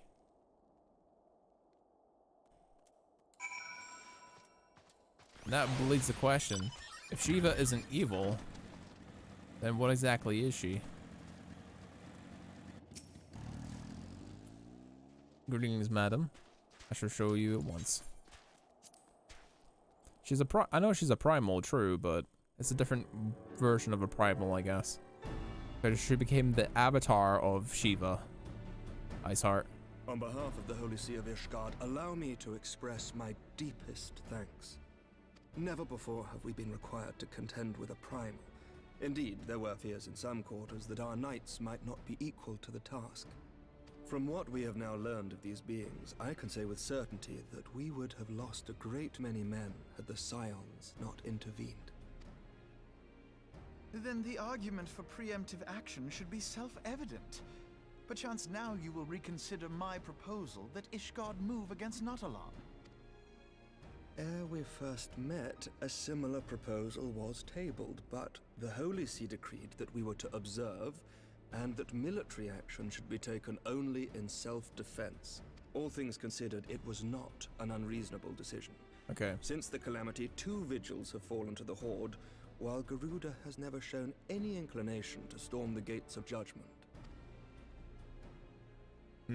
But? Which is why this unprecedented crisis and its resolution may prompt a change in policy. Excellent. You who have faced these primals know well the threat they pose. Ishgard did not. Not until now. And there is naught like a brush with death to change a man's outlook. Excellent. At the very least, this should silence any lingering objections to our arrangement with Revenant's Toll. The Holy See may even feel moved to grant us its formal endorsement. Excellent. So far as it is possible, the Scions shall be compensated for their service. Excellent. We should be grateful for any aid you can provide. As a gesture of good faith, I shall withdraw my previous request. Your people are doubtless needed elsewhere. That will not be necessary. We too have a vested interest in watching Dravania's movements. I see. Once more, I must thank you. Sir Emmerich, if I may, do you truly believe that Midgard-Zoma could return? The heavens are a window unto truth, but those who interpret their movements are not infallible. I requested your involvement as a precautionary measure. But of course, you sought an excuse to compensate us from the first, mindful of what would happen if Revenant's Toll were taken by your enemies. Ishgard is not wont to aid its neighbors, but that does not preclude it from manipulating them to serve its own interests. Ooh. Choose your next words carefully.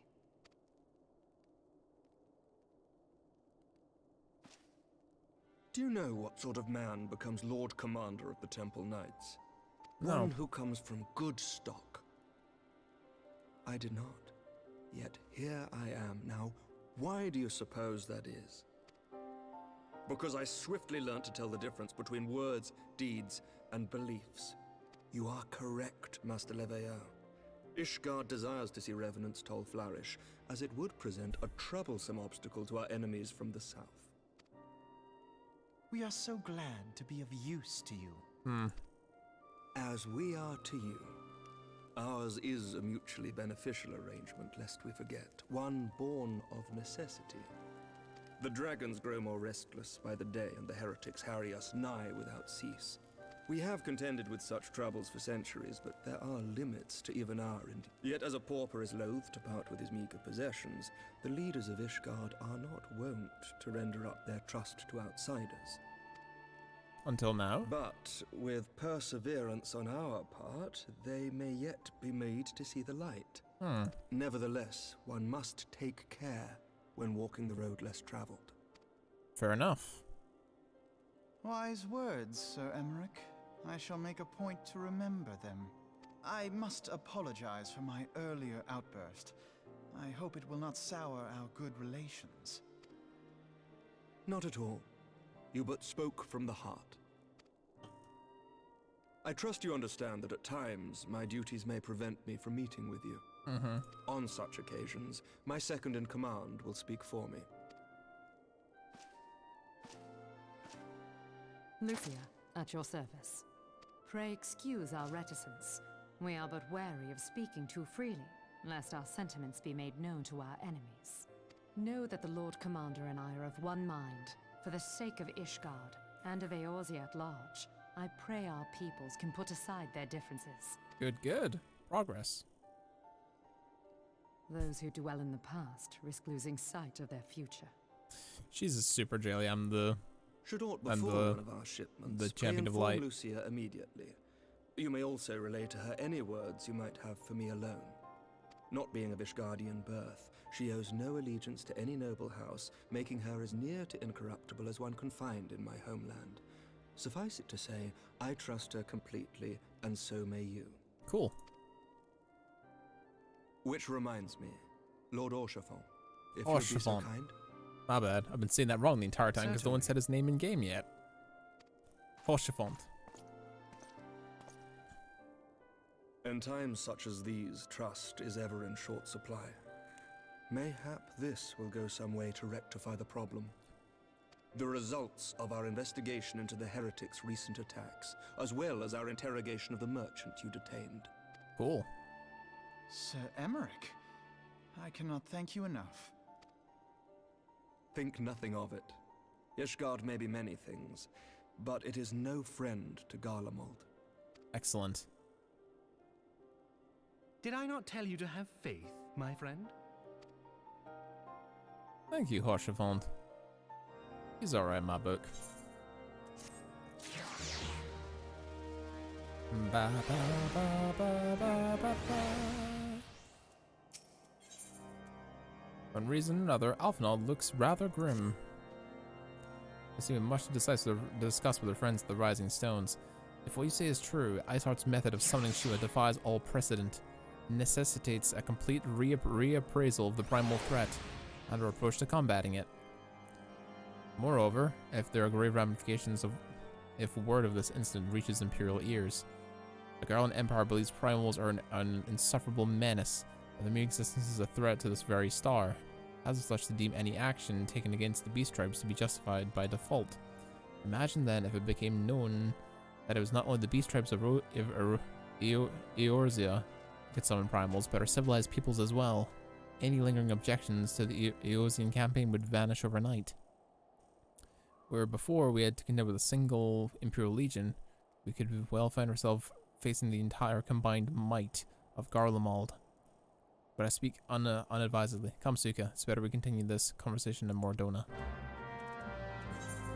Back to the Rising Stones. Super enjoying this. The plot thickens.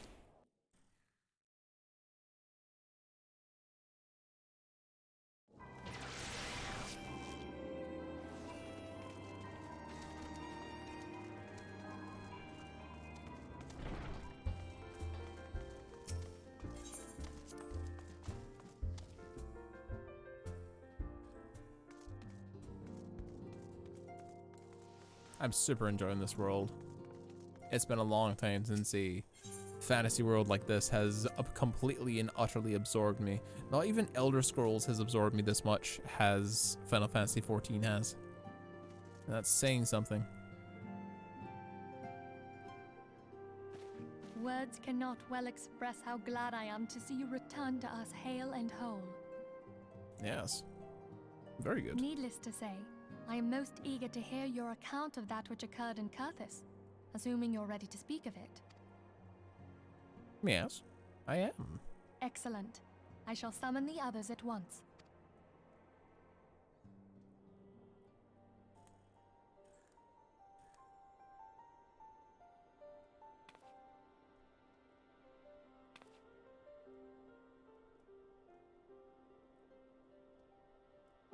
Iceheart used her own body as a vessel for a primal soul?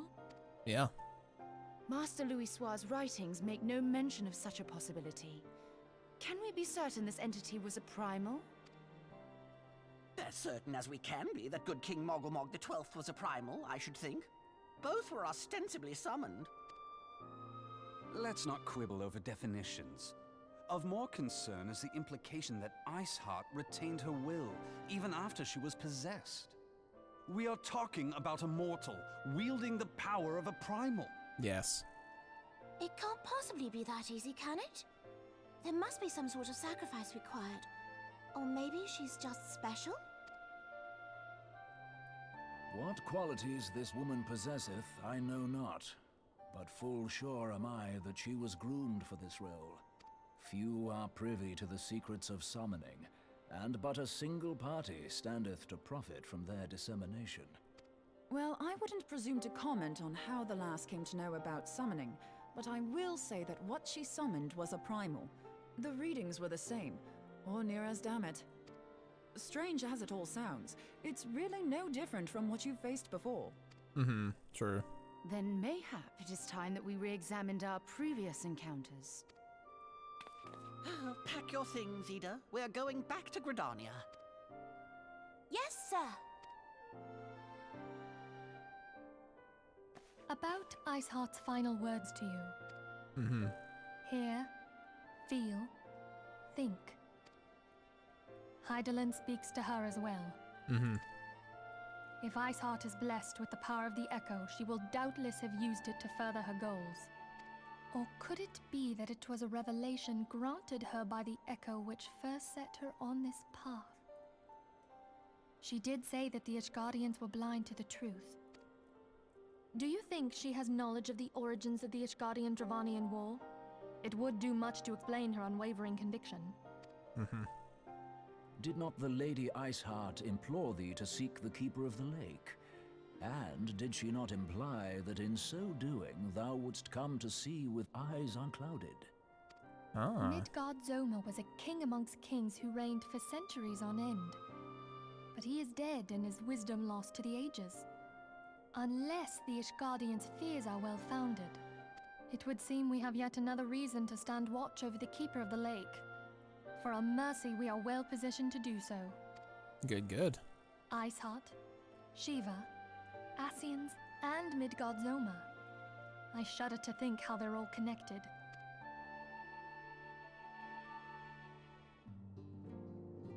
The plot thickens.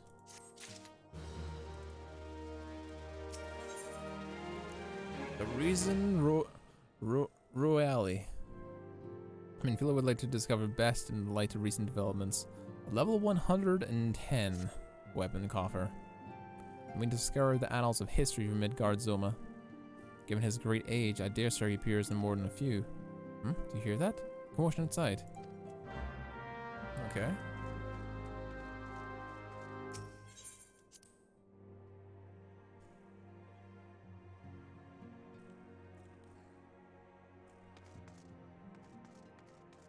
Alphinaud is arguing with something.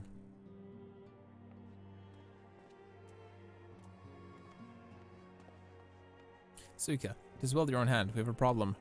Royale has escaped. It happened shortly after the Imperial Flames took her into custody. She had been placed in a dungeon cell up for her upcoming trial, but apparently the commotion was not to her liking. The turnkey was found slain with 2 guards. It is plain she received inside help. Citizens report seeing Royale quitting the city via the Gate of Nuld with a bloody spear in hand. She makes her for Coster Meridium, I'm sure of it. But what fate of but with her fate in Erosia as good as sealed. With her fate in Erosia as good as sealed, what recourse has she but to flee her Imperial masters? Even as we speak, Captain Ilberd and the First are hot on Royale's heels. Pray make haste to Camp Blue Fog and join the hunt.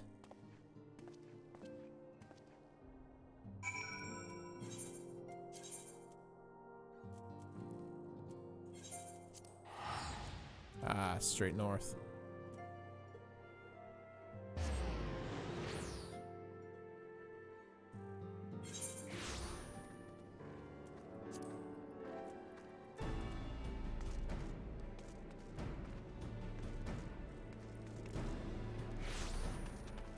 Ilbred, what news?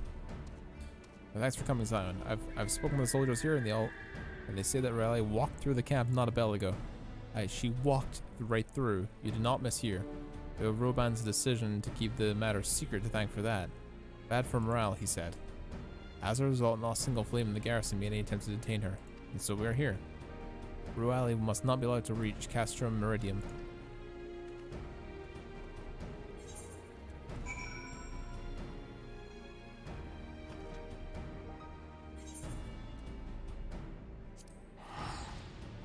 The processing plant.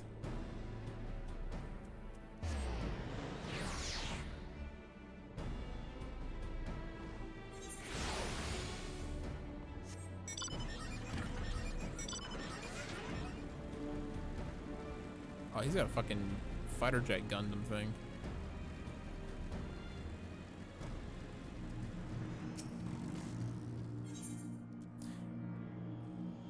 Reason Royale's in effect. Let us begin.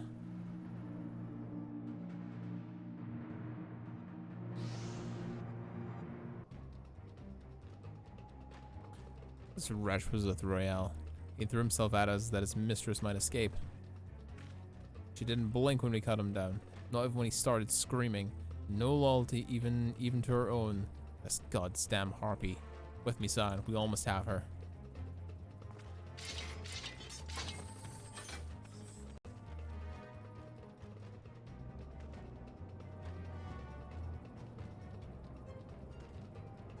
You bitch.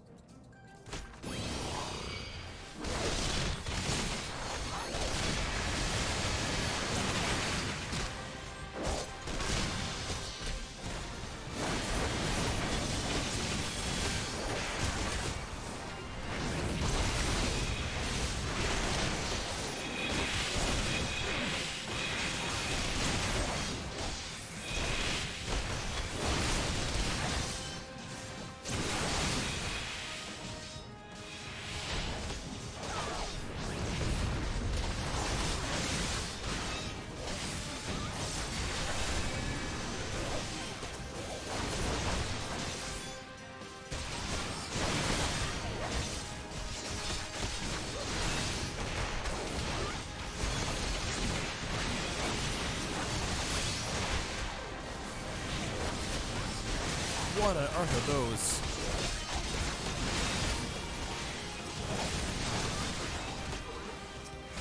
Take out the archers.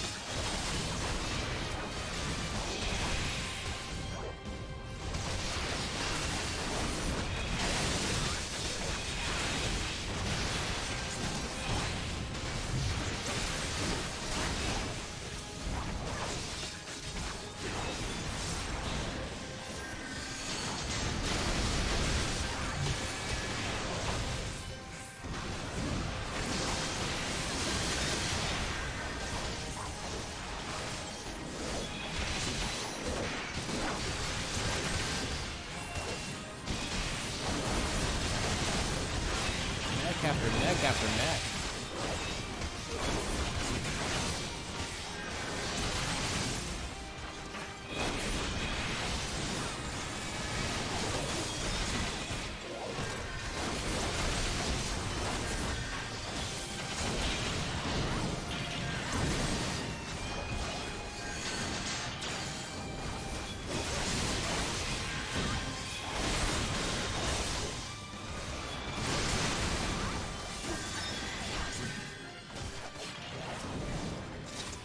Hell yes. Victory for the Crystal Braves.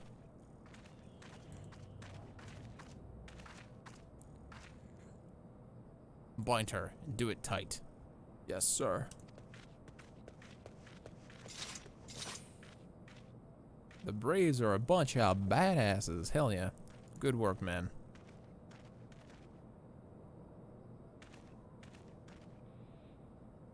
She and Imperial cronies pushed us close, but we were better.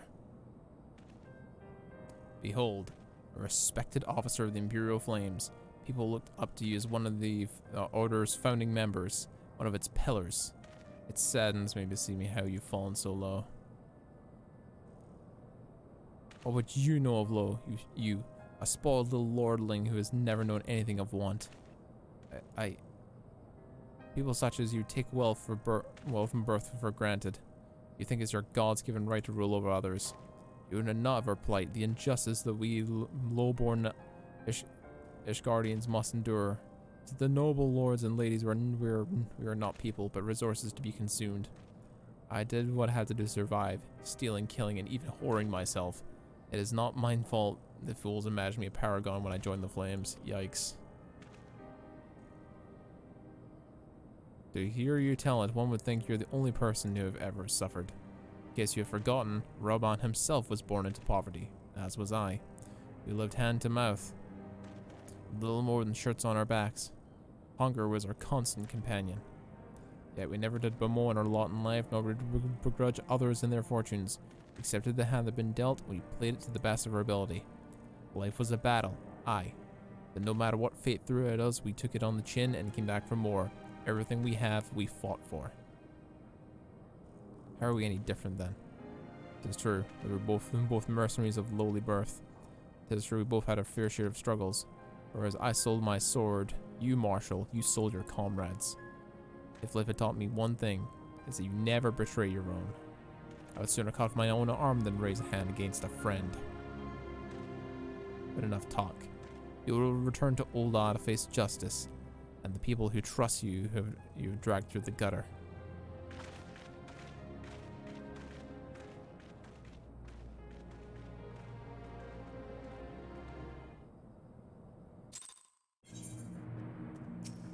Offenald? Not so much of hidden remorse? As well, this sordid business is finally put to an end. A friend's betrayal cuts deeper than steel. We must hope that we have chosen our allies more carefully than Rahoban chose his. A level 110 coffer. Cutscene time? I have heard. Truly bothersome business. No, I do not foresee a problem on that front. The main concern is Reborn. There is no telling what the brute might do. Have the Blades watch him in the flames day and night. You may leave the Sultana to me. I shall personally attend her grace. Don't you touch her.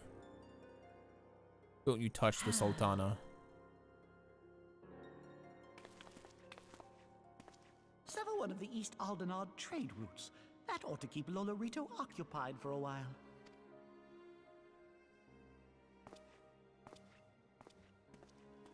Nanamo Ulnamo. For my sake, pray be a good little Sultana to the last. You're a bastard. Don't you lay a hand on that little cutie. Do not touch the potato. Don't you dare touch the potato. Offenald would ask another favor of you. Captain Elberd and I have a few questions regarding the Flame General regarding the circumstances of our miraculous escape. When we completed our last interrogation, we shall take our findings directly to General Raban, and that shall be the end of it. Your work here is done. Thanks, my friend. But I have one last task for you. Return to the Rising Stones and appraise Minfilia of all that has happened. I'm aware that Akasid held the Royal in high regard. For better or for worse, she'll want to know how this tale ends.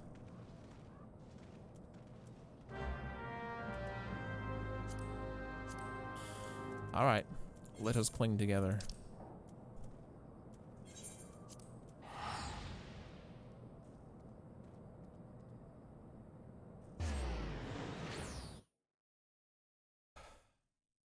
We've had so much money, we've had no reason to spend it whatsoever.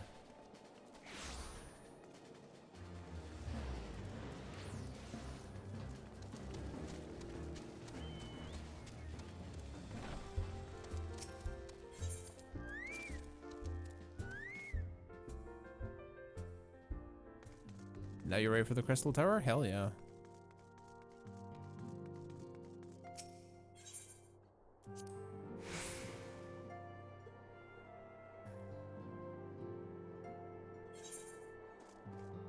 Minfilia.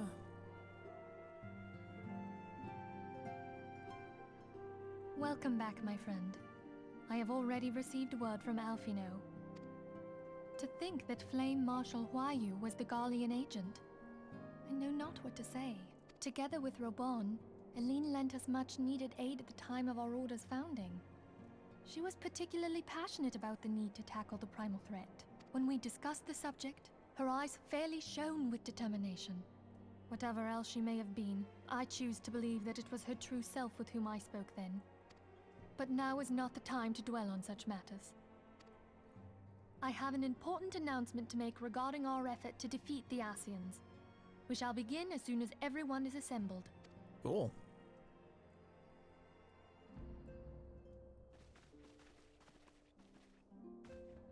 My thanks for coming, friends. Moonbreeder, the floor is yours.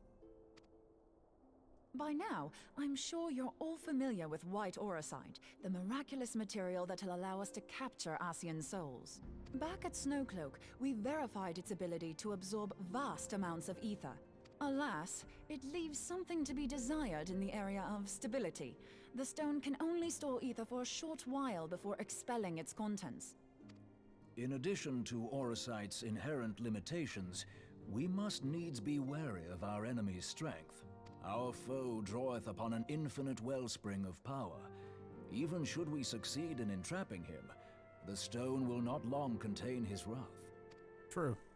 Meaning that, if we want to kill the swine, we'll have to be quick about it. 'Tis our belief that an Ascian soul may be permanently undone, if smitten by a sufficiently concentrated burst of pure ether. The only trouble is, we can't say for sure how concentrated the burst needs to be. Without knowing how much ether an Ascian soul is composed of, we're basically guessing. Our sole clue lieth in thy struggle with La Habrea. During that encounter, Heidelin bid you forge what she called a Blade of Light, a weapon which took the form of a luminous stream of energy. Based on your description, we believe the blade with which you vanquished your foe was composed of ether. Admittedly, your victory proved ephemeral, as La Habrea was able to use a crystal of darkness to flee into the space that lies between our world and the void. The fact remains, however, that Heidelin placed the means to destroy the Ascians in your hands. Be that as it may, it would be unwise to assume that she will do the same when we next encounter such a foe. Quite so, my lady. We must needs find the means to forge our own blade of ether, one to equal that which Heidelin did benevolently bestow upon her champion. That is all well and good, but it seems to me that producing such a blade will require a prodigious quantity of ether. Whence will it come, pray tell? Oh, what if we had 2 pieces of white auracite? One to trap the Ascian, and the other to store the ether for the blade. Oh, nice try. But it's as I said, the stone won't hold ether for any length of time. We'd still need to collect the stuff there and then, sorry to say. True. And therein lies the rub. Finding a way to create the blade whenever and wherever we choose. It would seem more research is in order. I'm going to linger a while, perform a few more tests on the auracite. And I could do with some help. Urianger, why don't you lend me a hand? Mine apologies, but I am required at the Waking Sands. Lady Minfilia hath given me sole charge of the premises. 'Twould be unseemly to leave them unattended. Sole charge, you say? So you're basically alone there, then? Well, that settles it. I'll just have to come to you. They gon' fuck. They gon' fuck. You're alone, are you? Very well then. While you were afield, word arrived from the Sharlayan motherland. You will recall that a survey party was dispatched to investigate the incident at the Isle of Vow. What they discovered was troubling, to say the least. According to the report, the Isle has been erased from existence. 'Twas as if a hole had been torn in the very fabric of reality. Aye. Yet the mystery endeth not with the Isle's disappearance. Oh? It hath come to light that a number of scholars in various other locales were reported missing at a similar juncture. What's more, they all had something in common with the head of the students of Baldessian. Every last one of them was researching a phenomenon called dimensional compression, or the rejoining as the ancient texts call it. I'll be damned if that's a coincidence. All indications suggest Ascian involvement, but I sense that a force greater still is at work. The entity the Dark Beings call the One True God. We must pray that my dear friend Kryl regains consciousness soon. If she bore witness to the Isle of Val's final moments, she may be able to shed some light on this mystery. Cool. Well, hopefully she wakes the hell up.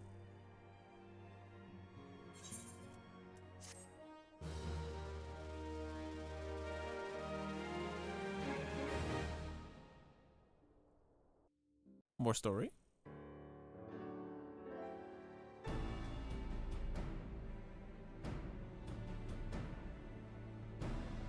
Meanwhile, at the Fortress of Solitude. Calamity. The forces of the 14th Imperial Legion entrenched themselves in strategic locations across Eorzea. Oh? So swiftly did they accomplish this, it was suspected that they had received help. To think that it came from Huayu, my right hand. Huayu? I was never going to pronounce that properly without someone telling me what their name was in the game.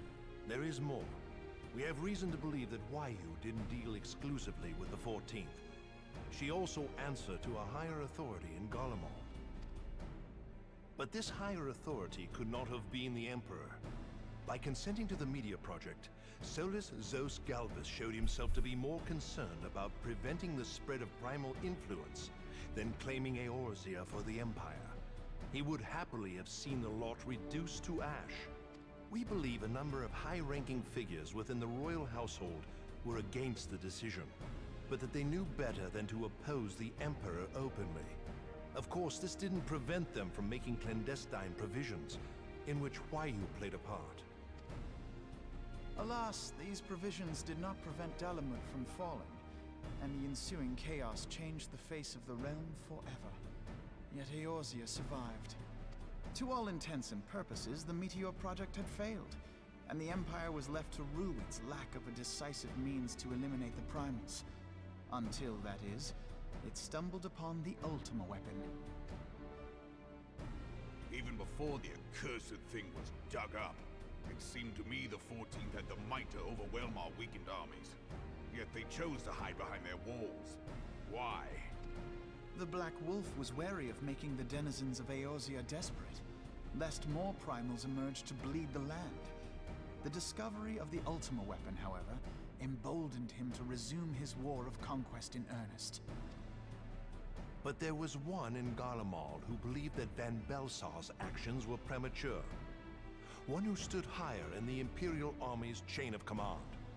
He ordered the Legatus to halt his advance, only to find that the Black Wolf had slipped its leash, and that the 14th now acted alone. Oh, interesting. In a bid to bring Van Belsar to heel, he used the agent he had planted in Ul'dah prior to the Calamity to undermine the Legion's efforts. Oh. A man who outranks Van Belsar, yet opposed the late Emperor's decision to annihilate Eorzea. This could only be the former High Legatus of the Garlean army, now known as Emperor Varus Zos Galvus. So he was Huayu's true master. But one of several in actual fact. We've learned that even as Huayu served the Empire's interests, she sold Imperial secrets to a certain faction in Eorzea. Huh? In so doing, she helped to maintain the status quo, thus prolonging the conflict. Considering who stands to profit from war, it isn't hard to imagine who her other masters were. The monetarists. Seven hells! You mean to say that she was a double agent? Triple, if you consider her services to Van Belsar and the new Emperor as separate. As neatly as these pieces seem to fit, one aspect of the puzzle remains unclear to me. By whose will was the Marshal feeding intelligence to the heretics? And try as I might, I fail to see how aiding their cause would profit either her Imperial or monetarist masters. Could it be that another hand is at work here? If so, Huayu must be made to reveal whose it is.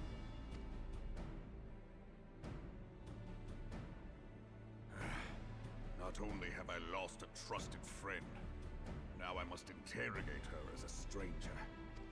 Not a pleasant task, I grant you, but a necessary one. Unless we weed out the ivy, root, stalk, and stem, it will simply grow back. I know that full well. Those closest to Huayu have already been detained, and I will question them alongside her. General, pray keep in mind that there may be unwitting abettors among them. All will be treated fairly. On that you have my word. Those who are innocent have no cause to fear. You have ever been a friend of truth, General. I hope the unpleasant task of weeding out falsehood will not detain you too long. Though it be for the sake of Eorzea, doubting one's comrades is poison to the soul. And with that, I take my leave.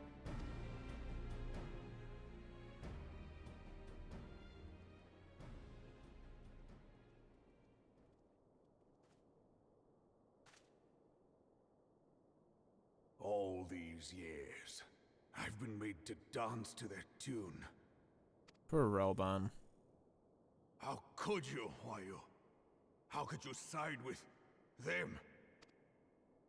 Those cankers who take from this land and give naught in return, who use their power to disempower and grow fat while the people starve.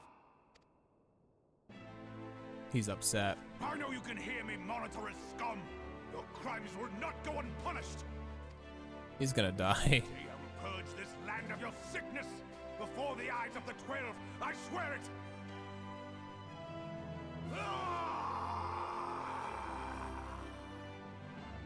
Righteous fury fills this man's belly.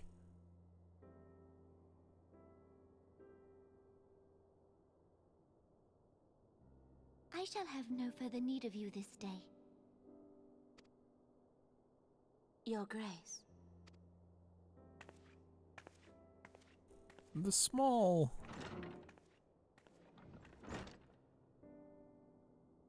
I fear that not even mine own chambers shall remain private for long. Oh. Has the situation grown so grim?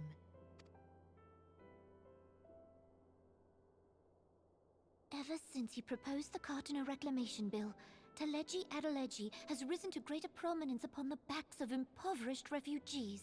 The monetarists were ever united in their pursuit of profit, but the man's actions have torn a rift in their ranks. They snap at each other as rabid dogs. Yet now is not the time to be bickering among ourselves. If this bickering is a threat to law and order, might you not have grounds to dissolve the Syndicate? Would that the solution were so simple, Admiral. Alas, mine moving to dissolve the Syndicate is certain to spark outrage among the influential merchant class, whom the Cabal represents. This would serve to exacerbate the current unrest, and peace would slip still further away. Be they rich or poor, natives or refugees, all who reside in Ul'dah have a right to pursue happiness. It is the duty of a ruler to protect this right. If I am to perform my duty, I must needs tread warily. It would not do to make enemies heedlessly. Were Lord Lolorito here, he would doubtless say that I have my head in the clouds. A ruler is required to take a wide view. Try as we might to cater to all needs, some will inevitably be overlooked.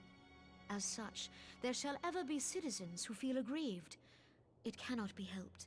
But as you have informed us, the monetarists take no view but their own.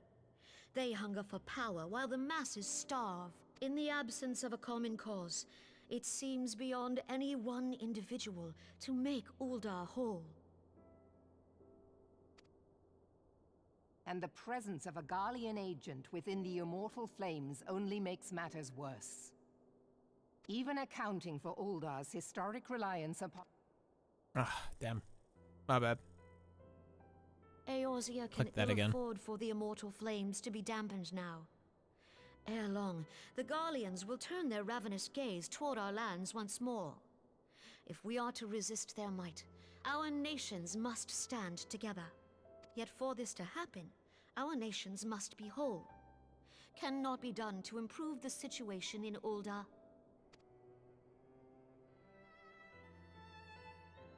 The true wealth of Ul'dah lies in the health, happiness, and hopes of her citizens. Alas, the citizens shall never know these things, so long as their lives are ruled by the ambitions of the few.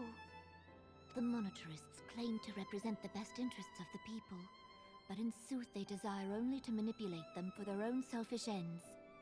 For the government to serve the people, it must be formed of the people. For Ul'dah to move forward, it is not only the Syndicate that must be dissolved.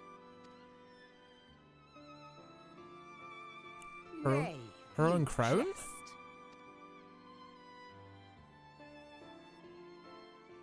My friends, it was for no other reason than to make known to you mine intent that I requested your presence here. When I make my declaration to the people, chaos shall inevitably ensue.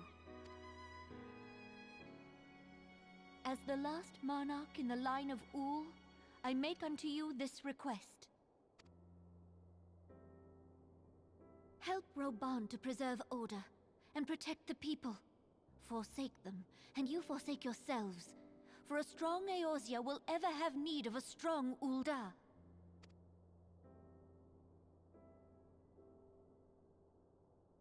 Your Grace, are you certain of this? There is no other way. When the time is ripe, the nation shall become a true republic. Both royalists and monetarists shall cease to be.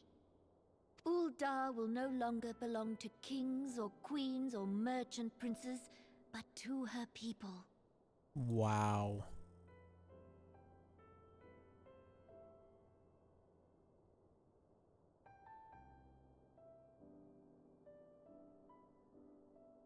Reborn, forgive me for casting aside all that you have toiled for in my name. Beyond this gesture, I am powerless to help my subjects.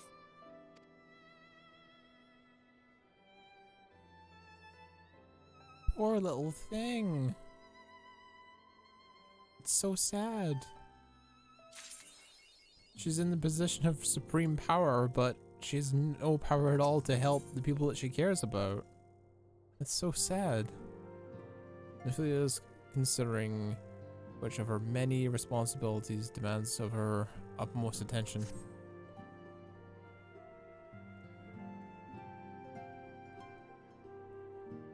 I'm most eager to address the Ascian threat, however, I dare not neglect to have other pressing concerns. We both know full well that Saint Shiva will not be the last primal we face, and our relationship with Ishgard is tenuous at best. To think that the resolution of the primal threat was once the sole priority of the Scions of the Seventh Dawn. Some days I wonder if it was wise for us to take on so many other responsibilities.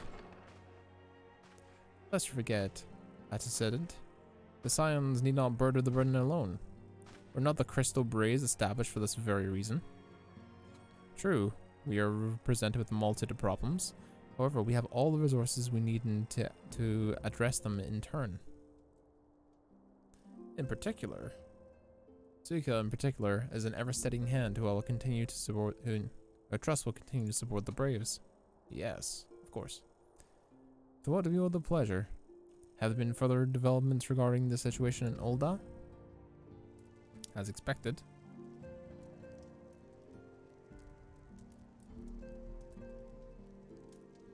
Why do I hear...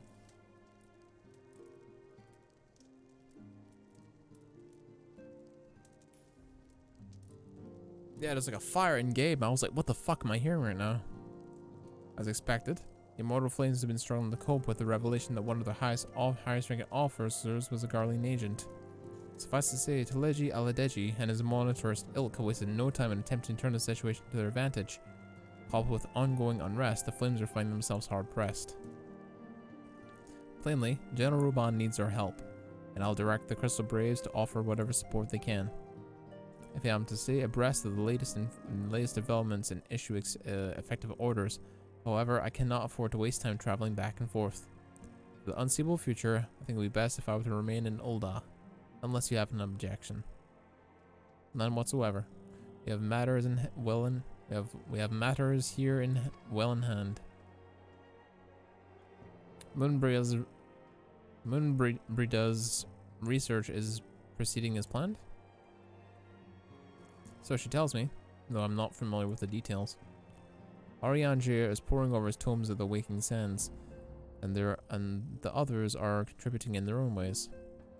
Alas, the key problem. How to form an aetherical blade at will remains unsolved, nevertheless it's only a matter of time.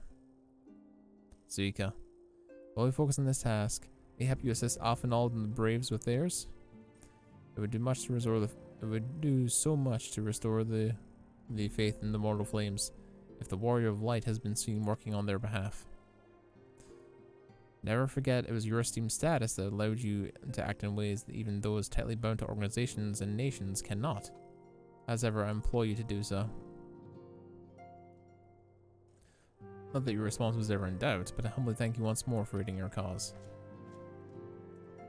And now, there are preparations I must attend to before my departure, such as receiving Raoul's latest report. He was proven to be skilled at gathering information, and others kept secret. That's why I placed him under my direct command and ordered him to investigate the Ul'dah riots. When you're finished here, join me outside. Depending on what he has to say, I may soon have a favor to ask. If there's any developments on the front, I shall inform you at once in the usual fashion.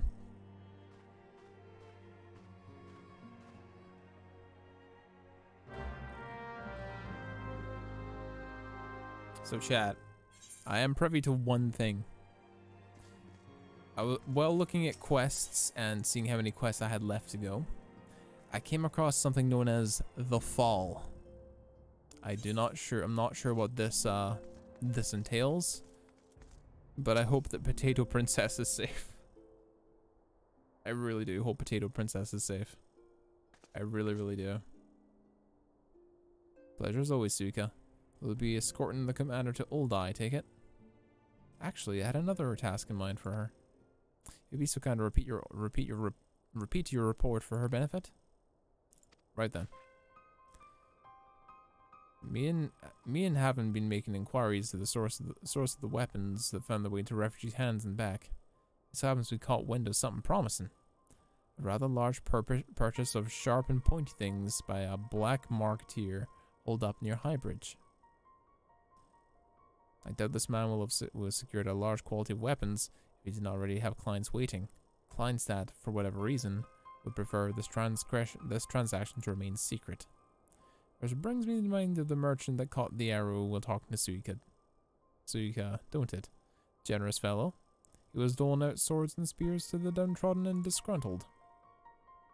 Which isn't to say these clients have the same mischief in mind. But if you want to be sure, might you want to pursue to interfere before they collect their goods? Savvy?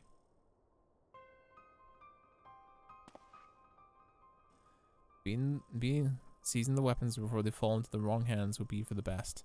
However, if we strike at the appointed hour, we may capture the black marketeer as well as his clients. What say you, Suika? Sounds good to me. Then it's settled. Rendezvous with Captain Ilbred at Highbridge, and interfere when the exchange takes place. Now then, if you excuse me, I must leave for Ul'dah. I expect good tidings.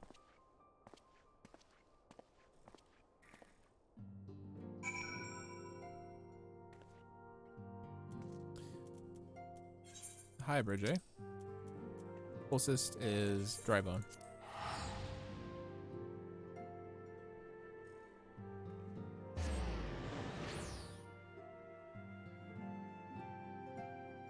The plot thickens, chat. The plot thickens.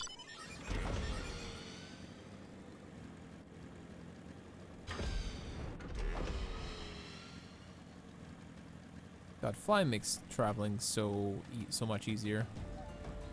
I just wish the bike has like some cool wings on it or something that sprouted from it. That would be really cool. do have some like vapor trails though, so I'll have to do. Hellbird. Thank you, Colum. I appreciate that. Suika. My scouts have been keeping a close eye on the Black Marketeer. It seems that his guests have arrived. It also seems that he's hired more than a few men to stand guard. No common thugs of consequence, but nevertheless they pose a threat. Even so, I felt compelled to apologize. This is far beneath a woman of your standing, and Commander Livelier would need to dispatch you hither. But powerful men have ever need a pair of loyal, able-bodied friends. Having found one in you, 'tis only natural you become to rely on without hesitation. The Red is eager to bring the Black Marketeer and his clients to justice. Now then, we should make for the burning wall without delay and secure those weapons. The first unit will ensure the clients don't escape. With me, Suika.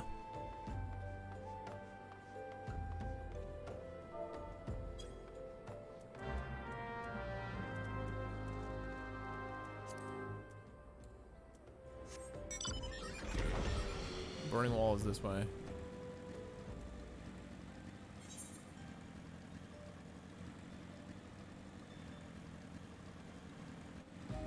Can I just fly over it?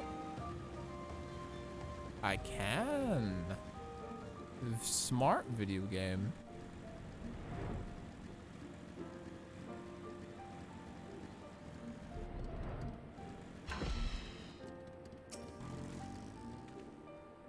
I spy the one man, but there are others, to be sure. I've got a plan. While you approach this entry and create a distraction, my men will slip past and catch the Black Marketeer unawares. Once you dispose of the thugs, wait for us outside the tunnel entrance. Any questions? Then let us be off. Good luck, friend.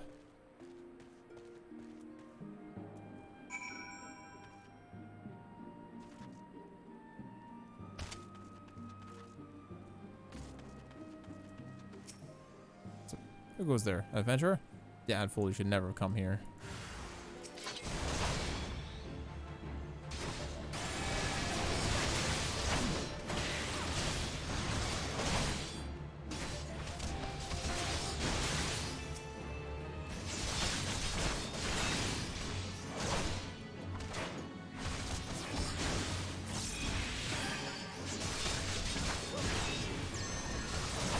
Boy's got some armor.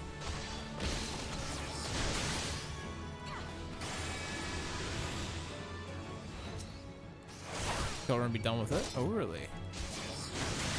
I beg to differ.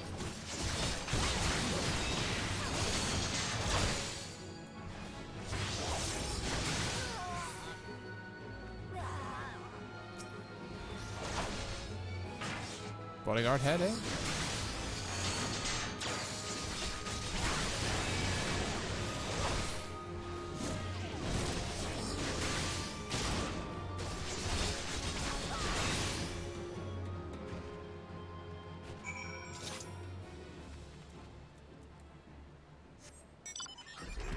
Let me know if and when you want to do the Crystal Tower. I think you're getting close to the point where it'll stop you from doing the main story quest. Okay, no worries. I'll probably go until it tells me to stop, to be honest. Which is probably soon, to be honest. Tell you what, as soon as I hit the point where it's forcing me to stop, I'll take a break. Then come back. I think that'll be for the best.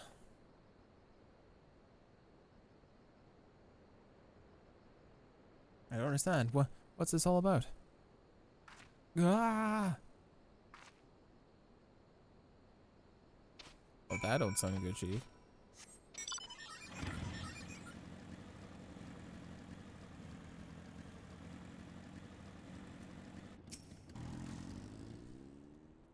Ilbred, what's this? What happened? As you can see, this is a fine mess. I tried to restrain him. He drew a hidden blade and lashed out. Before I could disarm him, one of my subordinates panicked, and this is the result. How foolish of me to underestimate the bastard and to bring an unexperienced recruit. Commander Livelier will be most disappointed. Damn it all, a golden opportunity wasted. As for the clients, though we do not know, they slip past our perimeter. At present, the first is currently tackling a party of dusk white sellswords, and we may suspect them. Would it be we enlisted the aid of the immortal flames of their brass blades? Alas, we're here to aid them, and they are no in position to aid us. Well, at the very least, we've secured the weapons. Yet even that accomplishment is lacking. And for the information we received, it indicated a massive shipment, but this is anything but. Damn.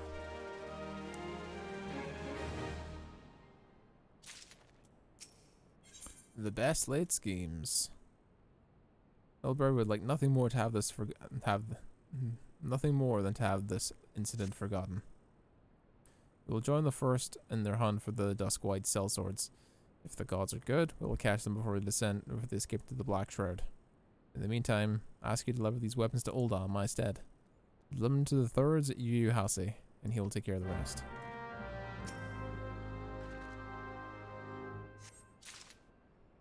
Confiscated crate. Oh boy, that's a walk.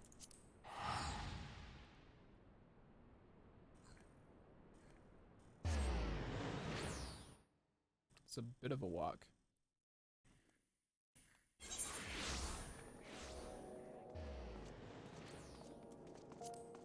I'm gonna switch on my vapes.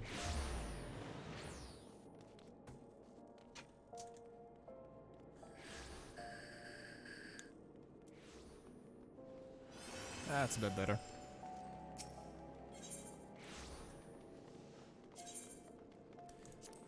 Try the chamber rule first. That should give us a good.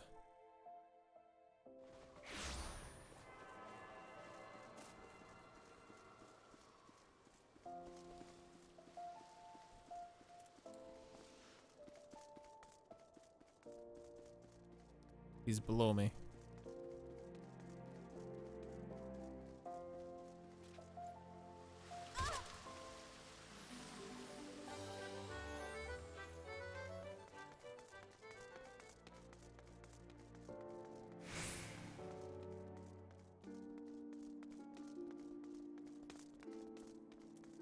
Yu Hase, here's the weapons. Ah, the Warrior of Light, a reliable friend to the Crystal Blades. The Crystal Braves. You have my deepest thanks for your assistance in Korthus. What brings you this day? Contraband weapons.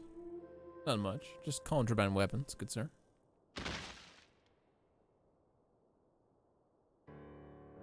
Gift for weapons from a certain black marketeer, courtesy of Captain Ilberd, you say? Understood. Once we catalog the contents, we'll have them delivered to the Hall of Flames. This cannot be everything, can it? Raoul said with confidence there would be a far greater quantity of weapons. A blatant falsehood. Clearly Raoul is unfamiliar with the ways of Uldan merchants who ever strive to present themselves greater than they are. We should be thankful this information was not completely erogenous, and we've managed to achieve anything of worth at all. So it's something worth celebrating, isn't it, Lieutenant? Besides, there are more important things to worry about, like fighting those Garlings up north. We know if I have anything to say about it. Our orders are to have stand watch, not to seek glory in battle. If no further need for us, I shall take my unit to Cerulean Processing Plant. Time forth to end their keep, eh? Fight well, Alian, for the freedom of all.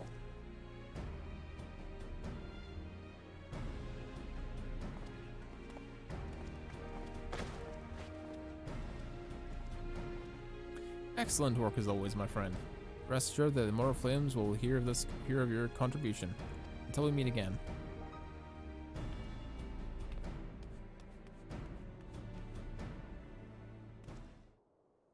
Suika, a word if it pleases you. Not here. Look for me at the Sapphire Avenue Exchange. No need for whistling this time. Don't you worry.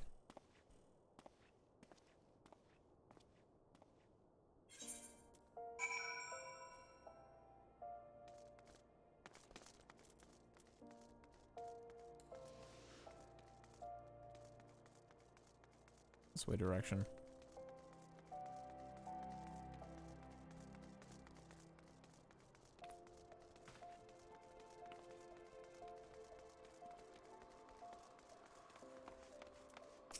Raoul. Thanks for indulging me, request.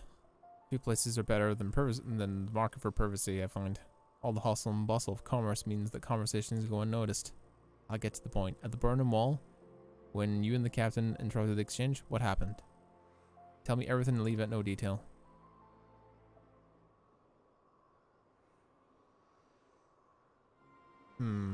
That's not quite how the first told it. These Dustwites were chasing. The latest word is we lost the trail. But you never saw them yourself? Not before the fight started? And not after? Something ain't right. I don't know what it is, but I can feel it in me bones. I'm not daft enough to be misled by some merchant's drunken boasts. Our information was reliable, goddammit. I know he purchased those weapons. As if I've never deciphered a moneylender's book, or never had to follow a transaction back to the source. Did plenty of that back when the Braves were getting started, believe me. The commander wanted assurance that we weren't taking Gil for the wrong sort of benefactors. Of course, these days money flows like water, and the first and the third get the shiniest new toys. Forgive me, friend, I have a lot on my mind these days, and I appreciate you lending an ear. Alright, let's be back to it. Are they saying that the Crystal Braves have... Some of them are bought? Zuka, can you hear me? It's Tataru. Your presence is urgently needed at the Rising Stones. Please come see me as soon as you're able. Oh boy.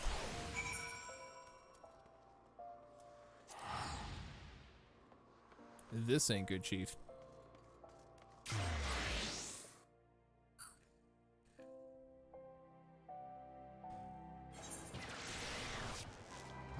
Please don't like corruption in my nice midst. I don't need more trouble.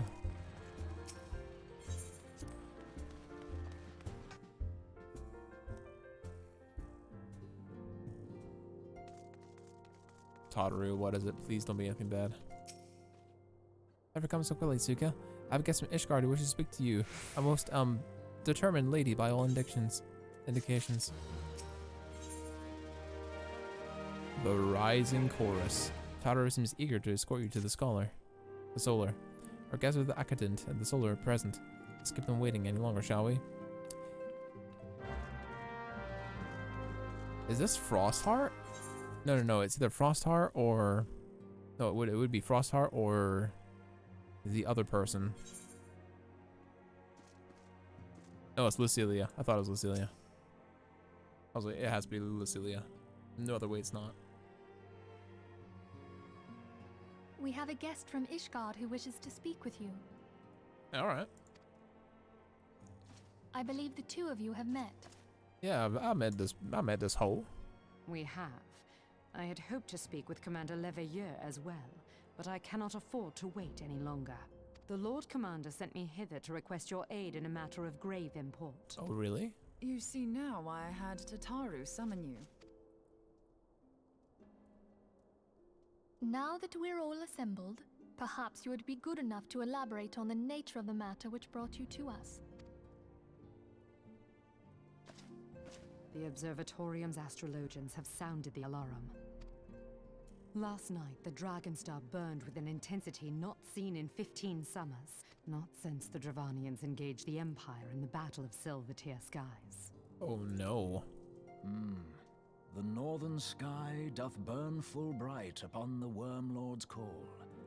The red behemoth beckoneth, and flame consumeth all. The old Curthan rhyme, aye.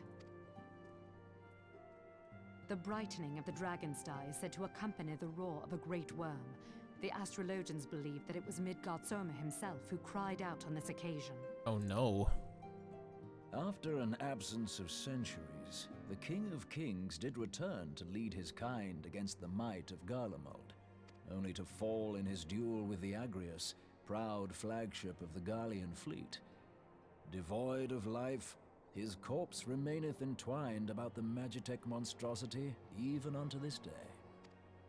Ariange has the right of it. Whatever this alteration in the Dragonstar portends, the Great Worm has shown no sign of life. Tataru, have the Domans reported aught out of the ordinary?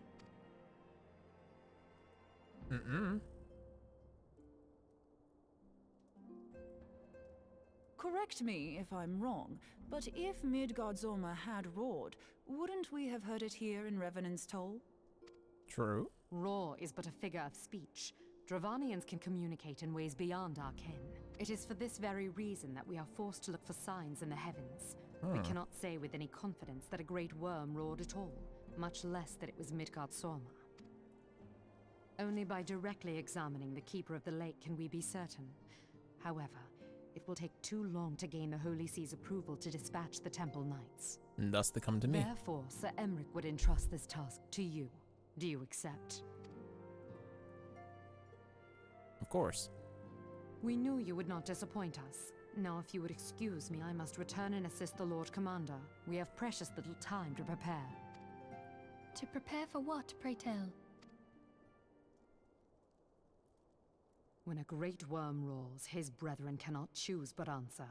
We prepare for battle. Whoa, okay.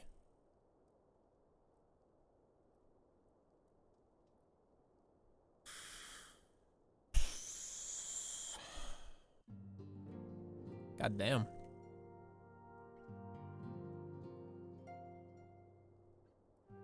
Forgive me if I state aught which you already know, but have you ensured that you have an understanding of the nature of your destination? As Orange stated, what we now call the Keeper of the Lake is the wreckage of the Aegrius, former flagship of the Imperial fleet, and the corpse of the worm responsible for its destruction. 15 years ago, as in the next step of his campaign to subjugate Eorzea, Gaius van Balsar attempted to seize control of Mordona. So massive was the force that he thought the victory was a foregone conclusion. An unlikely ally came to Eorzea's aid that day. Midgardsormr, the legendary garden of Silvertear Falls, burst forth from beneath the waters of the lake and led a host of dragons against the Garlean airships overhead. In what would be later known as the Battle of Silvertear Skies, the Great Worm felled countless airships before engaging the Aegrius. In the ensuing struggle, the flagship's Silurium engines failed and tumbled into the lake below. Yet this victory came at a great cost, for the explosion which followed claimed the life of the Great Worm himself. And that same explosion transformed Silvertear Falls into a desolate wasteland it is today, drained the lake of its waters and crystallizing aether from realms around. Yet a remnant of the lake remains, and at its center, a constant reminder of the fateful day from long ago. In accordance with Sir Meric's wishes, our Doman allies have been standing watch over the Keeper of the Lake. It would be wise to speak with them before investigating the wreckage yourself. Be careful, my friend. We do not know what dangers await within. Now then, let's not neglect our own tasks.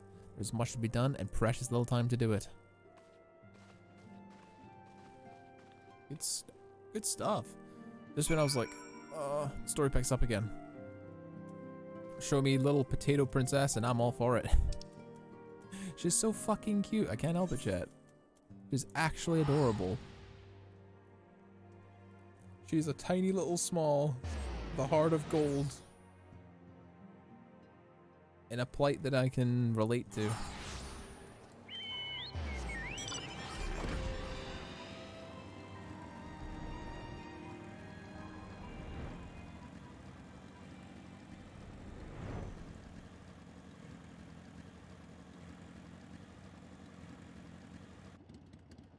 This must be the lake.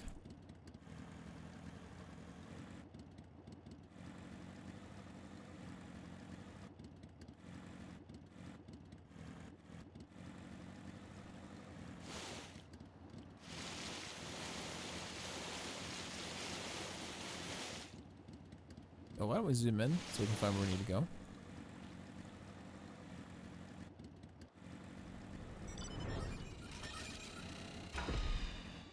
Doman watch.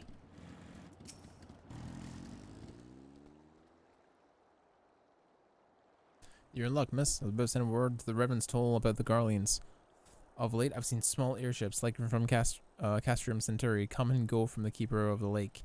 Though I cannot say from this distance, I believe they are salvaging something from the wreckage.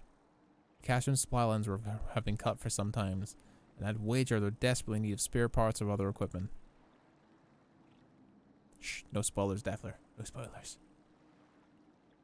That's true. Then, the Guardians honestly fear the worm might arise again. Whoa. Well, from here it seems rather unlikely, but assurances they got no choice but inspect the corpse's entirety. Easier said than done, given the creatures which inhabit the wreckage, and aforementioned Guardians who do not take kindly to your presence. Be sure to fire upon an airship, so I'd advise a more stealthy approach. Take this boat and a few of your comrades into the base of the Aquarius, and climb to the top. That's the only viable approach, I'd say. Keeper of the Lake now available.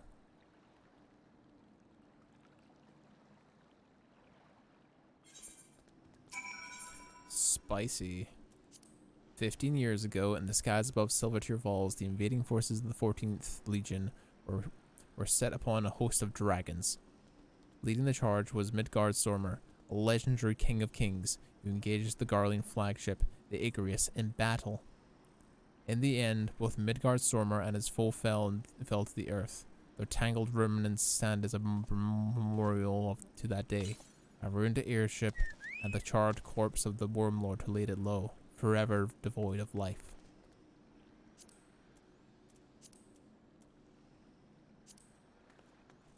So in the cinematic trailer? Yes, I did. I've seen that trailer because it was replayed earlier. Alright. Let's do it. I'll double check. Keeper of the Lake. Party of 4. Cool.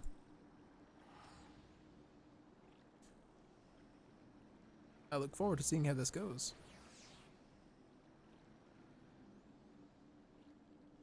Best luck is a rough one. I'll be fine. I know my rotations of my armors and stuff pretty well at this point. As my allies, though, let's see if they're capable of dodging a few AoEs.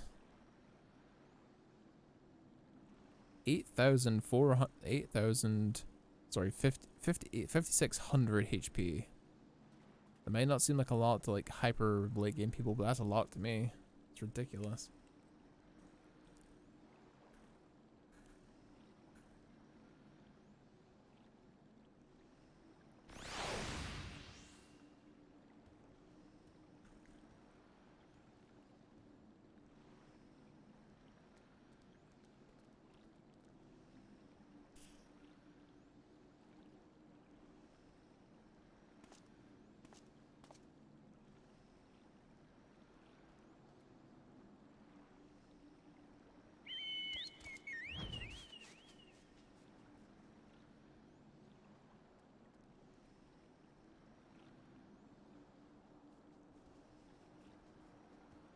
Less than 5 minutes?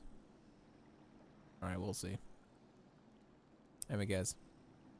I do appreciate everyone stopping by for tonight and watching these. I really do appreciate it. I had quite a few people tell me that that if I played the FF14, I would have no one come in. Clear the queue? Alright. How do I do that? Withdraw.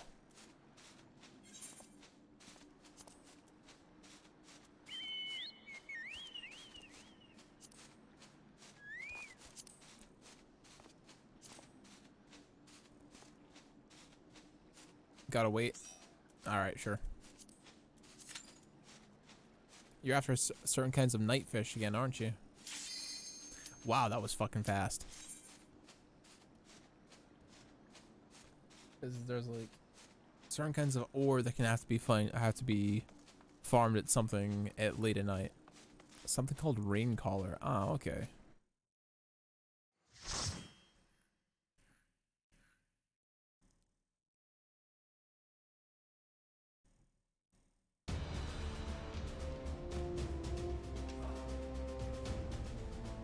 It wouldn't rain until 9:16 my time. Wow, this place looks dope. The Keeper of the Lake.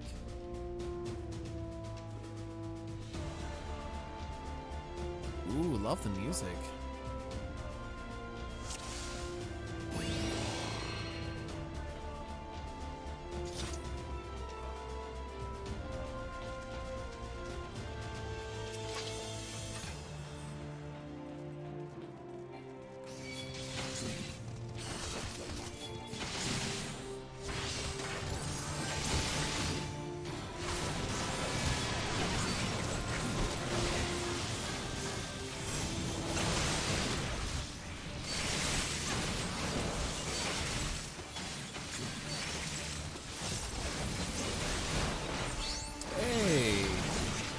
Dango, welcome, my dude. Hopefully you're having a good day today, man. Thanks for swinging by for the stream.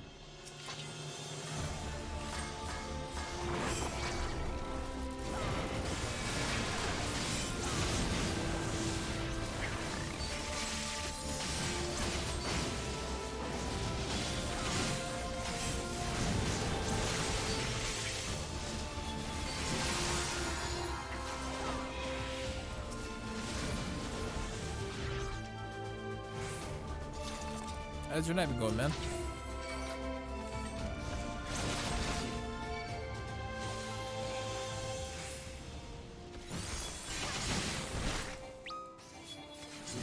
Oh, fuck.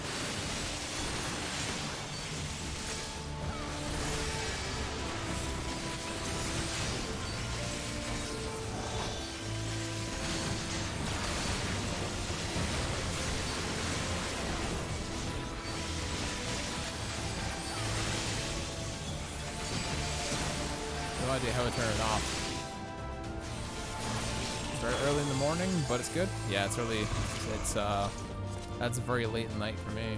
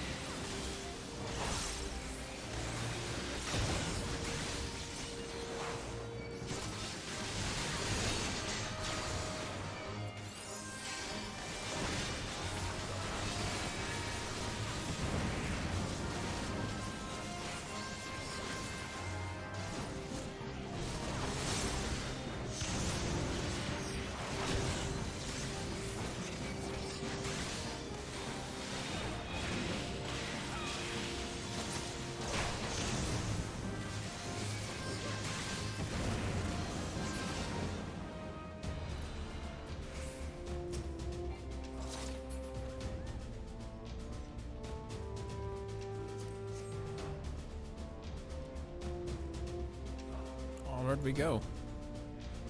Let's up in this game called Splitgate. Oh, cool. Nicely done. Thank you.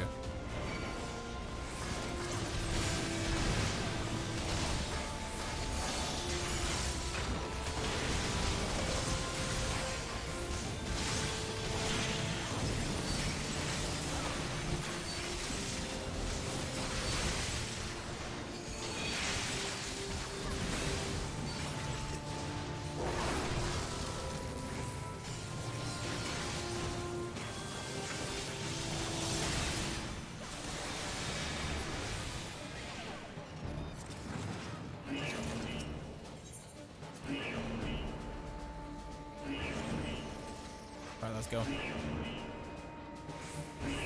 Oh, that's a big boy.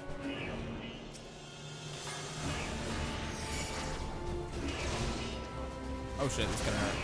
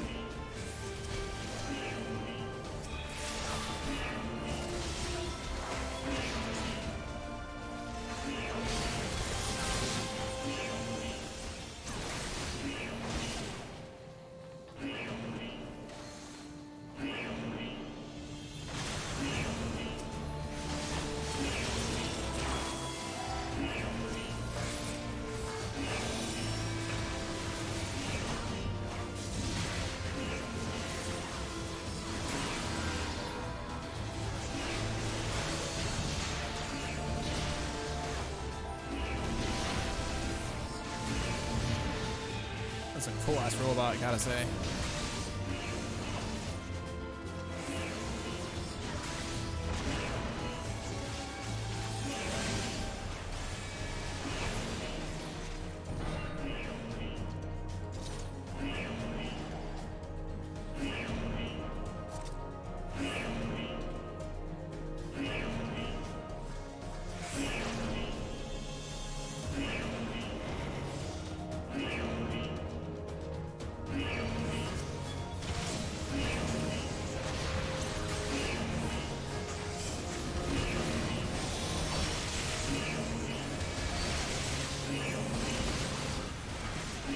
Oh, that's gonna hurt.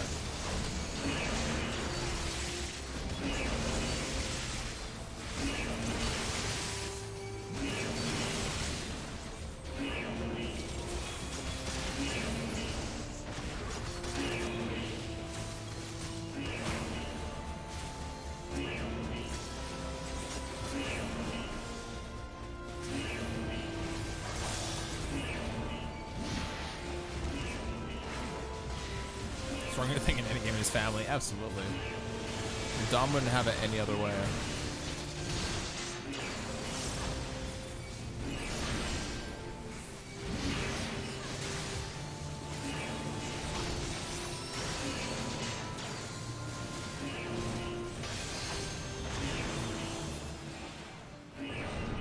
Nice.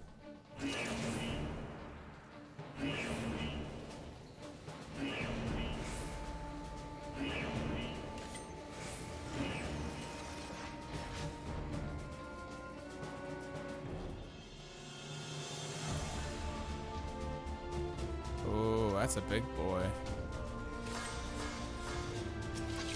Hey, the Star Wars Republic called. They want their gunships back.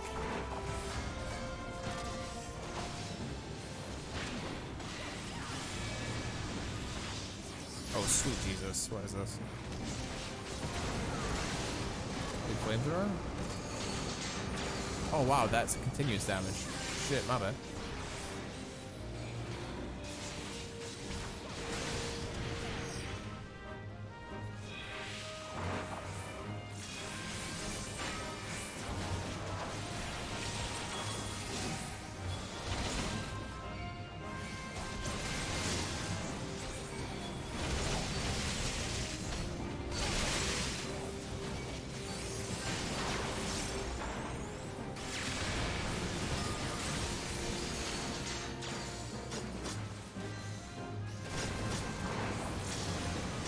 Time to vibe, hell yeah.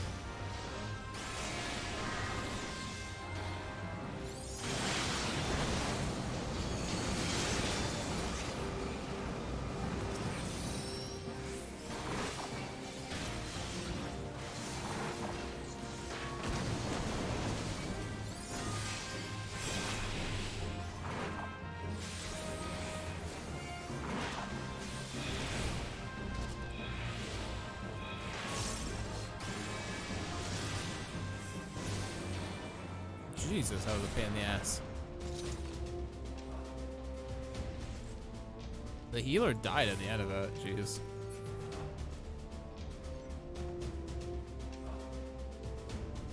It's actually not innate of healing. What? I don't even know what that does.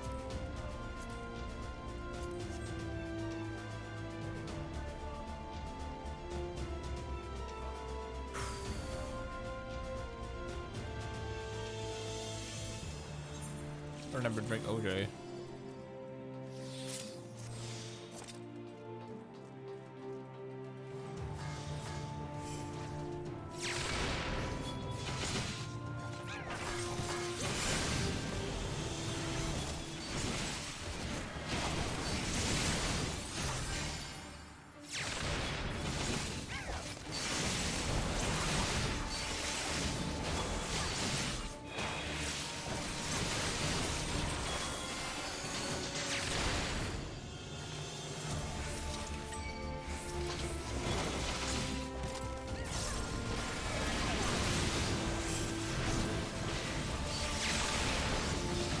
This is gonna hurt.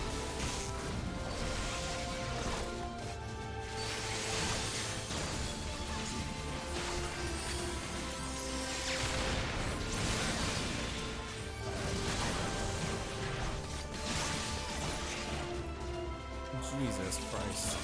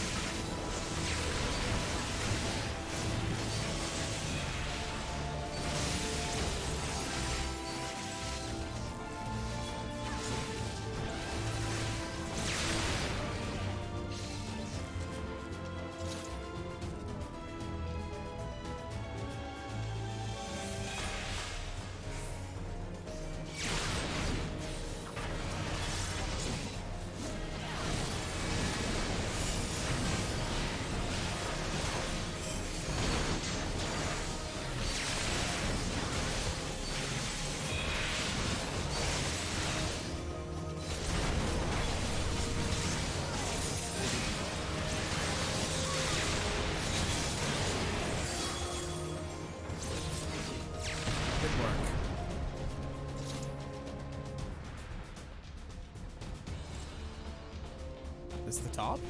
This has to be the last fight.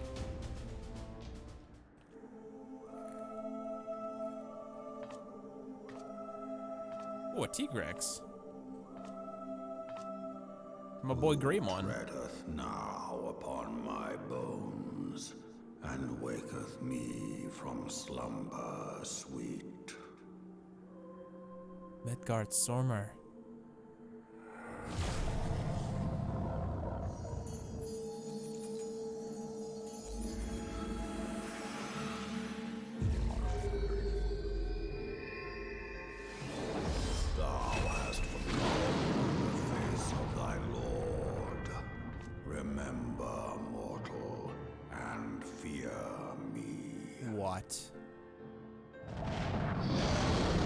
Spirit Dragon.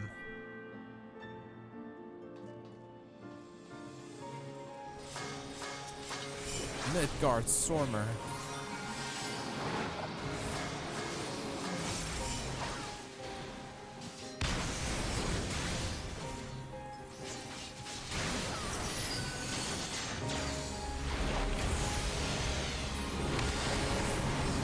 Oh my god, okay, I need to be on my game.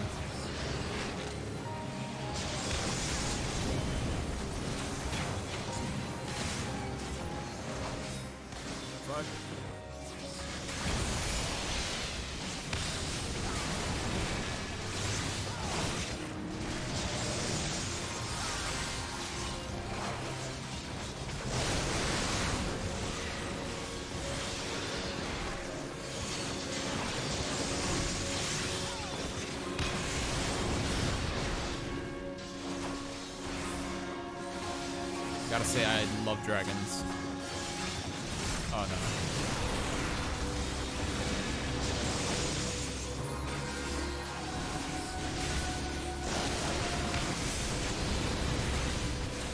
Oh yeah, you weren't kidding when this you said this is a rough one. Fuck.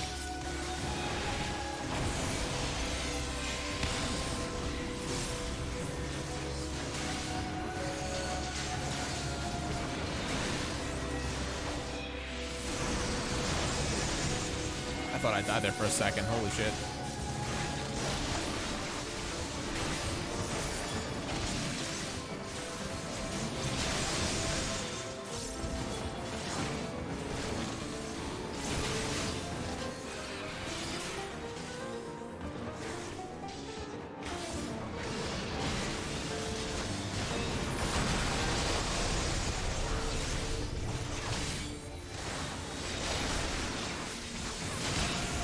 It's gonna hurt.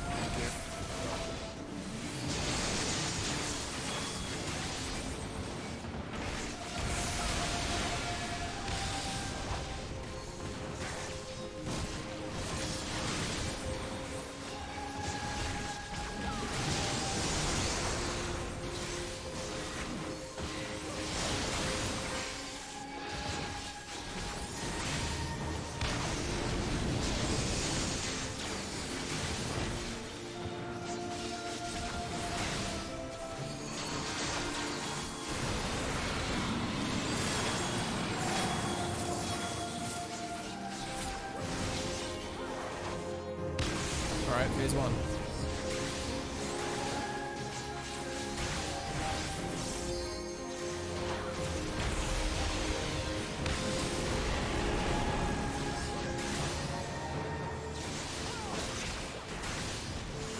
Oh, it's gonna hurt.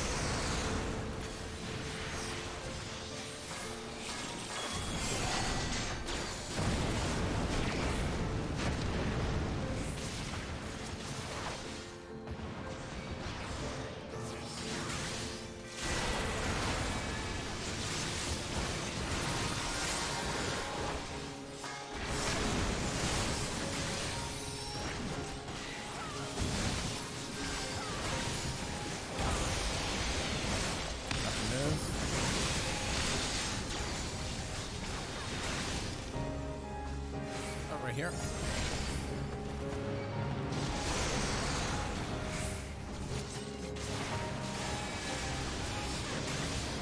Oof.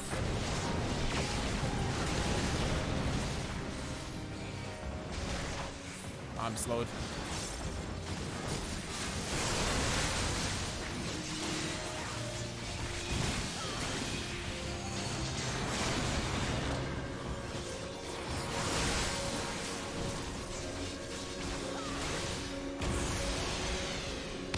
Fucking hell. Ow, that hurt.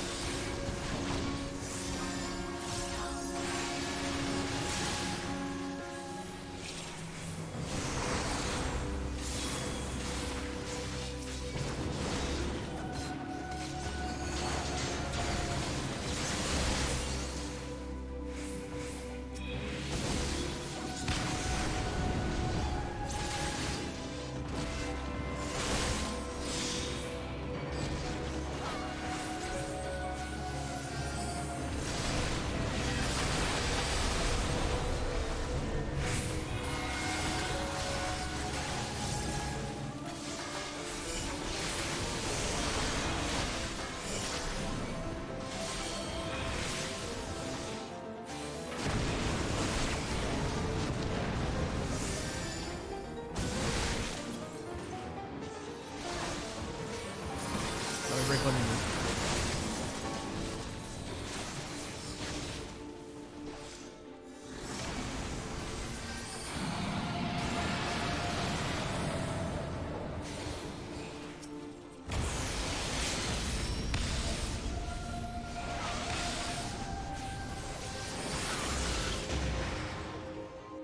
Never mind, Lamau.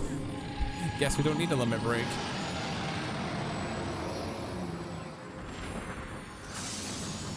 Hope the ninja would have done it. Yeah. I didn't fall once.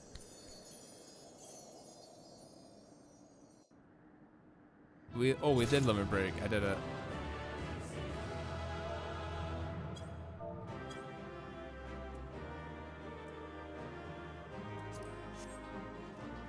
Well played. I'm gonna move to the healer. They survive that whole time.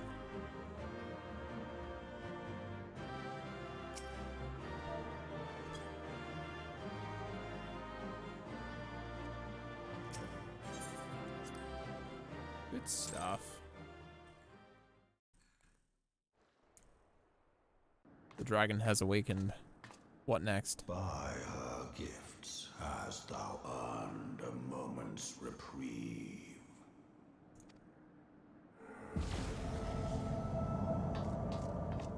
Wagon. Speak, mortal, and I shall listen. Okay, wagon. Guided by a star.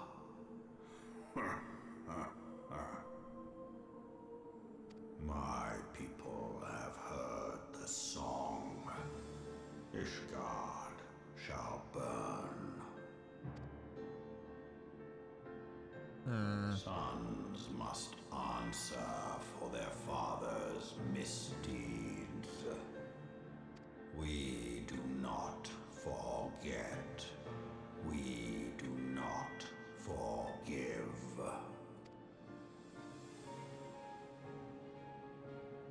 Seven children did I sire. One now singeth of retribution. The brood of Midgar Sormer. I rise to join in the chorus. Thou art powerless to silence us, mortal. Yet thou shalt not live to labor in vain. Thy reprieve is at an end.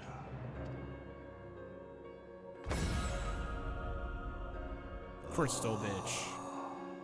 Trickery is thy shield.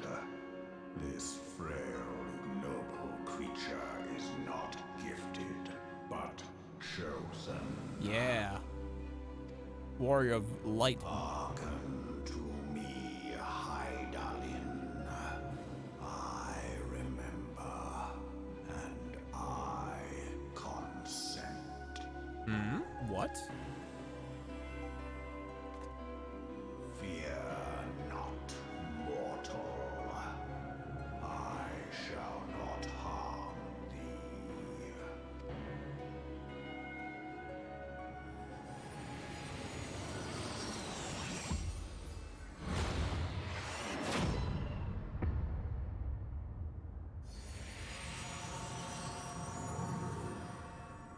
A blessing? A blessing from Midgar Sormer?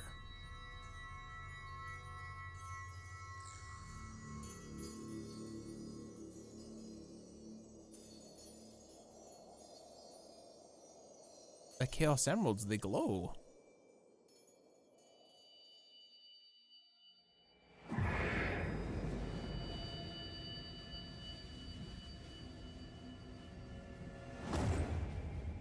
What?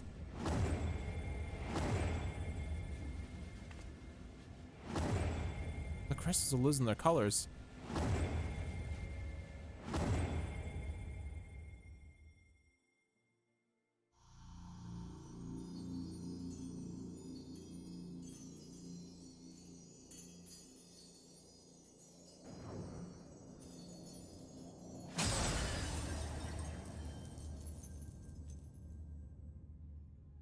Not my transmutation circle.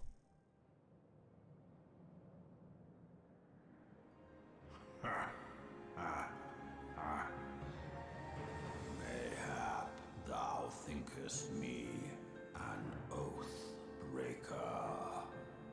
Thou art mistaken. If thou comest to harm, it shall be by another's hand, not mine.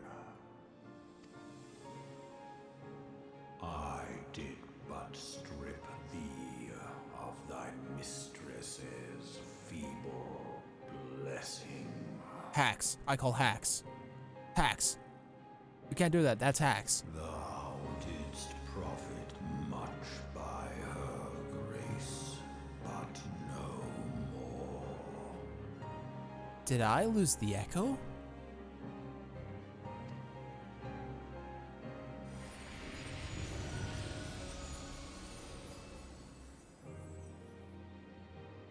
Huh?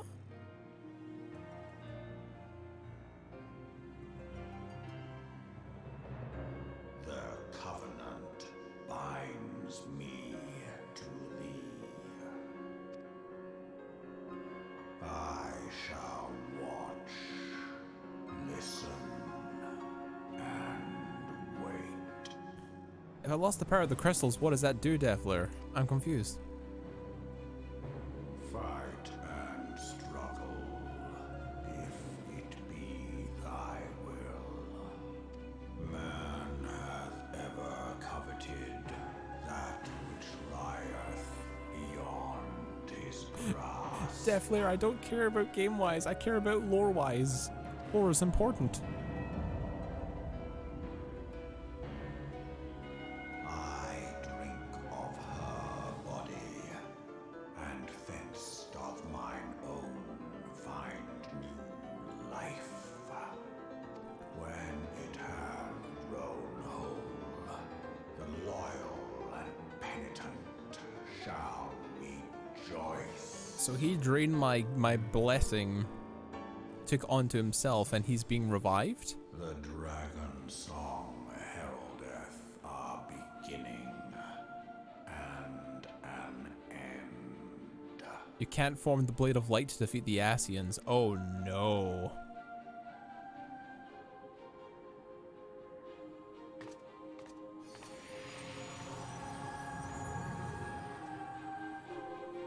Oh no. Is this the fall? You may summon Midgar Sormer by selecting the corresponding entry in your minion guide. Midgar Sormer minion, eh? I always wanted a dragon.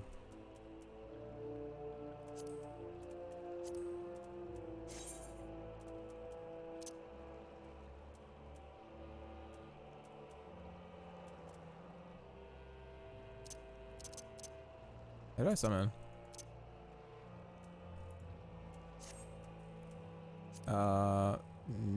Minion guide.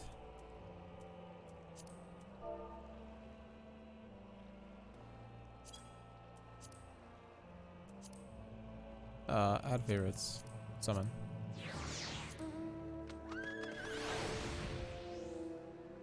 Tiny dragon friend. He's gonna stick with me for a while.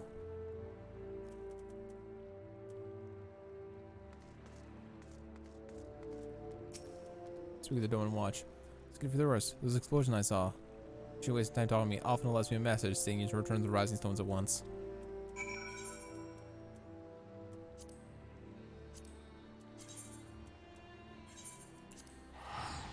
We lost the blessing. Shit. Damn you, Midgard Sorma. Why would you do that? Why must you do that? Why would you do that to me? We're supposed to be chill.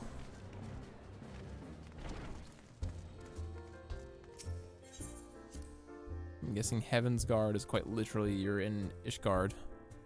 In a special area in Ishgard, I'm guessing. I still don't know what the fall is. I have no clue.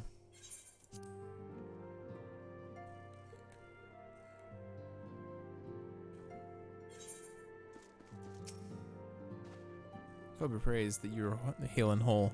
I came as Minfilia informed of Sir Amaric's request. You can play Rescue and keep it lake. I'll leave you your report.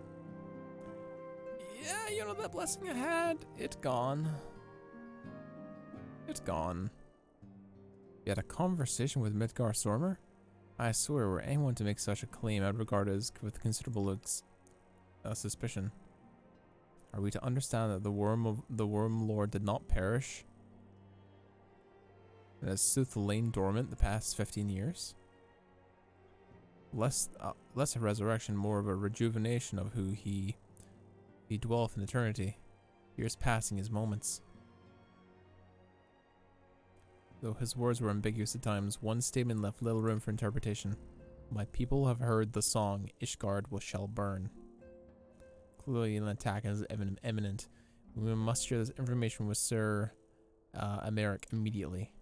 However, we do not divulge our conversation with Midgar Sormer in its entirety. To even acknowledge that you heard the voice of a Dravanian is a grave but necessary risk. Lest we forget, men have been executed as heretics for declaring as much.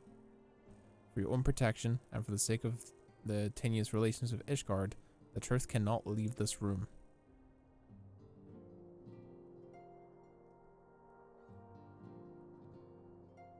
As for how we will present our revelations to Sir Americ, emissary, we leave that to me. Pray return here for now.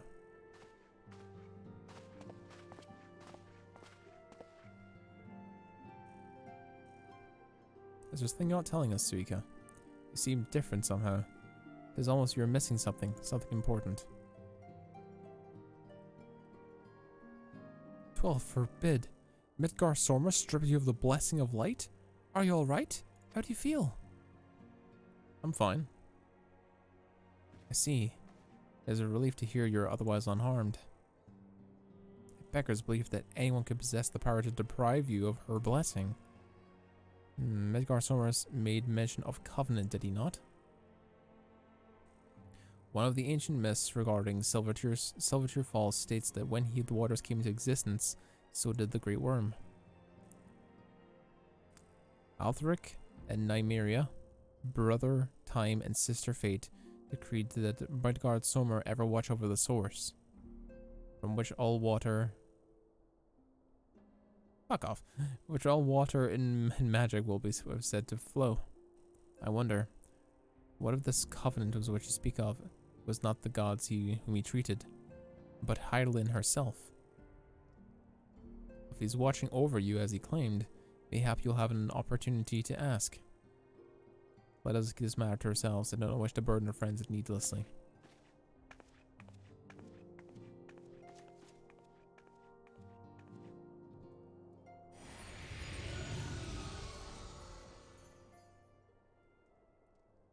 Though art thou a pawn or a master of thy fate? What hast thou wrought in thine own hands, mortal?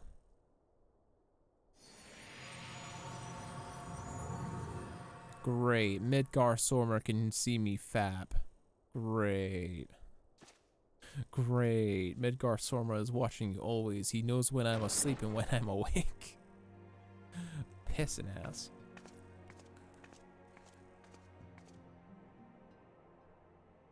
My friend, I can scarce believe it. You confronted the Worm Lord and lived to tell the tale. Yeah.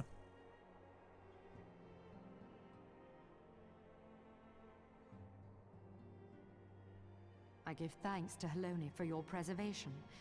It is our sole cause for gladness.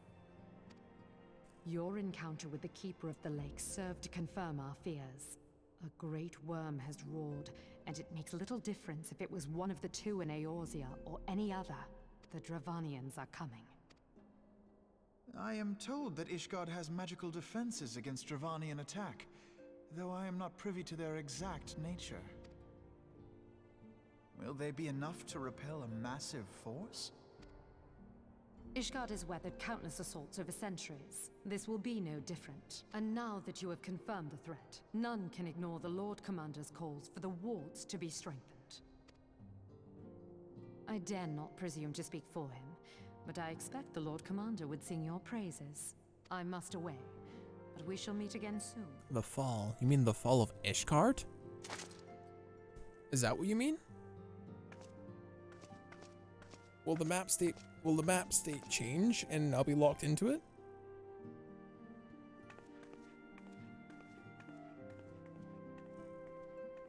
Countless assaults weathered, and this will be no different? Why am I not convinced?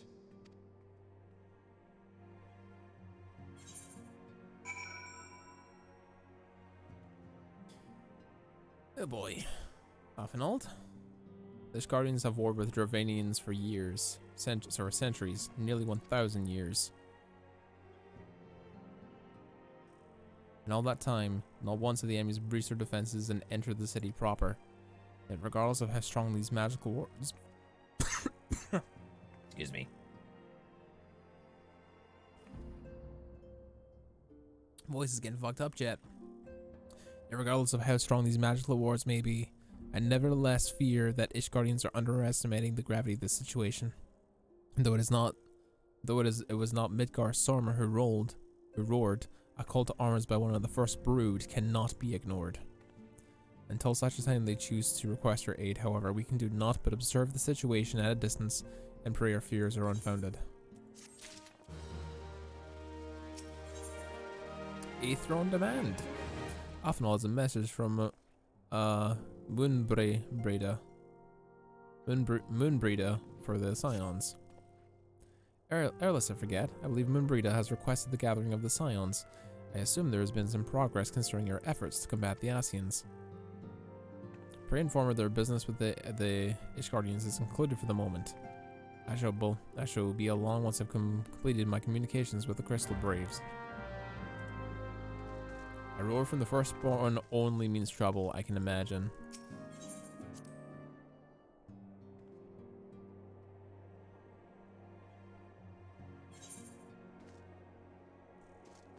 Oh, Moonbreda. Not main bitch. Saito. Gotcha.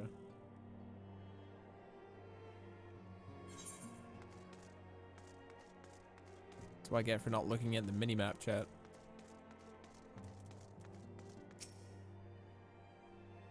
All done with the Talk of Dragons? Wonderful. Because Asians are next on the menu. Let's head into the solar, shall we? Oh boy. How am I gonna tell them that I can't form a blade of light without the blessing? How am I to tell them that?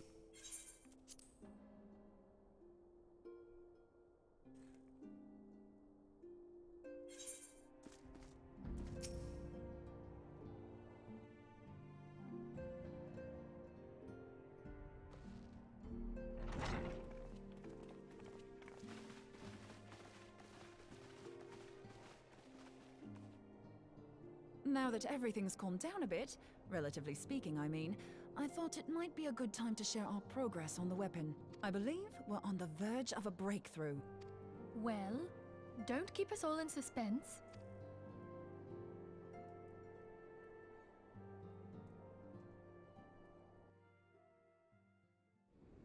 Just in case anyone's forgotten, let's start by reviewing what we already know. So, an Asian is an immortal because its soul doesn't return to the ethereal realm when its host is defeated. Instead, it flees to the place that lies between our world and the void. Okay. Therefore, the first step to permanently defeating an Asian is preventing its soul from making this journey. And if you recall, when we last gathered here, I had verified that white auracite has adequate capacity to entrap the beings, albeit only briefly. Which left the small matter of their extermination. Aye. To unmake an Asian soul, one must needs smite it with a concentrated burst, or blade, of purest ether. However, we wanted for both the data and the means to forge such a weapon. Short of experimenting on an actual Asian, you see, there's no way to gauge how much ether its soul is made of. As such, we don't know what etheric density our blade needs to have in order for it to work. So we'll just have to make the densest blade we can and hope for the best. Though that would require a lot of ether. Hang on a minute! Why didn't we think of this before? White auracite can hold an absolute heap of ether, can't it? Please tell me you're joking. God's sakes, Ida. I feel as though I'm reliving the same scene over and over with you. How many times do you need to be told that white auracite cannot store ether for long periods? Being intangible matter, ether is given to dispersion. Only in its crystallized form is it a stable source of energy. I will test you later on this, so see to it you do not forget. Right, yes. It's all coming back to me. So our hopes rest on good old crystals again, do they? While they are certainly reliable, they leave something to be desired in the area of portability. Indeed. I am reminded of the quantity of corrupted crystals required to thwart Leviathan, and the extraordinary lengths to which the Lamentsons went to transport them. What if it should prove that a similar quantity was needed to destroy an Ascian's soul? Or still more? Oh boy. I do not envy the poor sod who has to lug all of that around, on the off chance that an Ascian appears. That's the very problem we set out to solve. And I reckon we've found the answer. If it isn't practical to lug around the ether we need, we'll just have to draw upon another source. Which is? And the only viable source is the land. Oh. If you mean to tap the Great River of Ether, know that it will entail considerable risk. Meddling with the currents may well induce a surge like to the one which despoiled Mordona. Give me a bit more credit, will you? Why would we need to tap the river when there are veritable reservoirs jutting out all over the land? I speak of corrupted crystals. It might be that their aspect is out of balance, but a crystal's a crystal. It contains ether, and we can help ourselves to it. Okay. While corrupted crystals are indeed abundant, there is no guarantee that they will be in close proximity at a crucial moment. But what if we don't need them to be? What if we could tap their power from afar? A malm away, say? If we could do that, we'd have ready access to ether aplenty in almost every corner of Eorzea. Cool. But how do you do that? From what wizardry would you need? I've yet to put my theories to the proof, but I've got a good feeling about this. If no one has any objections, I'd like to see where this avenue leads. If you think it worth your while, you have my blessing.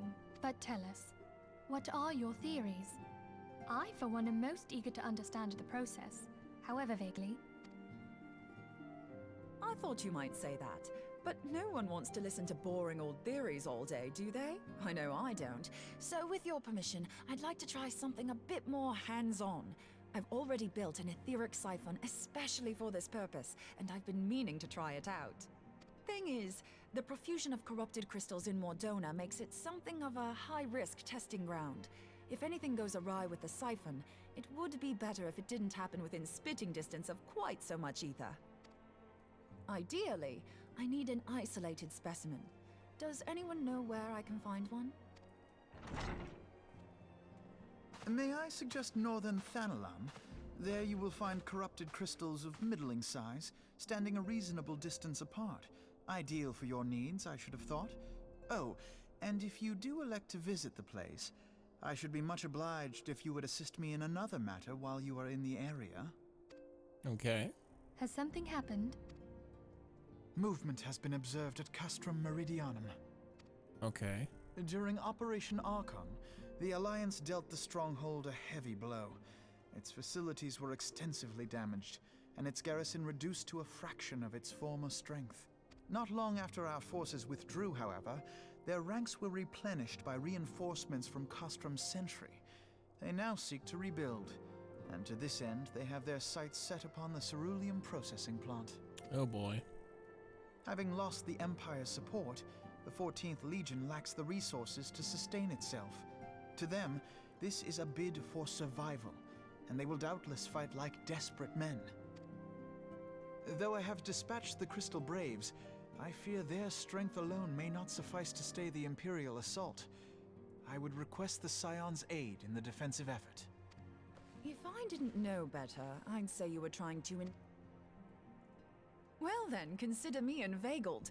I won't lie, the crystals you speak of sound perfect, so the Garleans have to go.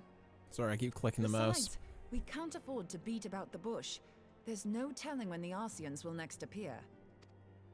Thine eagerness to hurl thyself into the jaws of danger cometh as little surprise. Exercise due caution, I prithee. Though you have become a Crystal Brave, you are yet a Scion, Alphino.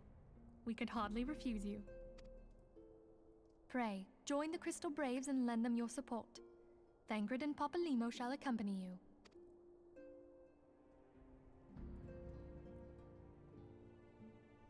Ida and Yashtola. In the meantime, I would have you assist Moonbreeder. Scout out the crystal clusters, that the testing may commence as soon as the Garlean threat has been eliminated. Alright. If it please you, I shall continue mine own experiments on white orosite. Thank you, Arianger. Everyone, pray see to your preparations and depart as soon as you are able. Go well, and be safe. Alright. More beating up Imperial bastards. Gotcha.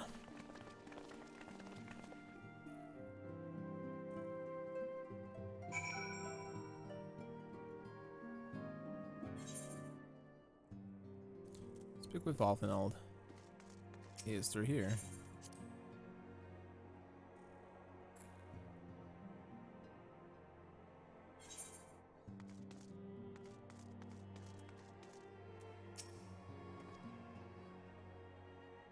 It would seem that the events have once more conspired to rob us of rest and recuperation.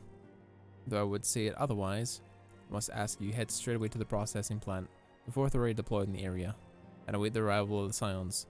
Wolfred will brief you of the developing situation. Meanwhile, I must rendezvous with Captain Ilbred at the Ilberd and the headquarters in Ul'dah. I shall take command of our forces there with a lighter heart, knowing that you'll go to the support the front lines. Lots of cutscenes.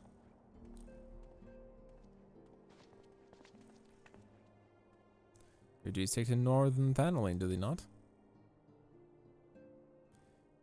We too must say our farewells to the Rising Stones for a time. Flamin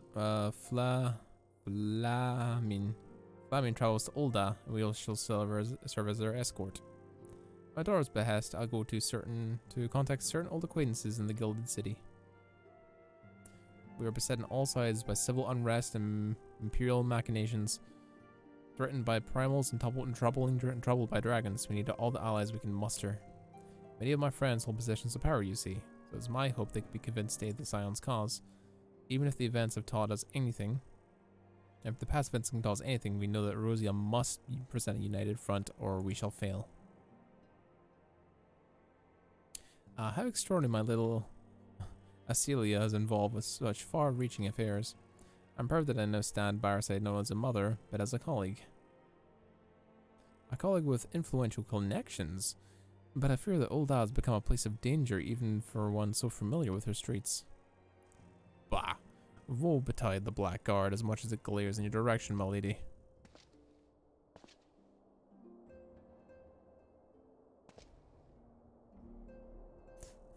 Seems I'm well protected, it seems. Shall we be on our way then?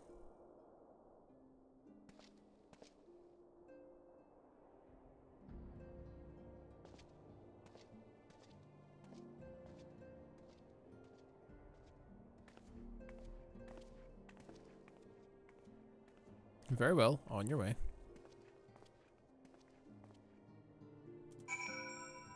Speak with Wilfred at the processing plant. I think now's a good time to be taking that break, chat.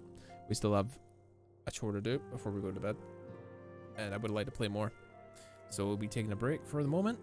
We'll be back in about maybe 20 minutes or so, and we'll continue, and then maybe go for like another hour and a half, I think. And we'll finish up roughly about 4 AM my time. But yeah, thank you all so much for watching. Do me a favor, drop a follow. I would appreciate it. And if you want to support the stream, consider supporting the stream. Yeah. We'll be back in about half an hour. Do I want to keep the stream up? And just say fuck it? You know what, I'll keep the stream up. And I'll just have the music on in the background. That may be a better idea. I'll try to be as quick as I can, chat. So y'all stay tuned. Be back in about half an hour. I'll write something up here. But yeah, catch you guys in a bit. I'll be back as soon as I can. Thanks for watching. Appreciate it. Okay. See you guys in a few.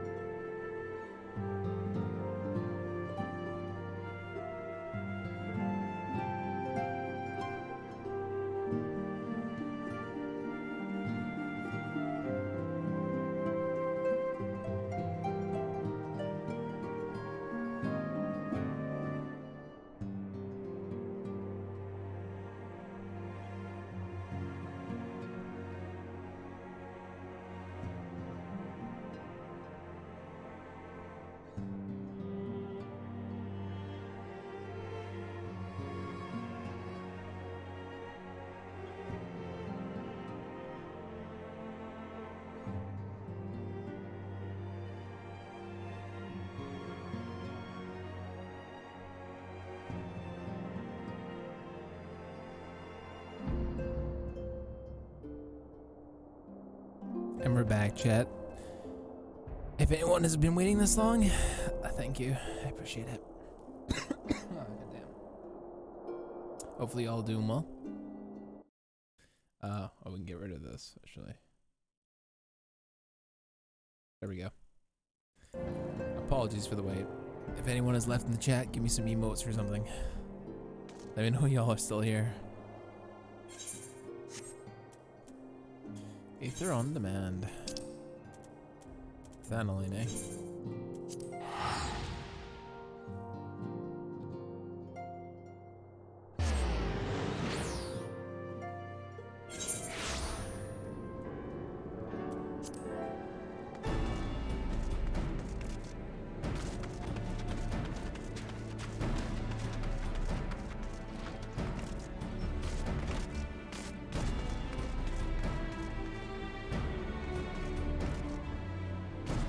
Alright, let's go.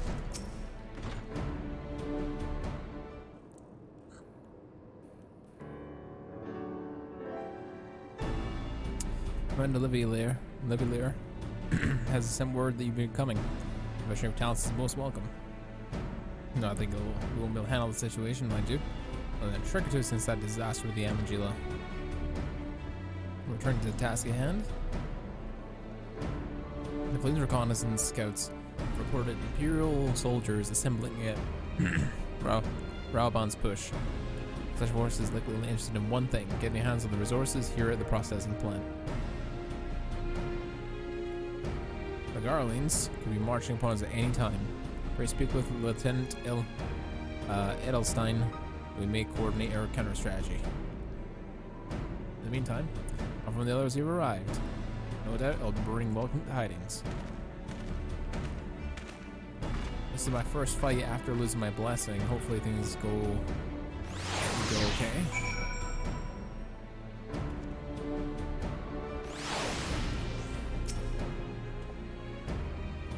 I was gonna say, my soldiers yet tell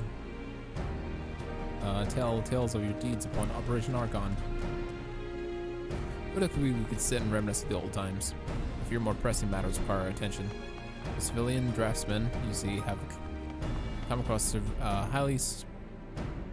several highly suspicious crates from the vendors at the processing plant. I had my sappers take a look at the box, and worst fears were confirmed. Boxes contain powerful explosives. Designs of Imperial design, no less. By my order, the Flame Station there are conducting a thorough sweep of the compound as we speak. Though it troubles me they were unable to apprehend the Imperial spy behind this, I fear they're able to neutralize the threat for now. In the meantime, our scouts bring troubling news on the latest movements in the Imperial Army. I once again ask for your aid. Lieutenant Edelstein wishes to share a report with you. Let me check my thing here. Yeah, everyone's accounted for. According to the reconnaissance reports that just came in, the squads in the cast from a few number to finally take our hold position. The likely meant a swift assault and focus the acquisition of the resources. I have, of course, also shared this report with the Crystal Braves. They decided to take the field to meet this assault head on. I have appraised your fellow Scions of the situation. I'm heartened to know if they'll be joining the effort. Bring a report to Lieutenant Alian, who is, and lend your much welcome strength to the counteroffensive.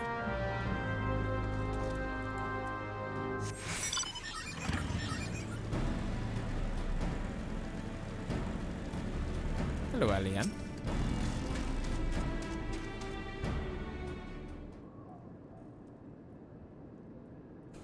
Glad to have you with us, Suika. I'm sure Lieutenant Edelstein has explained the Garlings have deployed a small force from Castrum Meridianum.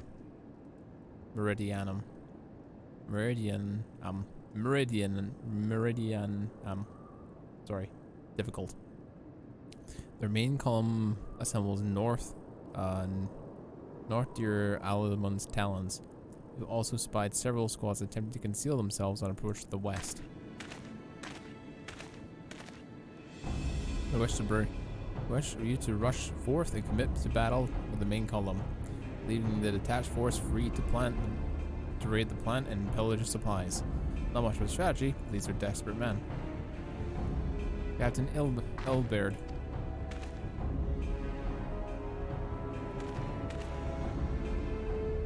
Greetings, Scion. I understand the commander bid you fellows to come lend a hand with the braves. With such mighty heroes at his disposal, the force shall have little trouble containing with the aught the Garlands might throw at them. And even if you cannot be everywhere at once, the river's getting restless hold up in Ul'dah. So I'm marching out here to fill in any holes in the planet's defenses and add the numbers to your counterattack. And the reinforcements are welcome. Enough soldiers out to divide our own forces and safely engage the enemies beyond the walls. Aye. It was best we avoid staging a battle anywhere near this Ceruleum. Let's take the fight to the Garleans. A wise course indeed. I shudder to think of the consequences should any of these storage tanks be exposed to fire. With any objectives, the Scions to join the fourth and give battle to this main column. You're with the third, then Warrior of Light. Your job will to interpret these squads heading in the west and prevent them from reaching the processing plant. When you're ready to proceed to report to Lieutenant Yuhase. As scouts have a rough idea where the Imperials conceal themselves now. Good. Ah, good.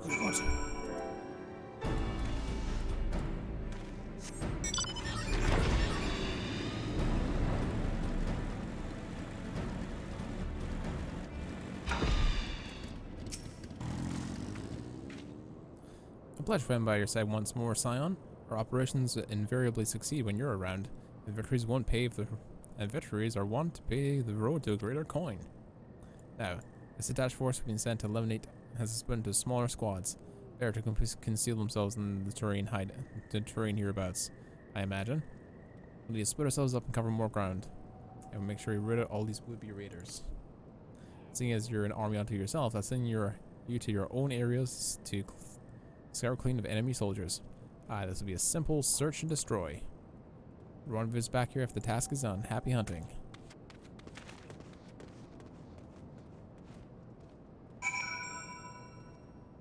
Just that one bit. Okay.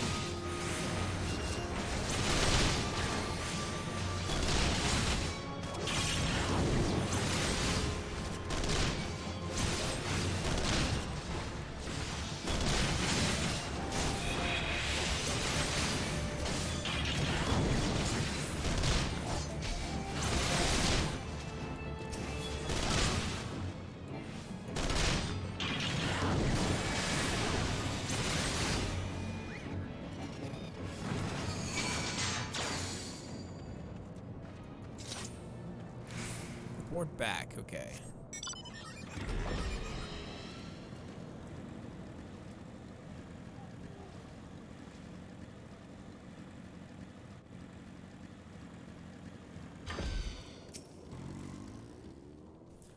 You seem grim, Scion.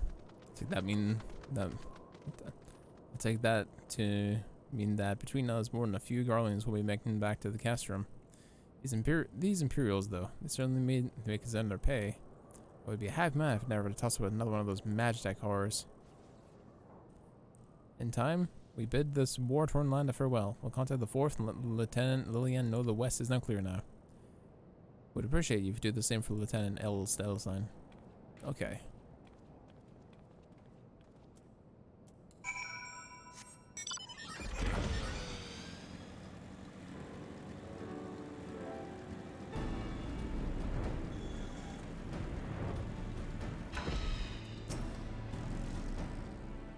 So I was gonna say, what is the Garleans?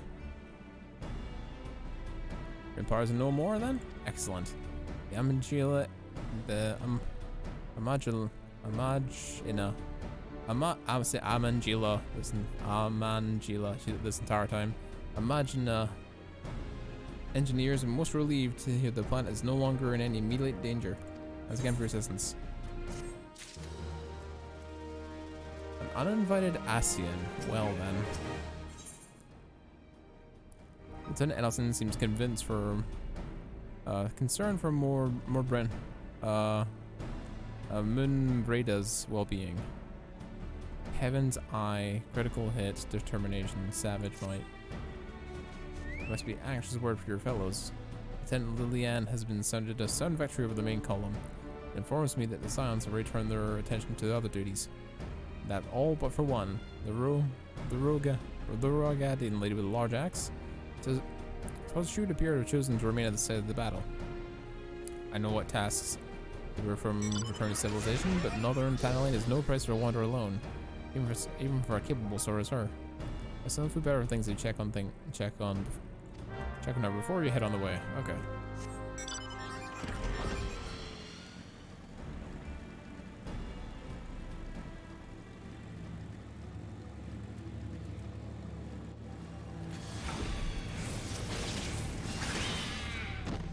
Brenda. What up, girl?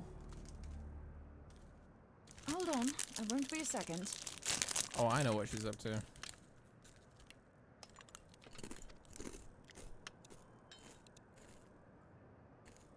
The beast seemed peckish, so I gave it a taste of my axe. Alright. I know. As Urianger never tires of reminding me. An axe ill becometh the hand of a scholar. What can I say? I like axes.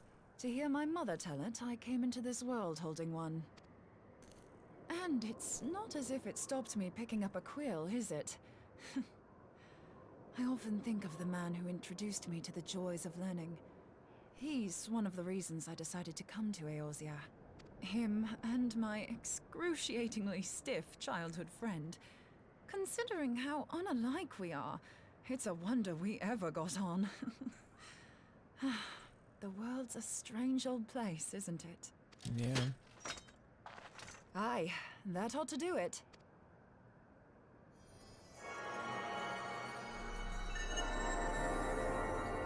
Whoa. So far, so good. At these concentrations, it shouldn't matter too much if something goes awry. Just enough ether to make it interesting. Did you see that? The way the crystal glowed? The siphon works, I'm happy to say. With a few refinements, it should satisfy our appetite for ether, which just leaves the small matter of forging our blade.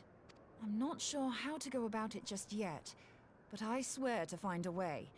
I'll put a blade in your hands if it's the last thing I do. Oh, don't say that. Don't tempt fate. She senses me. A useful talent.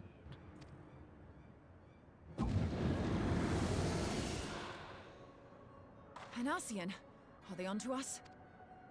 By your brand, I see you are an Archon of Sharlayan, keeper of knowledge, seeker of truth, meddler.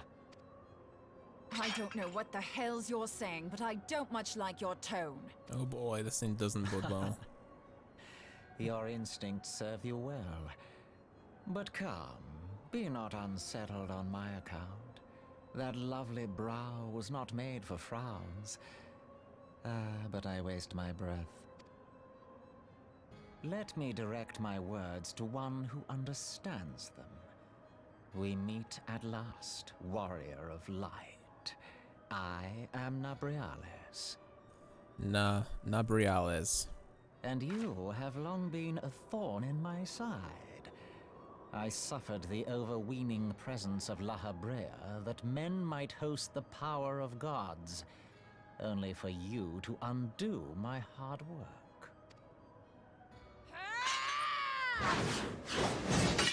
Oh, bugger. One finger? Do settle down. You must concede that I acted in self-defense. But what's this? I do not sense the blessing of light. Oh no. Oh dear. Could it be that frail Hydaelyn has forgotten her champion? This I did not foresee. Shorn of light as you are no longer a threat. And better yet, the seal is broken. Oh no. Now is the time to claim the staff. What? With it in my grasp, I shall rise above them all and take my place at Lord Zodiac's right hand. The staff? You mean the one we have? What did that bastard want with us? Oh, this is bad, though. Nobrialis, he calls himself. With charm like that, I'll bet he has maidens falling at his feet, unconscious. But this staff, you say just talking about it had the bastard grinning like a brat on his name day. Must be quite a staff. Oh, gods. He means Tupsimati, Master Louis Soir's staff. Minfilia's in danger. We have to get back to the Rising Stones. Uh-oh. They can teleport anytime they want. They can just jump in and out of reality. They could already fucking be there. They could already fucking be there by now.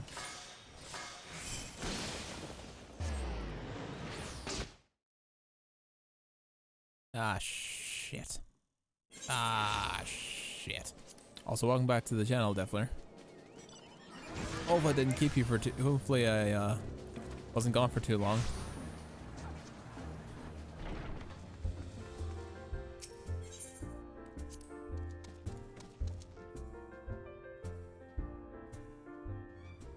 Please don't let everyone be dead. Please don't let everyone be dead. Please don't let everyone be dead. Please don't let everyone be dead. As Louis staff is getting solo now. Quickly. Take advantage of the break time. Alright, good. Please don't let them be dead. Please don't let them be dead. Please don't let them be dead. Please don't let them be dead. The staff is gone. You too. No, it's not. So, you were able to divine my intent. What now, warrior of light? Ah, but that name is no longer fitting. You have become decidedly dull and quite incapable of barring my entry. What do you mean? You truly do not know? Then I suppose it is only right that I enlighten you. I'm actually gonna get this window closed. It's actually...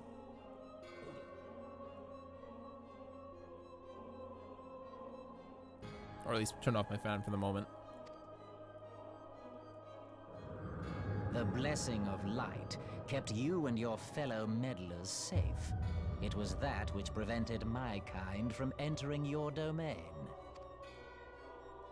My kind, I say, though it had no power over the likes of Elidibus and La Habrea. Being of this world, they could come and go as they please, while I could only look on. Being of this world, eh? But I need look no longer. Now that the seal is gone, I mean to act. Unlike the others, I am not given to waiting. I shall take that staff and bring about the next rejoining. Rejoining? Then it was your doing. The Isle of Val, the scholars, all of it.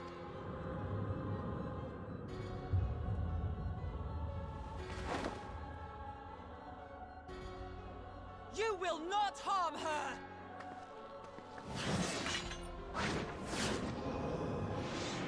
Uh-oh.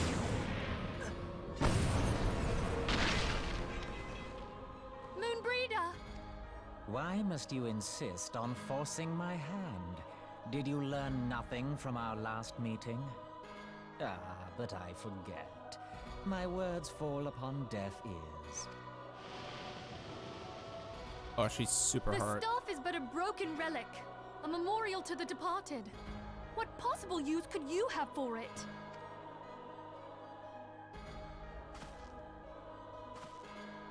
What use?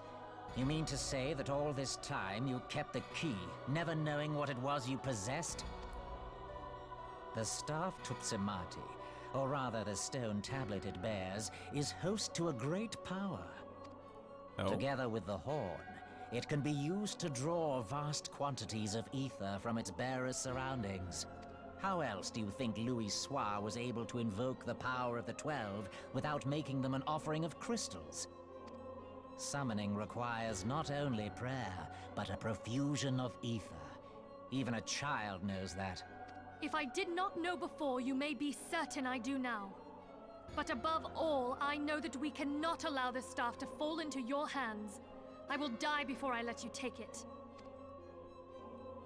Insufferable woman. I would happily end your miserable life here and now. Alas, Elidibus would never let me hear the end of it. Very well. If you will not part with the staff, I will take you too. Uh-oh.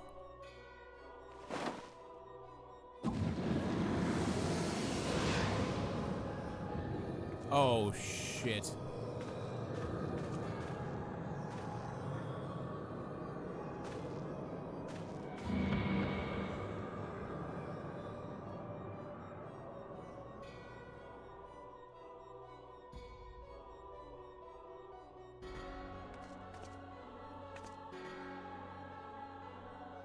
After them! Quickly! Before the rift closes!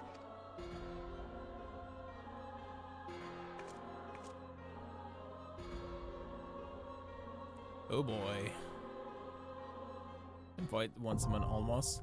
The chrysalis is now accessible.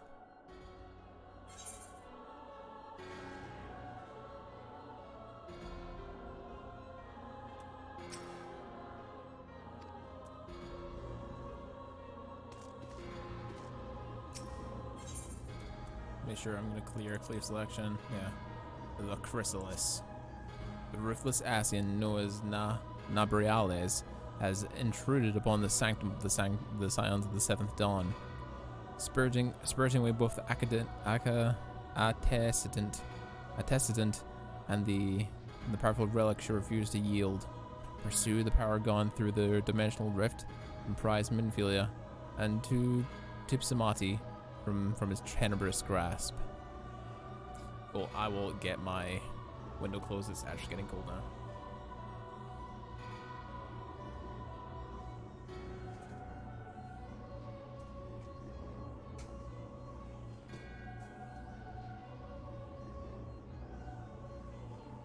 I welcome it. Invite you? Sure.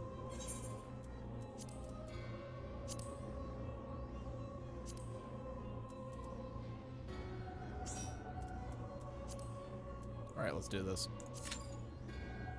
Oh, it's a full party too. Wow.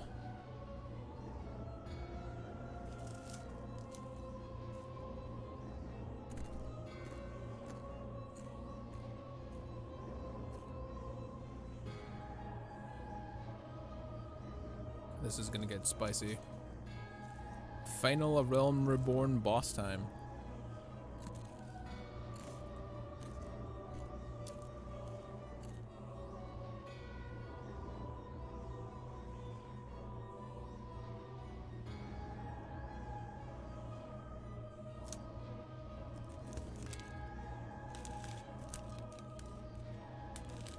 Sorry, chat. Hungry.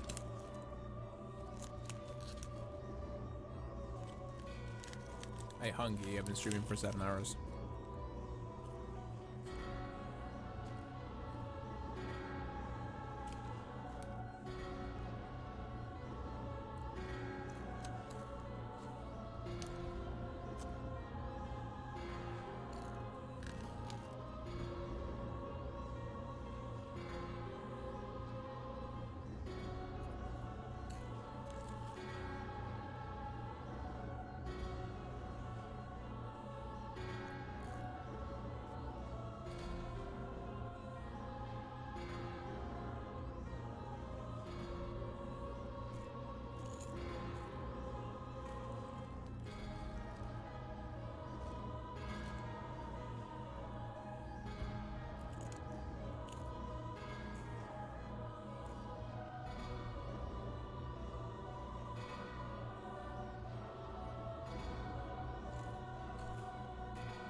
It's taking a while. It's supposed to be primetime America too. Final boss of the major A Realm Reborn story. The rest is set up for Heaven's Sword. Okay.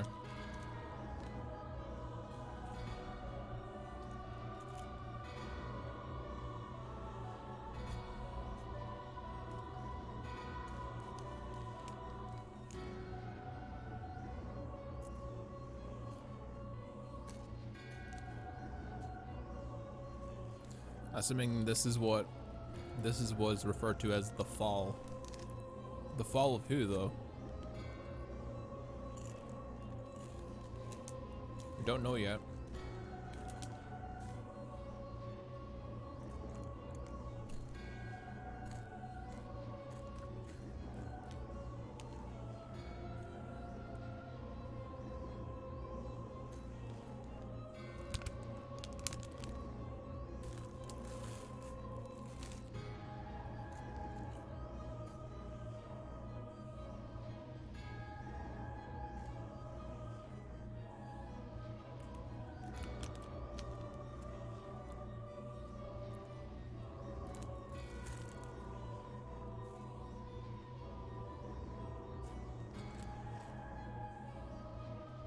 It's actually fine. I can munch while I wait, Chad. Hopefully that's okay.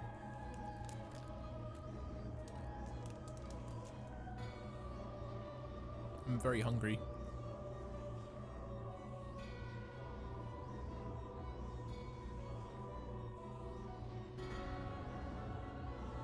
Probably gonna mute myself while this happens.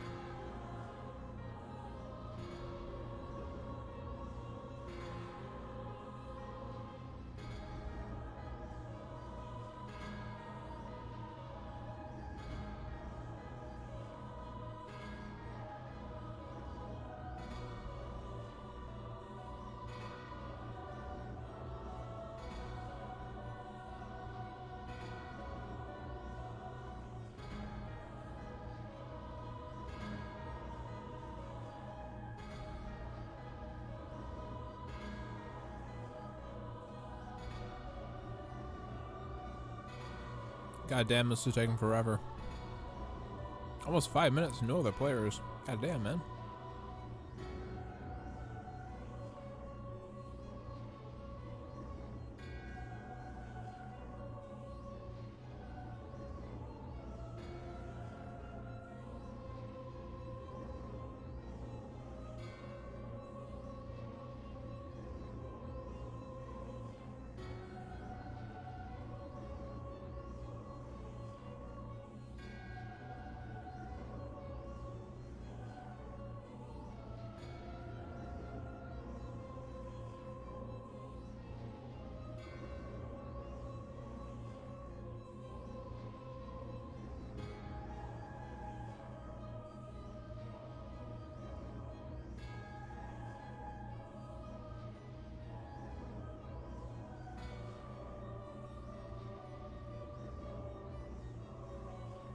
Yo, General Senpai, don't worry about it, man. Everyone can't be around here all the time. You know what I mean, man?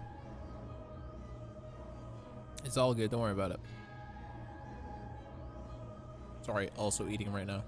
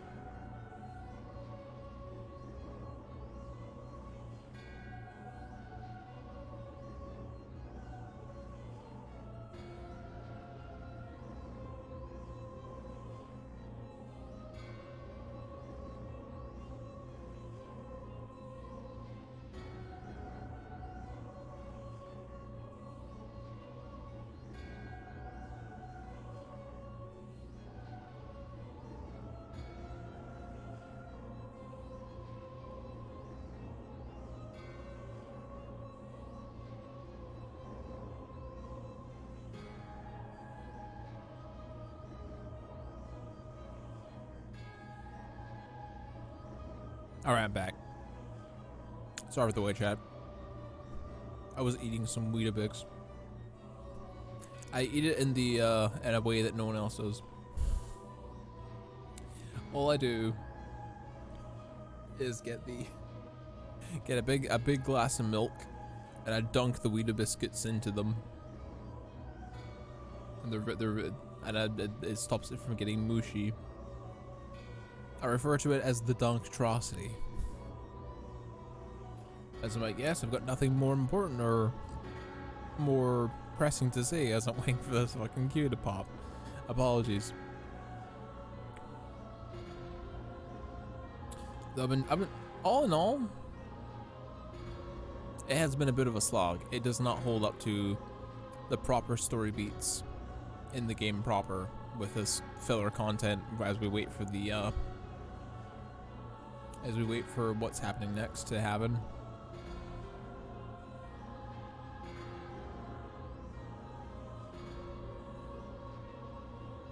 But I don't think it's bad. It's decent content. It's absolutely fine. This lady's just been lying there, like probably bleeding out for the past almost 10 minutes we've been waiting in queue. Let's get Atma of the twins. We're waiting on healers, man.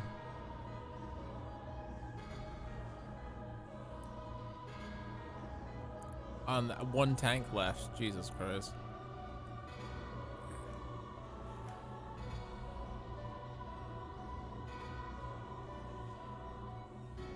Ah, the healer queue, man.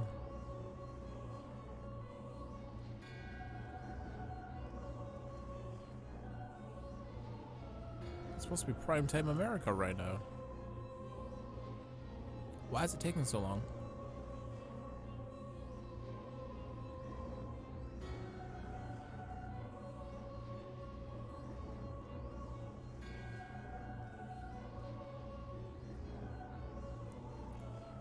That's the longest I've waited for a queue ever.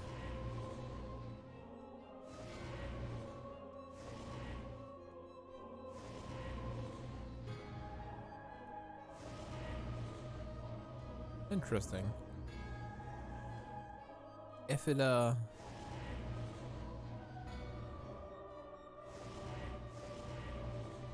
interesting. The game's coded that if you're not looking at it with the camera, it doesn't appear.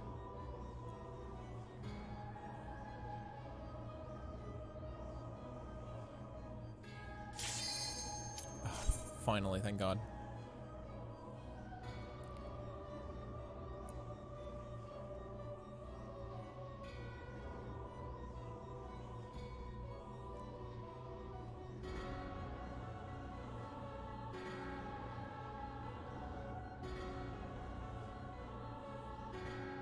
One last chuckle fuck damage dealer, come on.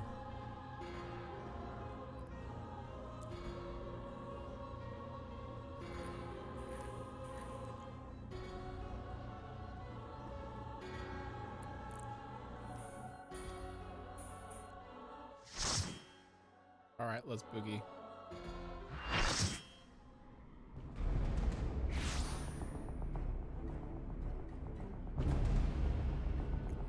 This a dungeon or a straight up fight? It's a fight.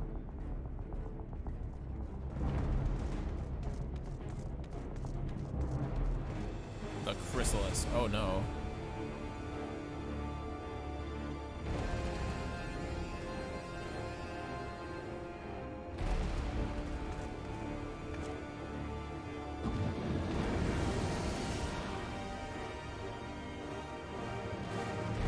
Ew, don't get gross with me.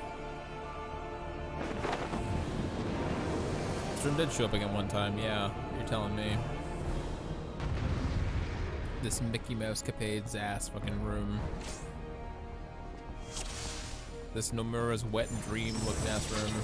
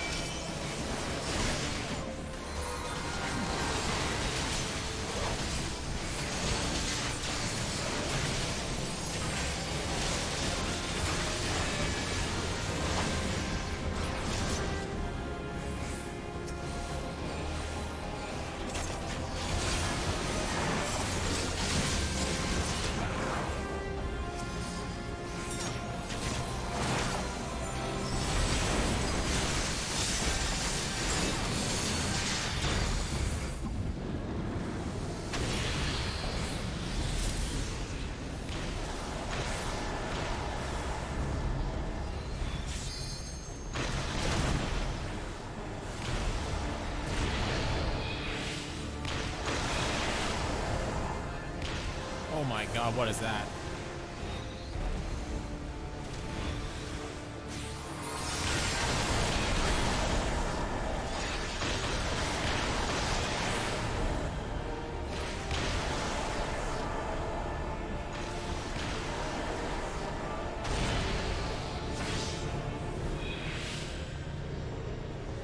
Oh my god, healers, for fuck's sake.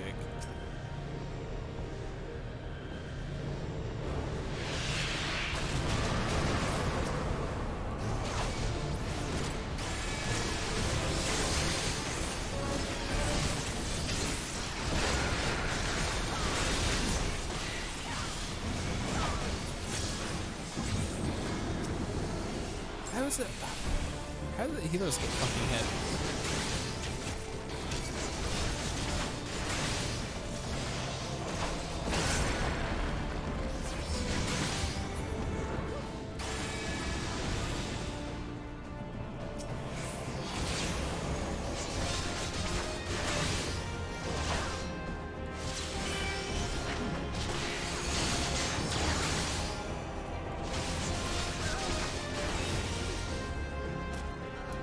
Useless.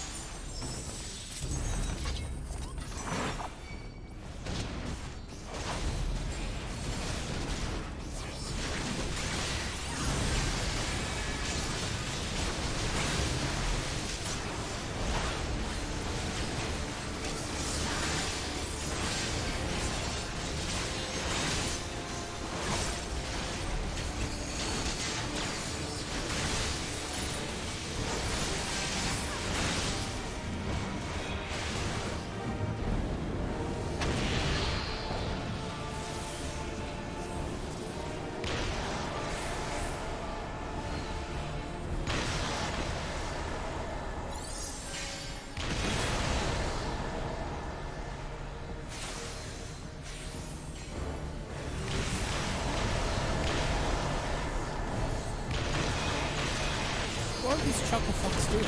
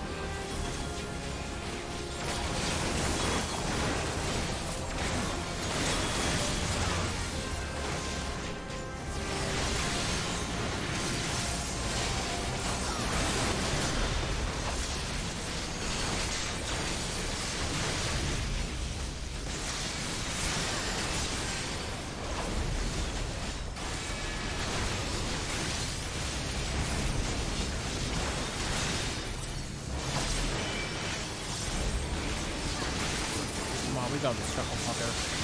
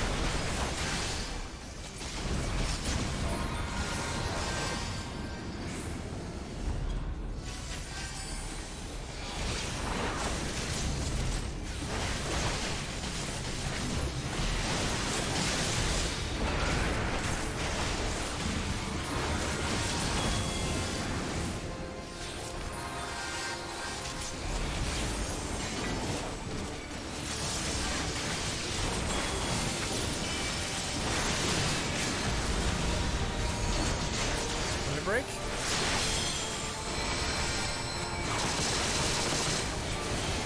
That was the level 3 limit? Jesus.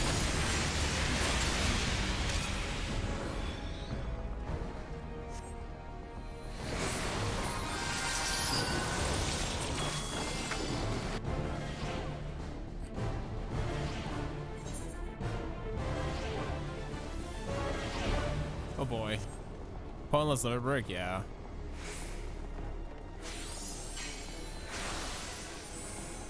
Good job, now I have to do this the old way.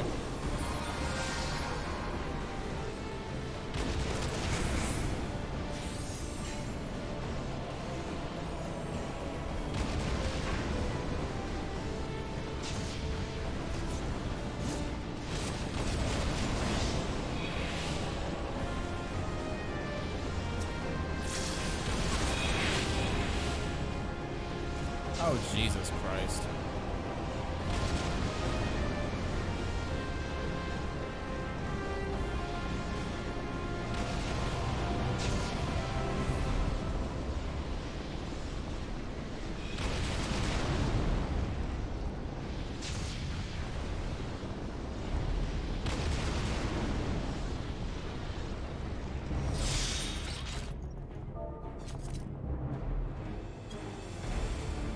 Take the alternate orb first, black, then red.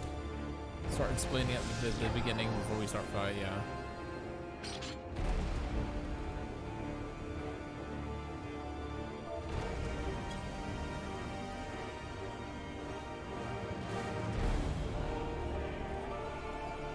Attack skull where the meteors are falling to soak it. Gotcha.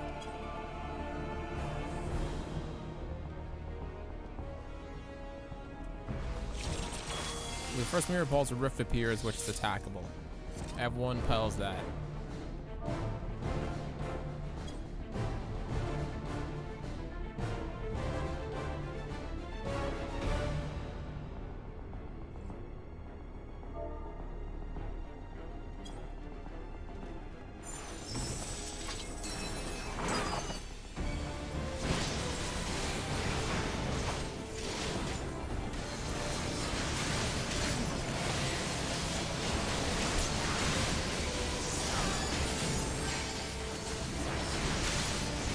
Nice person explained it to Monkey Brain.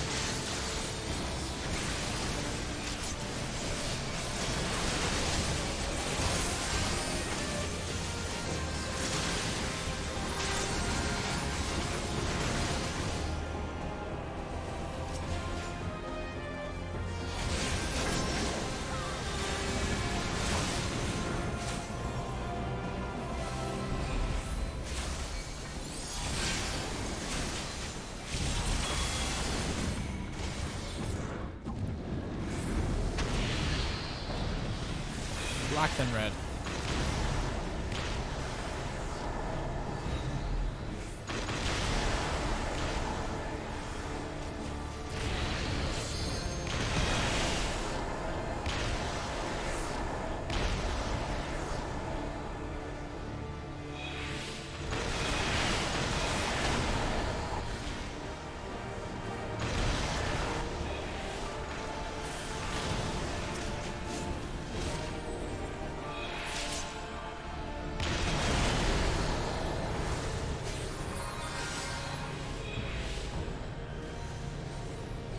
This ain't good, Chief.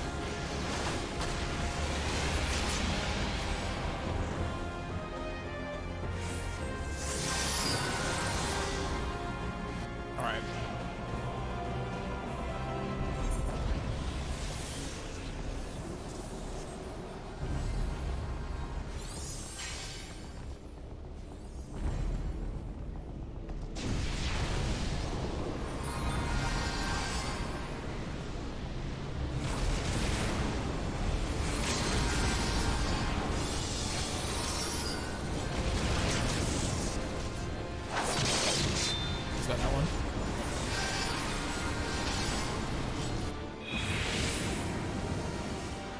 Did we do it?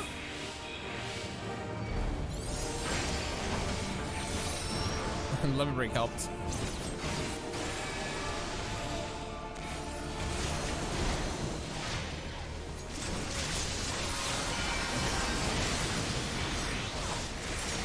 Nice.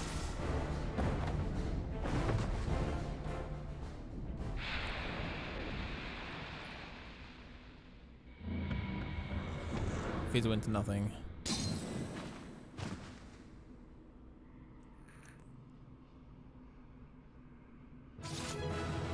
We freed the person, the boy. Hell yeah.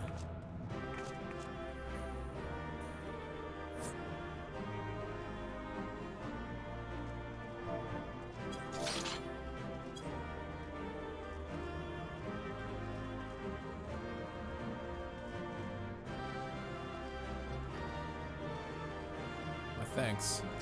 Sure, let's get out of here then.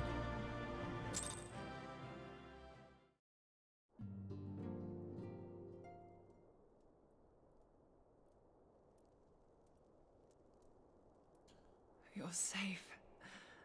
Thank the 12. Hell yeah.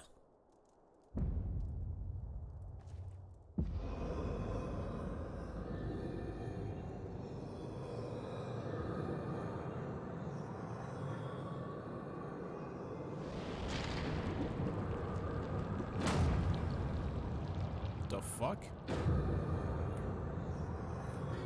You may have bested me this day, but what of the next?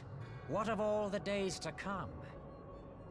I'm eternal, you're not me.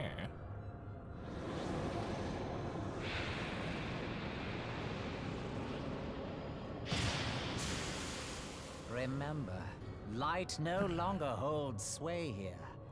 I may return whensoever I wish. Again and again and again.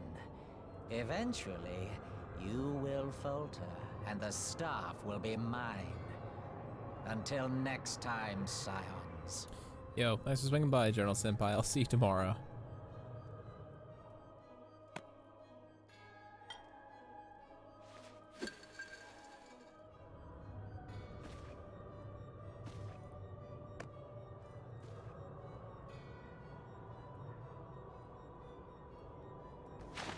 There will be no next time.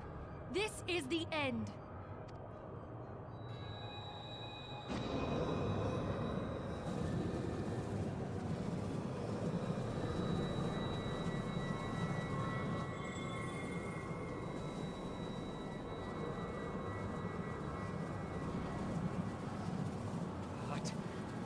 trickery is this? No. No. We cannot. No. Bye-bye.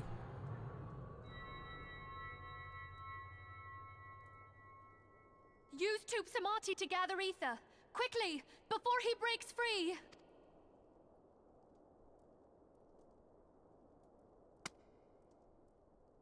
I have the stick.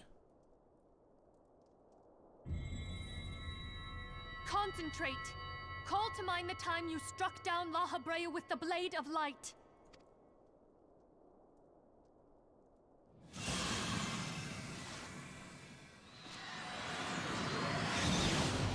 Laser beam. Why won't it work? Is it because we lack the blessing of light? Damn it. So much ether. And it still isn't enough. Fools! No mortal prison can contain me. I shall make you pay for your insolence.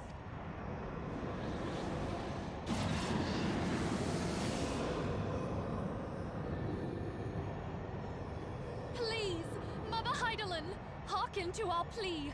Lend us your divine light. Why can you not hear us? Do our words no longer reach you? If only we had a bit more ether.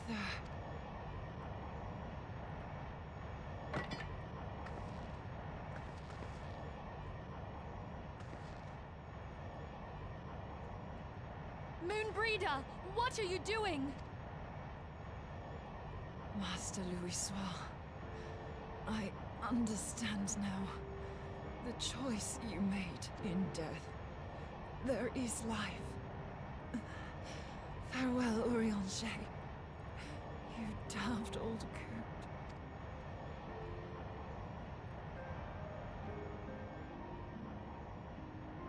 No, friend.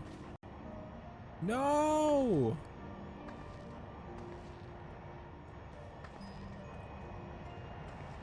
I mean, she's sort of dying anyway, but still. Moonbreeder, no! You mustn't!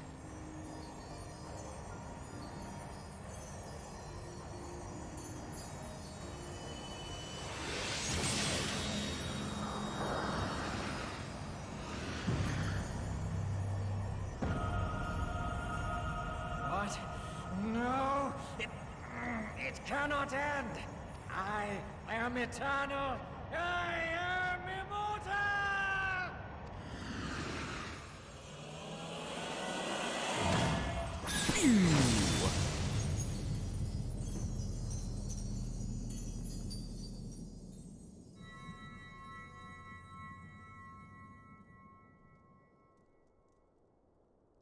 Moonbreeder. She's gone. Big sad, chat. Big sad.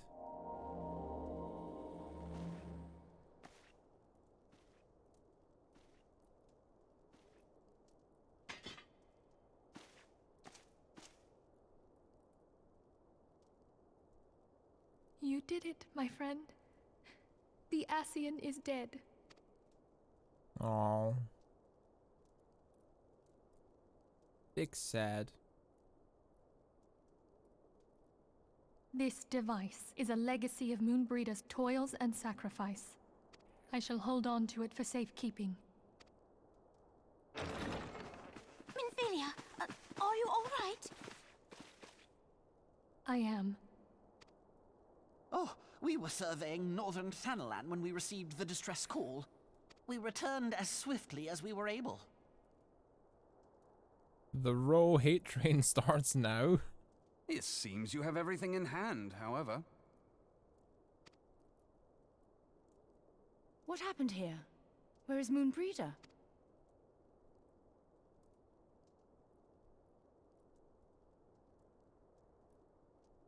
What do you mean the Row hate train? She gave her life to temper the Blade of Light. I have no words. Rather than await the inevitable, she took her fate into her own hands. Does Ariange know?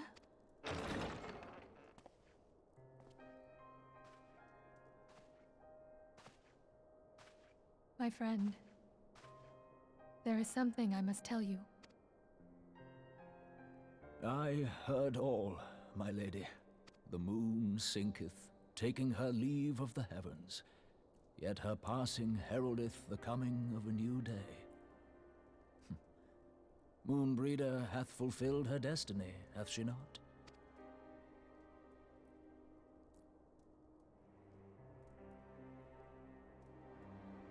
Long ago, far across the seas in the Charlayan motherland, Moonbreeder and I did study under the sage tutelage of Master Louisoix.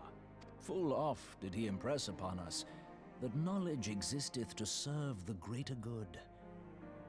This sentiment, however, was contrary to the nation's policy of neutrality, which censured intercedence in the affairs of foreign lands. In spite of vehement opposition, he founded the Circle of Knowing, and journeyed hitherto the heart of Eorzea. Through his noble sacrifice was the realm spared its doom. Yet this great soul, whom all should rightly have honored, was branded a pariah in his own land. His peers did accuse him of forsaking his duty as a man of learning, and of meddling in the course of history. When he left Charlayan behind, Master Louisoix gave no word to signal his intent to Moonbreeder. Close as they were, as master and disciple, she was deeply wounded by the sudden exclusion from his confidence. Above all, however, she was confused. Try as she might, she could ill comprehend her master's motive. The slanders that were heaped upon him after his passing served only to inflame the turmoil within her. For years upon end, she knew not what to believe. Torn as she was twixt the man whom she revered and the man who forsook her and his duty both. The Louisoix I knew would never forsake his duty, much less one of his own. This I know full well, my lady. 'Twas not for want of love that Master Louisoix hid his intent. He but desired that Moonbreeder discover her own path, free of the shadow of his influence. Long did I contemplate revealing the truth to her, and long did I hold my peace. After all, was it not Master Louisoix's wish that she come to the truth unaided? I told myself it was, and resolved to let her suffer. Knowingly did I deny my friend the comfort she craved. And now she hath gone to her rest, with doubt still in her heart. Speakest thou in earnest? Did Moonbreeder truly come to understand Master Louisoix's will before the end? Yeah. The realization hath set her free. She may now find the peace which hath for so long eluded her. Oh, Moonbreeder, my dearest, how I shall miss thee. Aww. Moonbreeder gave her life that we might possess the means to defeat the Ascians. Her sacrifice must not be in vain. Let us continue her work on the Blade of Ether and see it to completion. My lady, I would mourn Moonbreeder in mine own way. I beg your permission to return to the Waking Sands. Of course, my friend. Take all the time you require. We shall be here should you have need of us. Guy.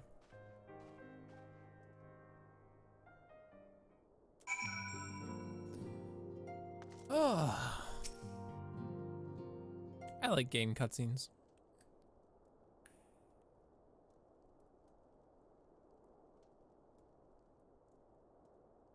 Man, it's getting late though. getting very late.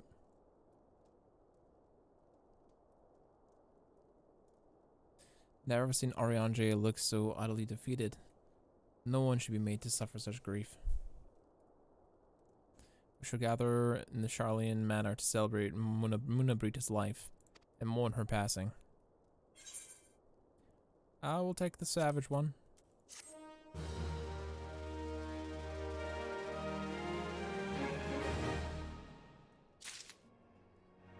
I don't think this counts as the fall unless it does. I got no idea. In memory of Moonbrita, Infilia wishes to gather the silence and honor the fallen. As Munabrita was a native Charlian, it's only fitting that we gather before the mark of the scholar. Are you familiar with the stone? It is a monument in the Wraith Frost. It's sacred to Taliak, the garden deity of the city of learning. There we shall pray for our friend's dear soul, and bid our peaceful return to the light of the Mother Crystal.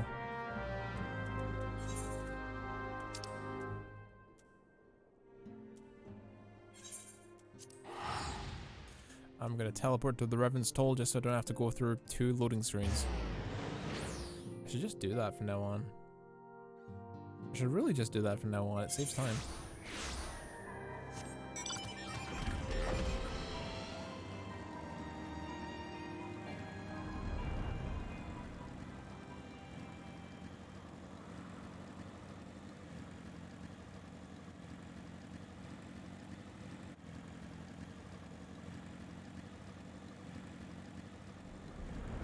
I can't write on this.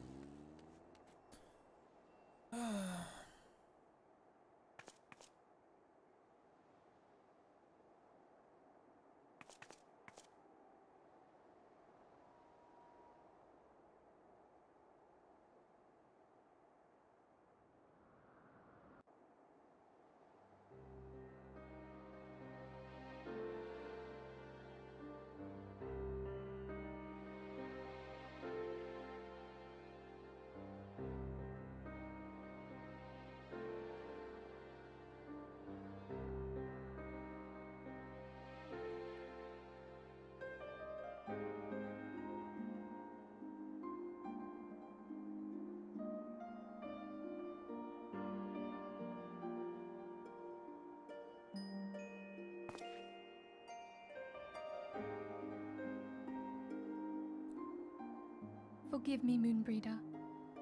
Had I been quicker or wiser, but I was not, and you paid the price. But you would not suffer us to wallow in our sorrow, would you? You would tell us to pick ourselves up and get on with it.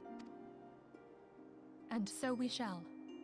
We shall defend this realm and her people to the last.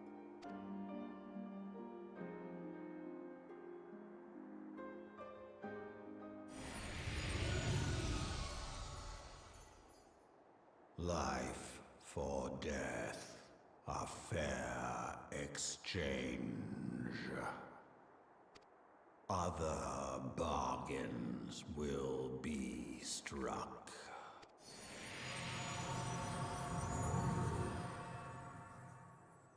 I have a dragon friend that only I can see. I'm not crazy. I have a dragon friend that only I can see. I'm not crazy, chat. You're crazy. Back to the sands again, really? What's a back and forth and back and forth and back and forth?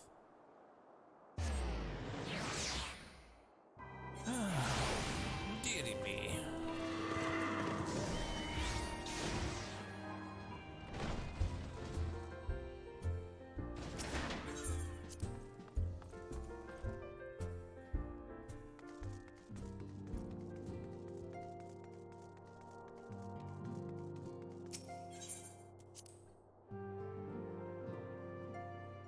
Lots and lots of back and forth chat.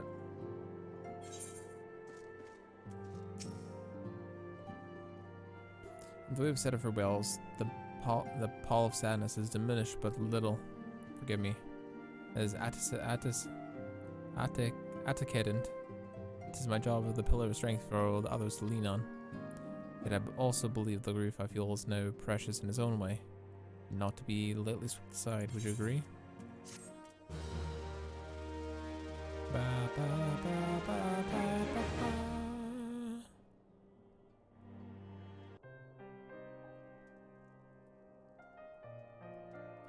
As if a dagger has been struck into my breast. It is a pain we must learn to bear if we're to forge ahead with our duty. The battles we have fought and taken the lives of so many, Luiswa, Munabreda, our fellows of the Waking Sands. Their spirit and dedication to our cause, however, will never be lost as long as we rise to fight once more. I need to remind you this, of course. It's for my own benefit that I repeat these words, a reaffirmation of my own chosen path. If you do not rebuild the foundation of resolve, I'm fit to collapse in a fit of weeping. Apologies again, Suika. There's none whoever I can display such weakness. You are my pillar of strength, and I fear that I shall need your steadfast presence in the days to come. It's a terrible day for rain, chat. That victory is won, a comrade lost, to honor the fallen, living ever on, towards the light of a new day. Is it time? We're only in 2.5.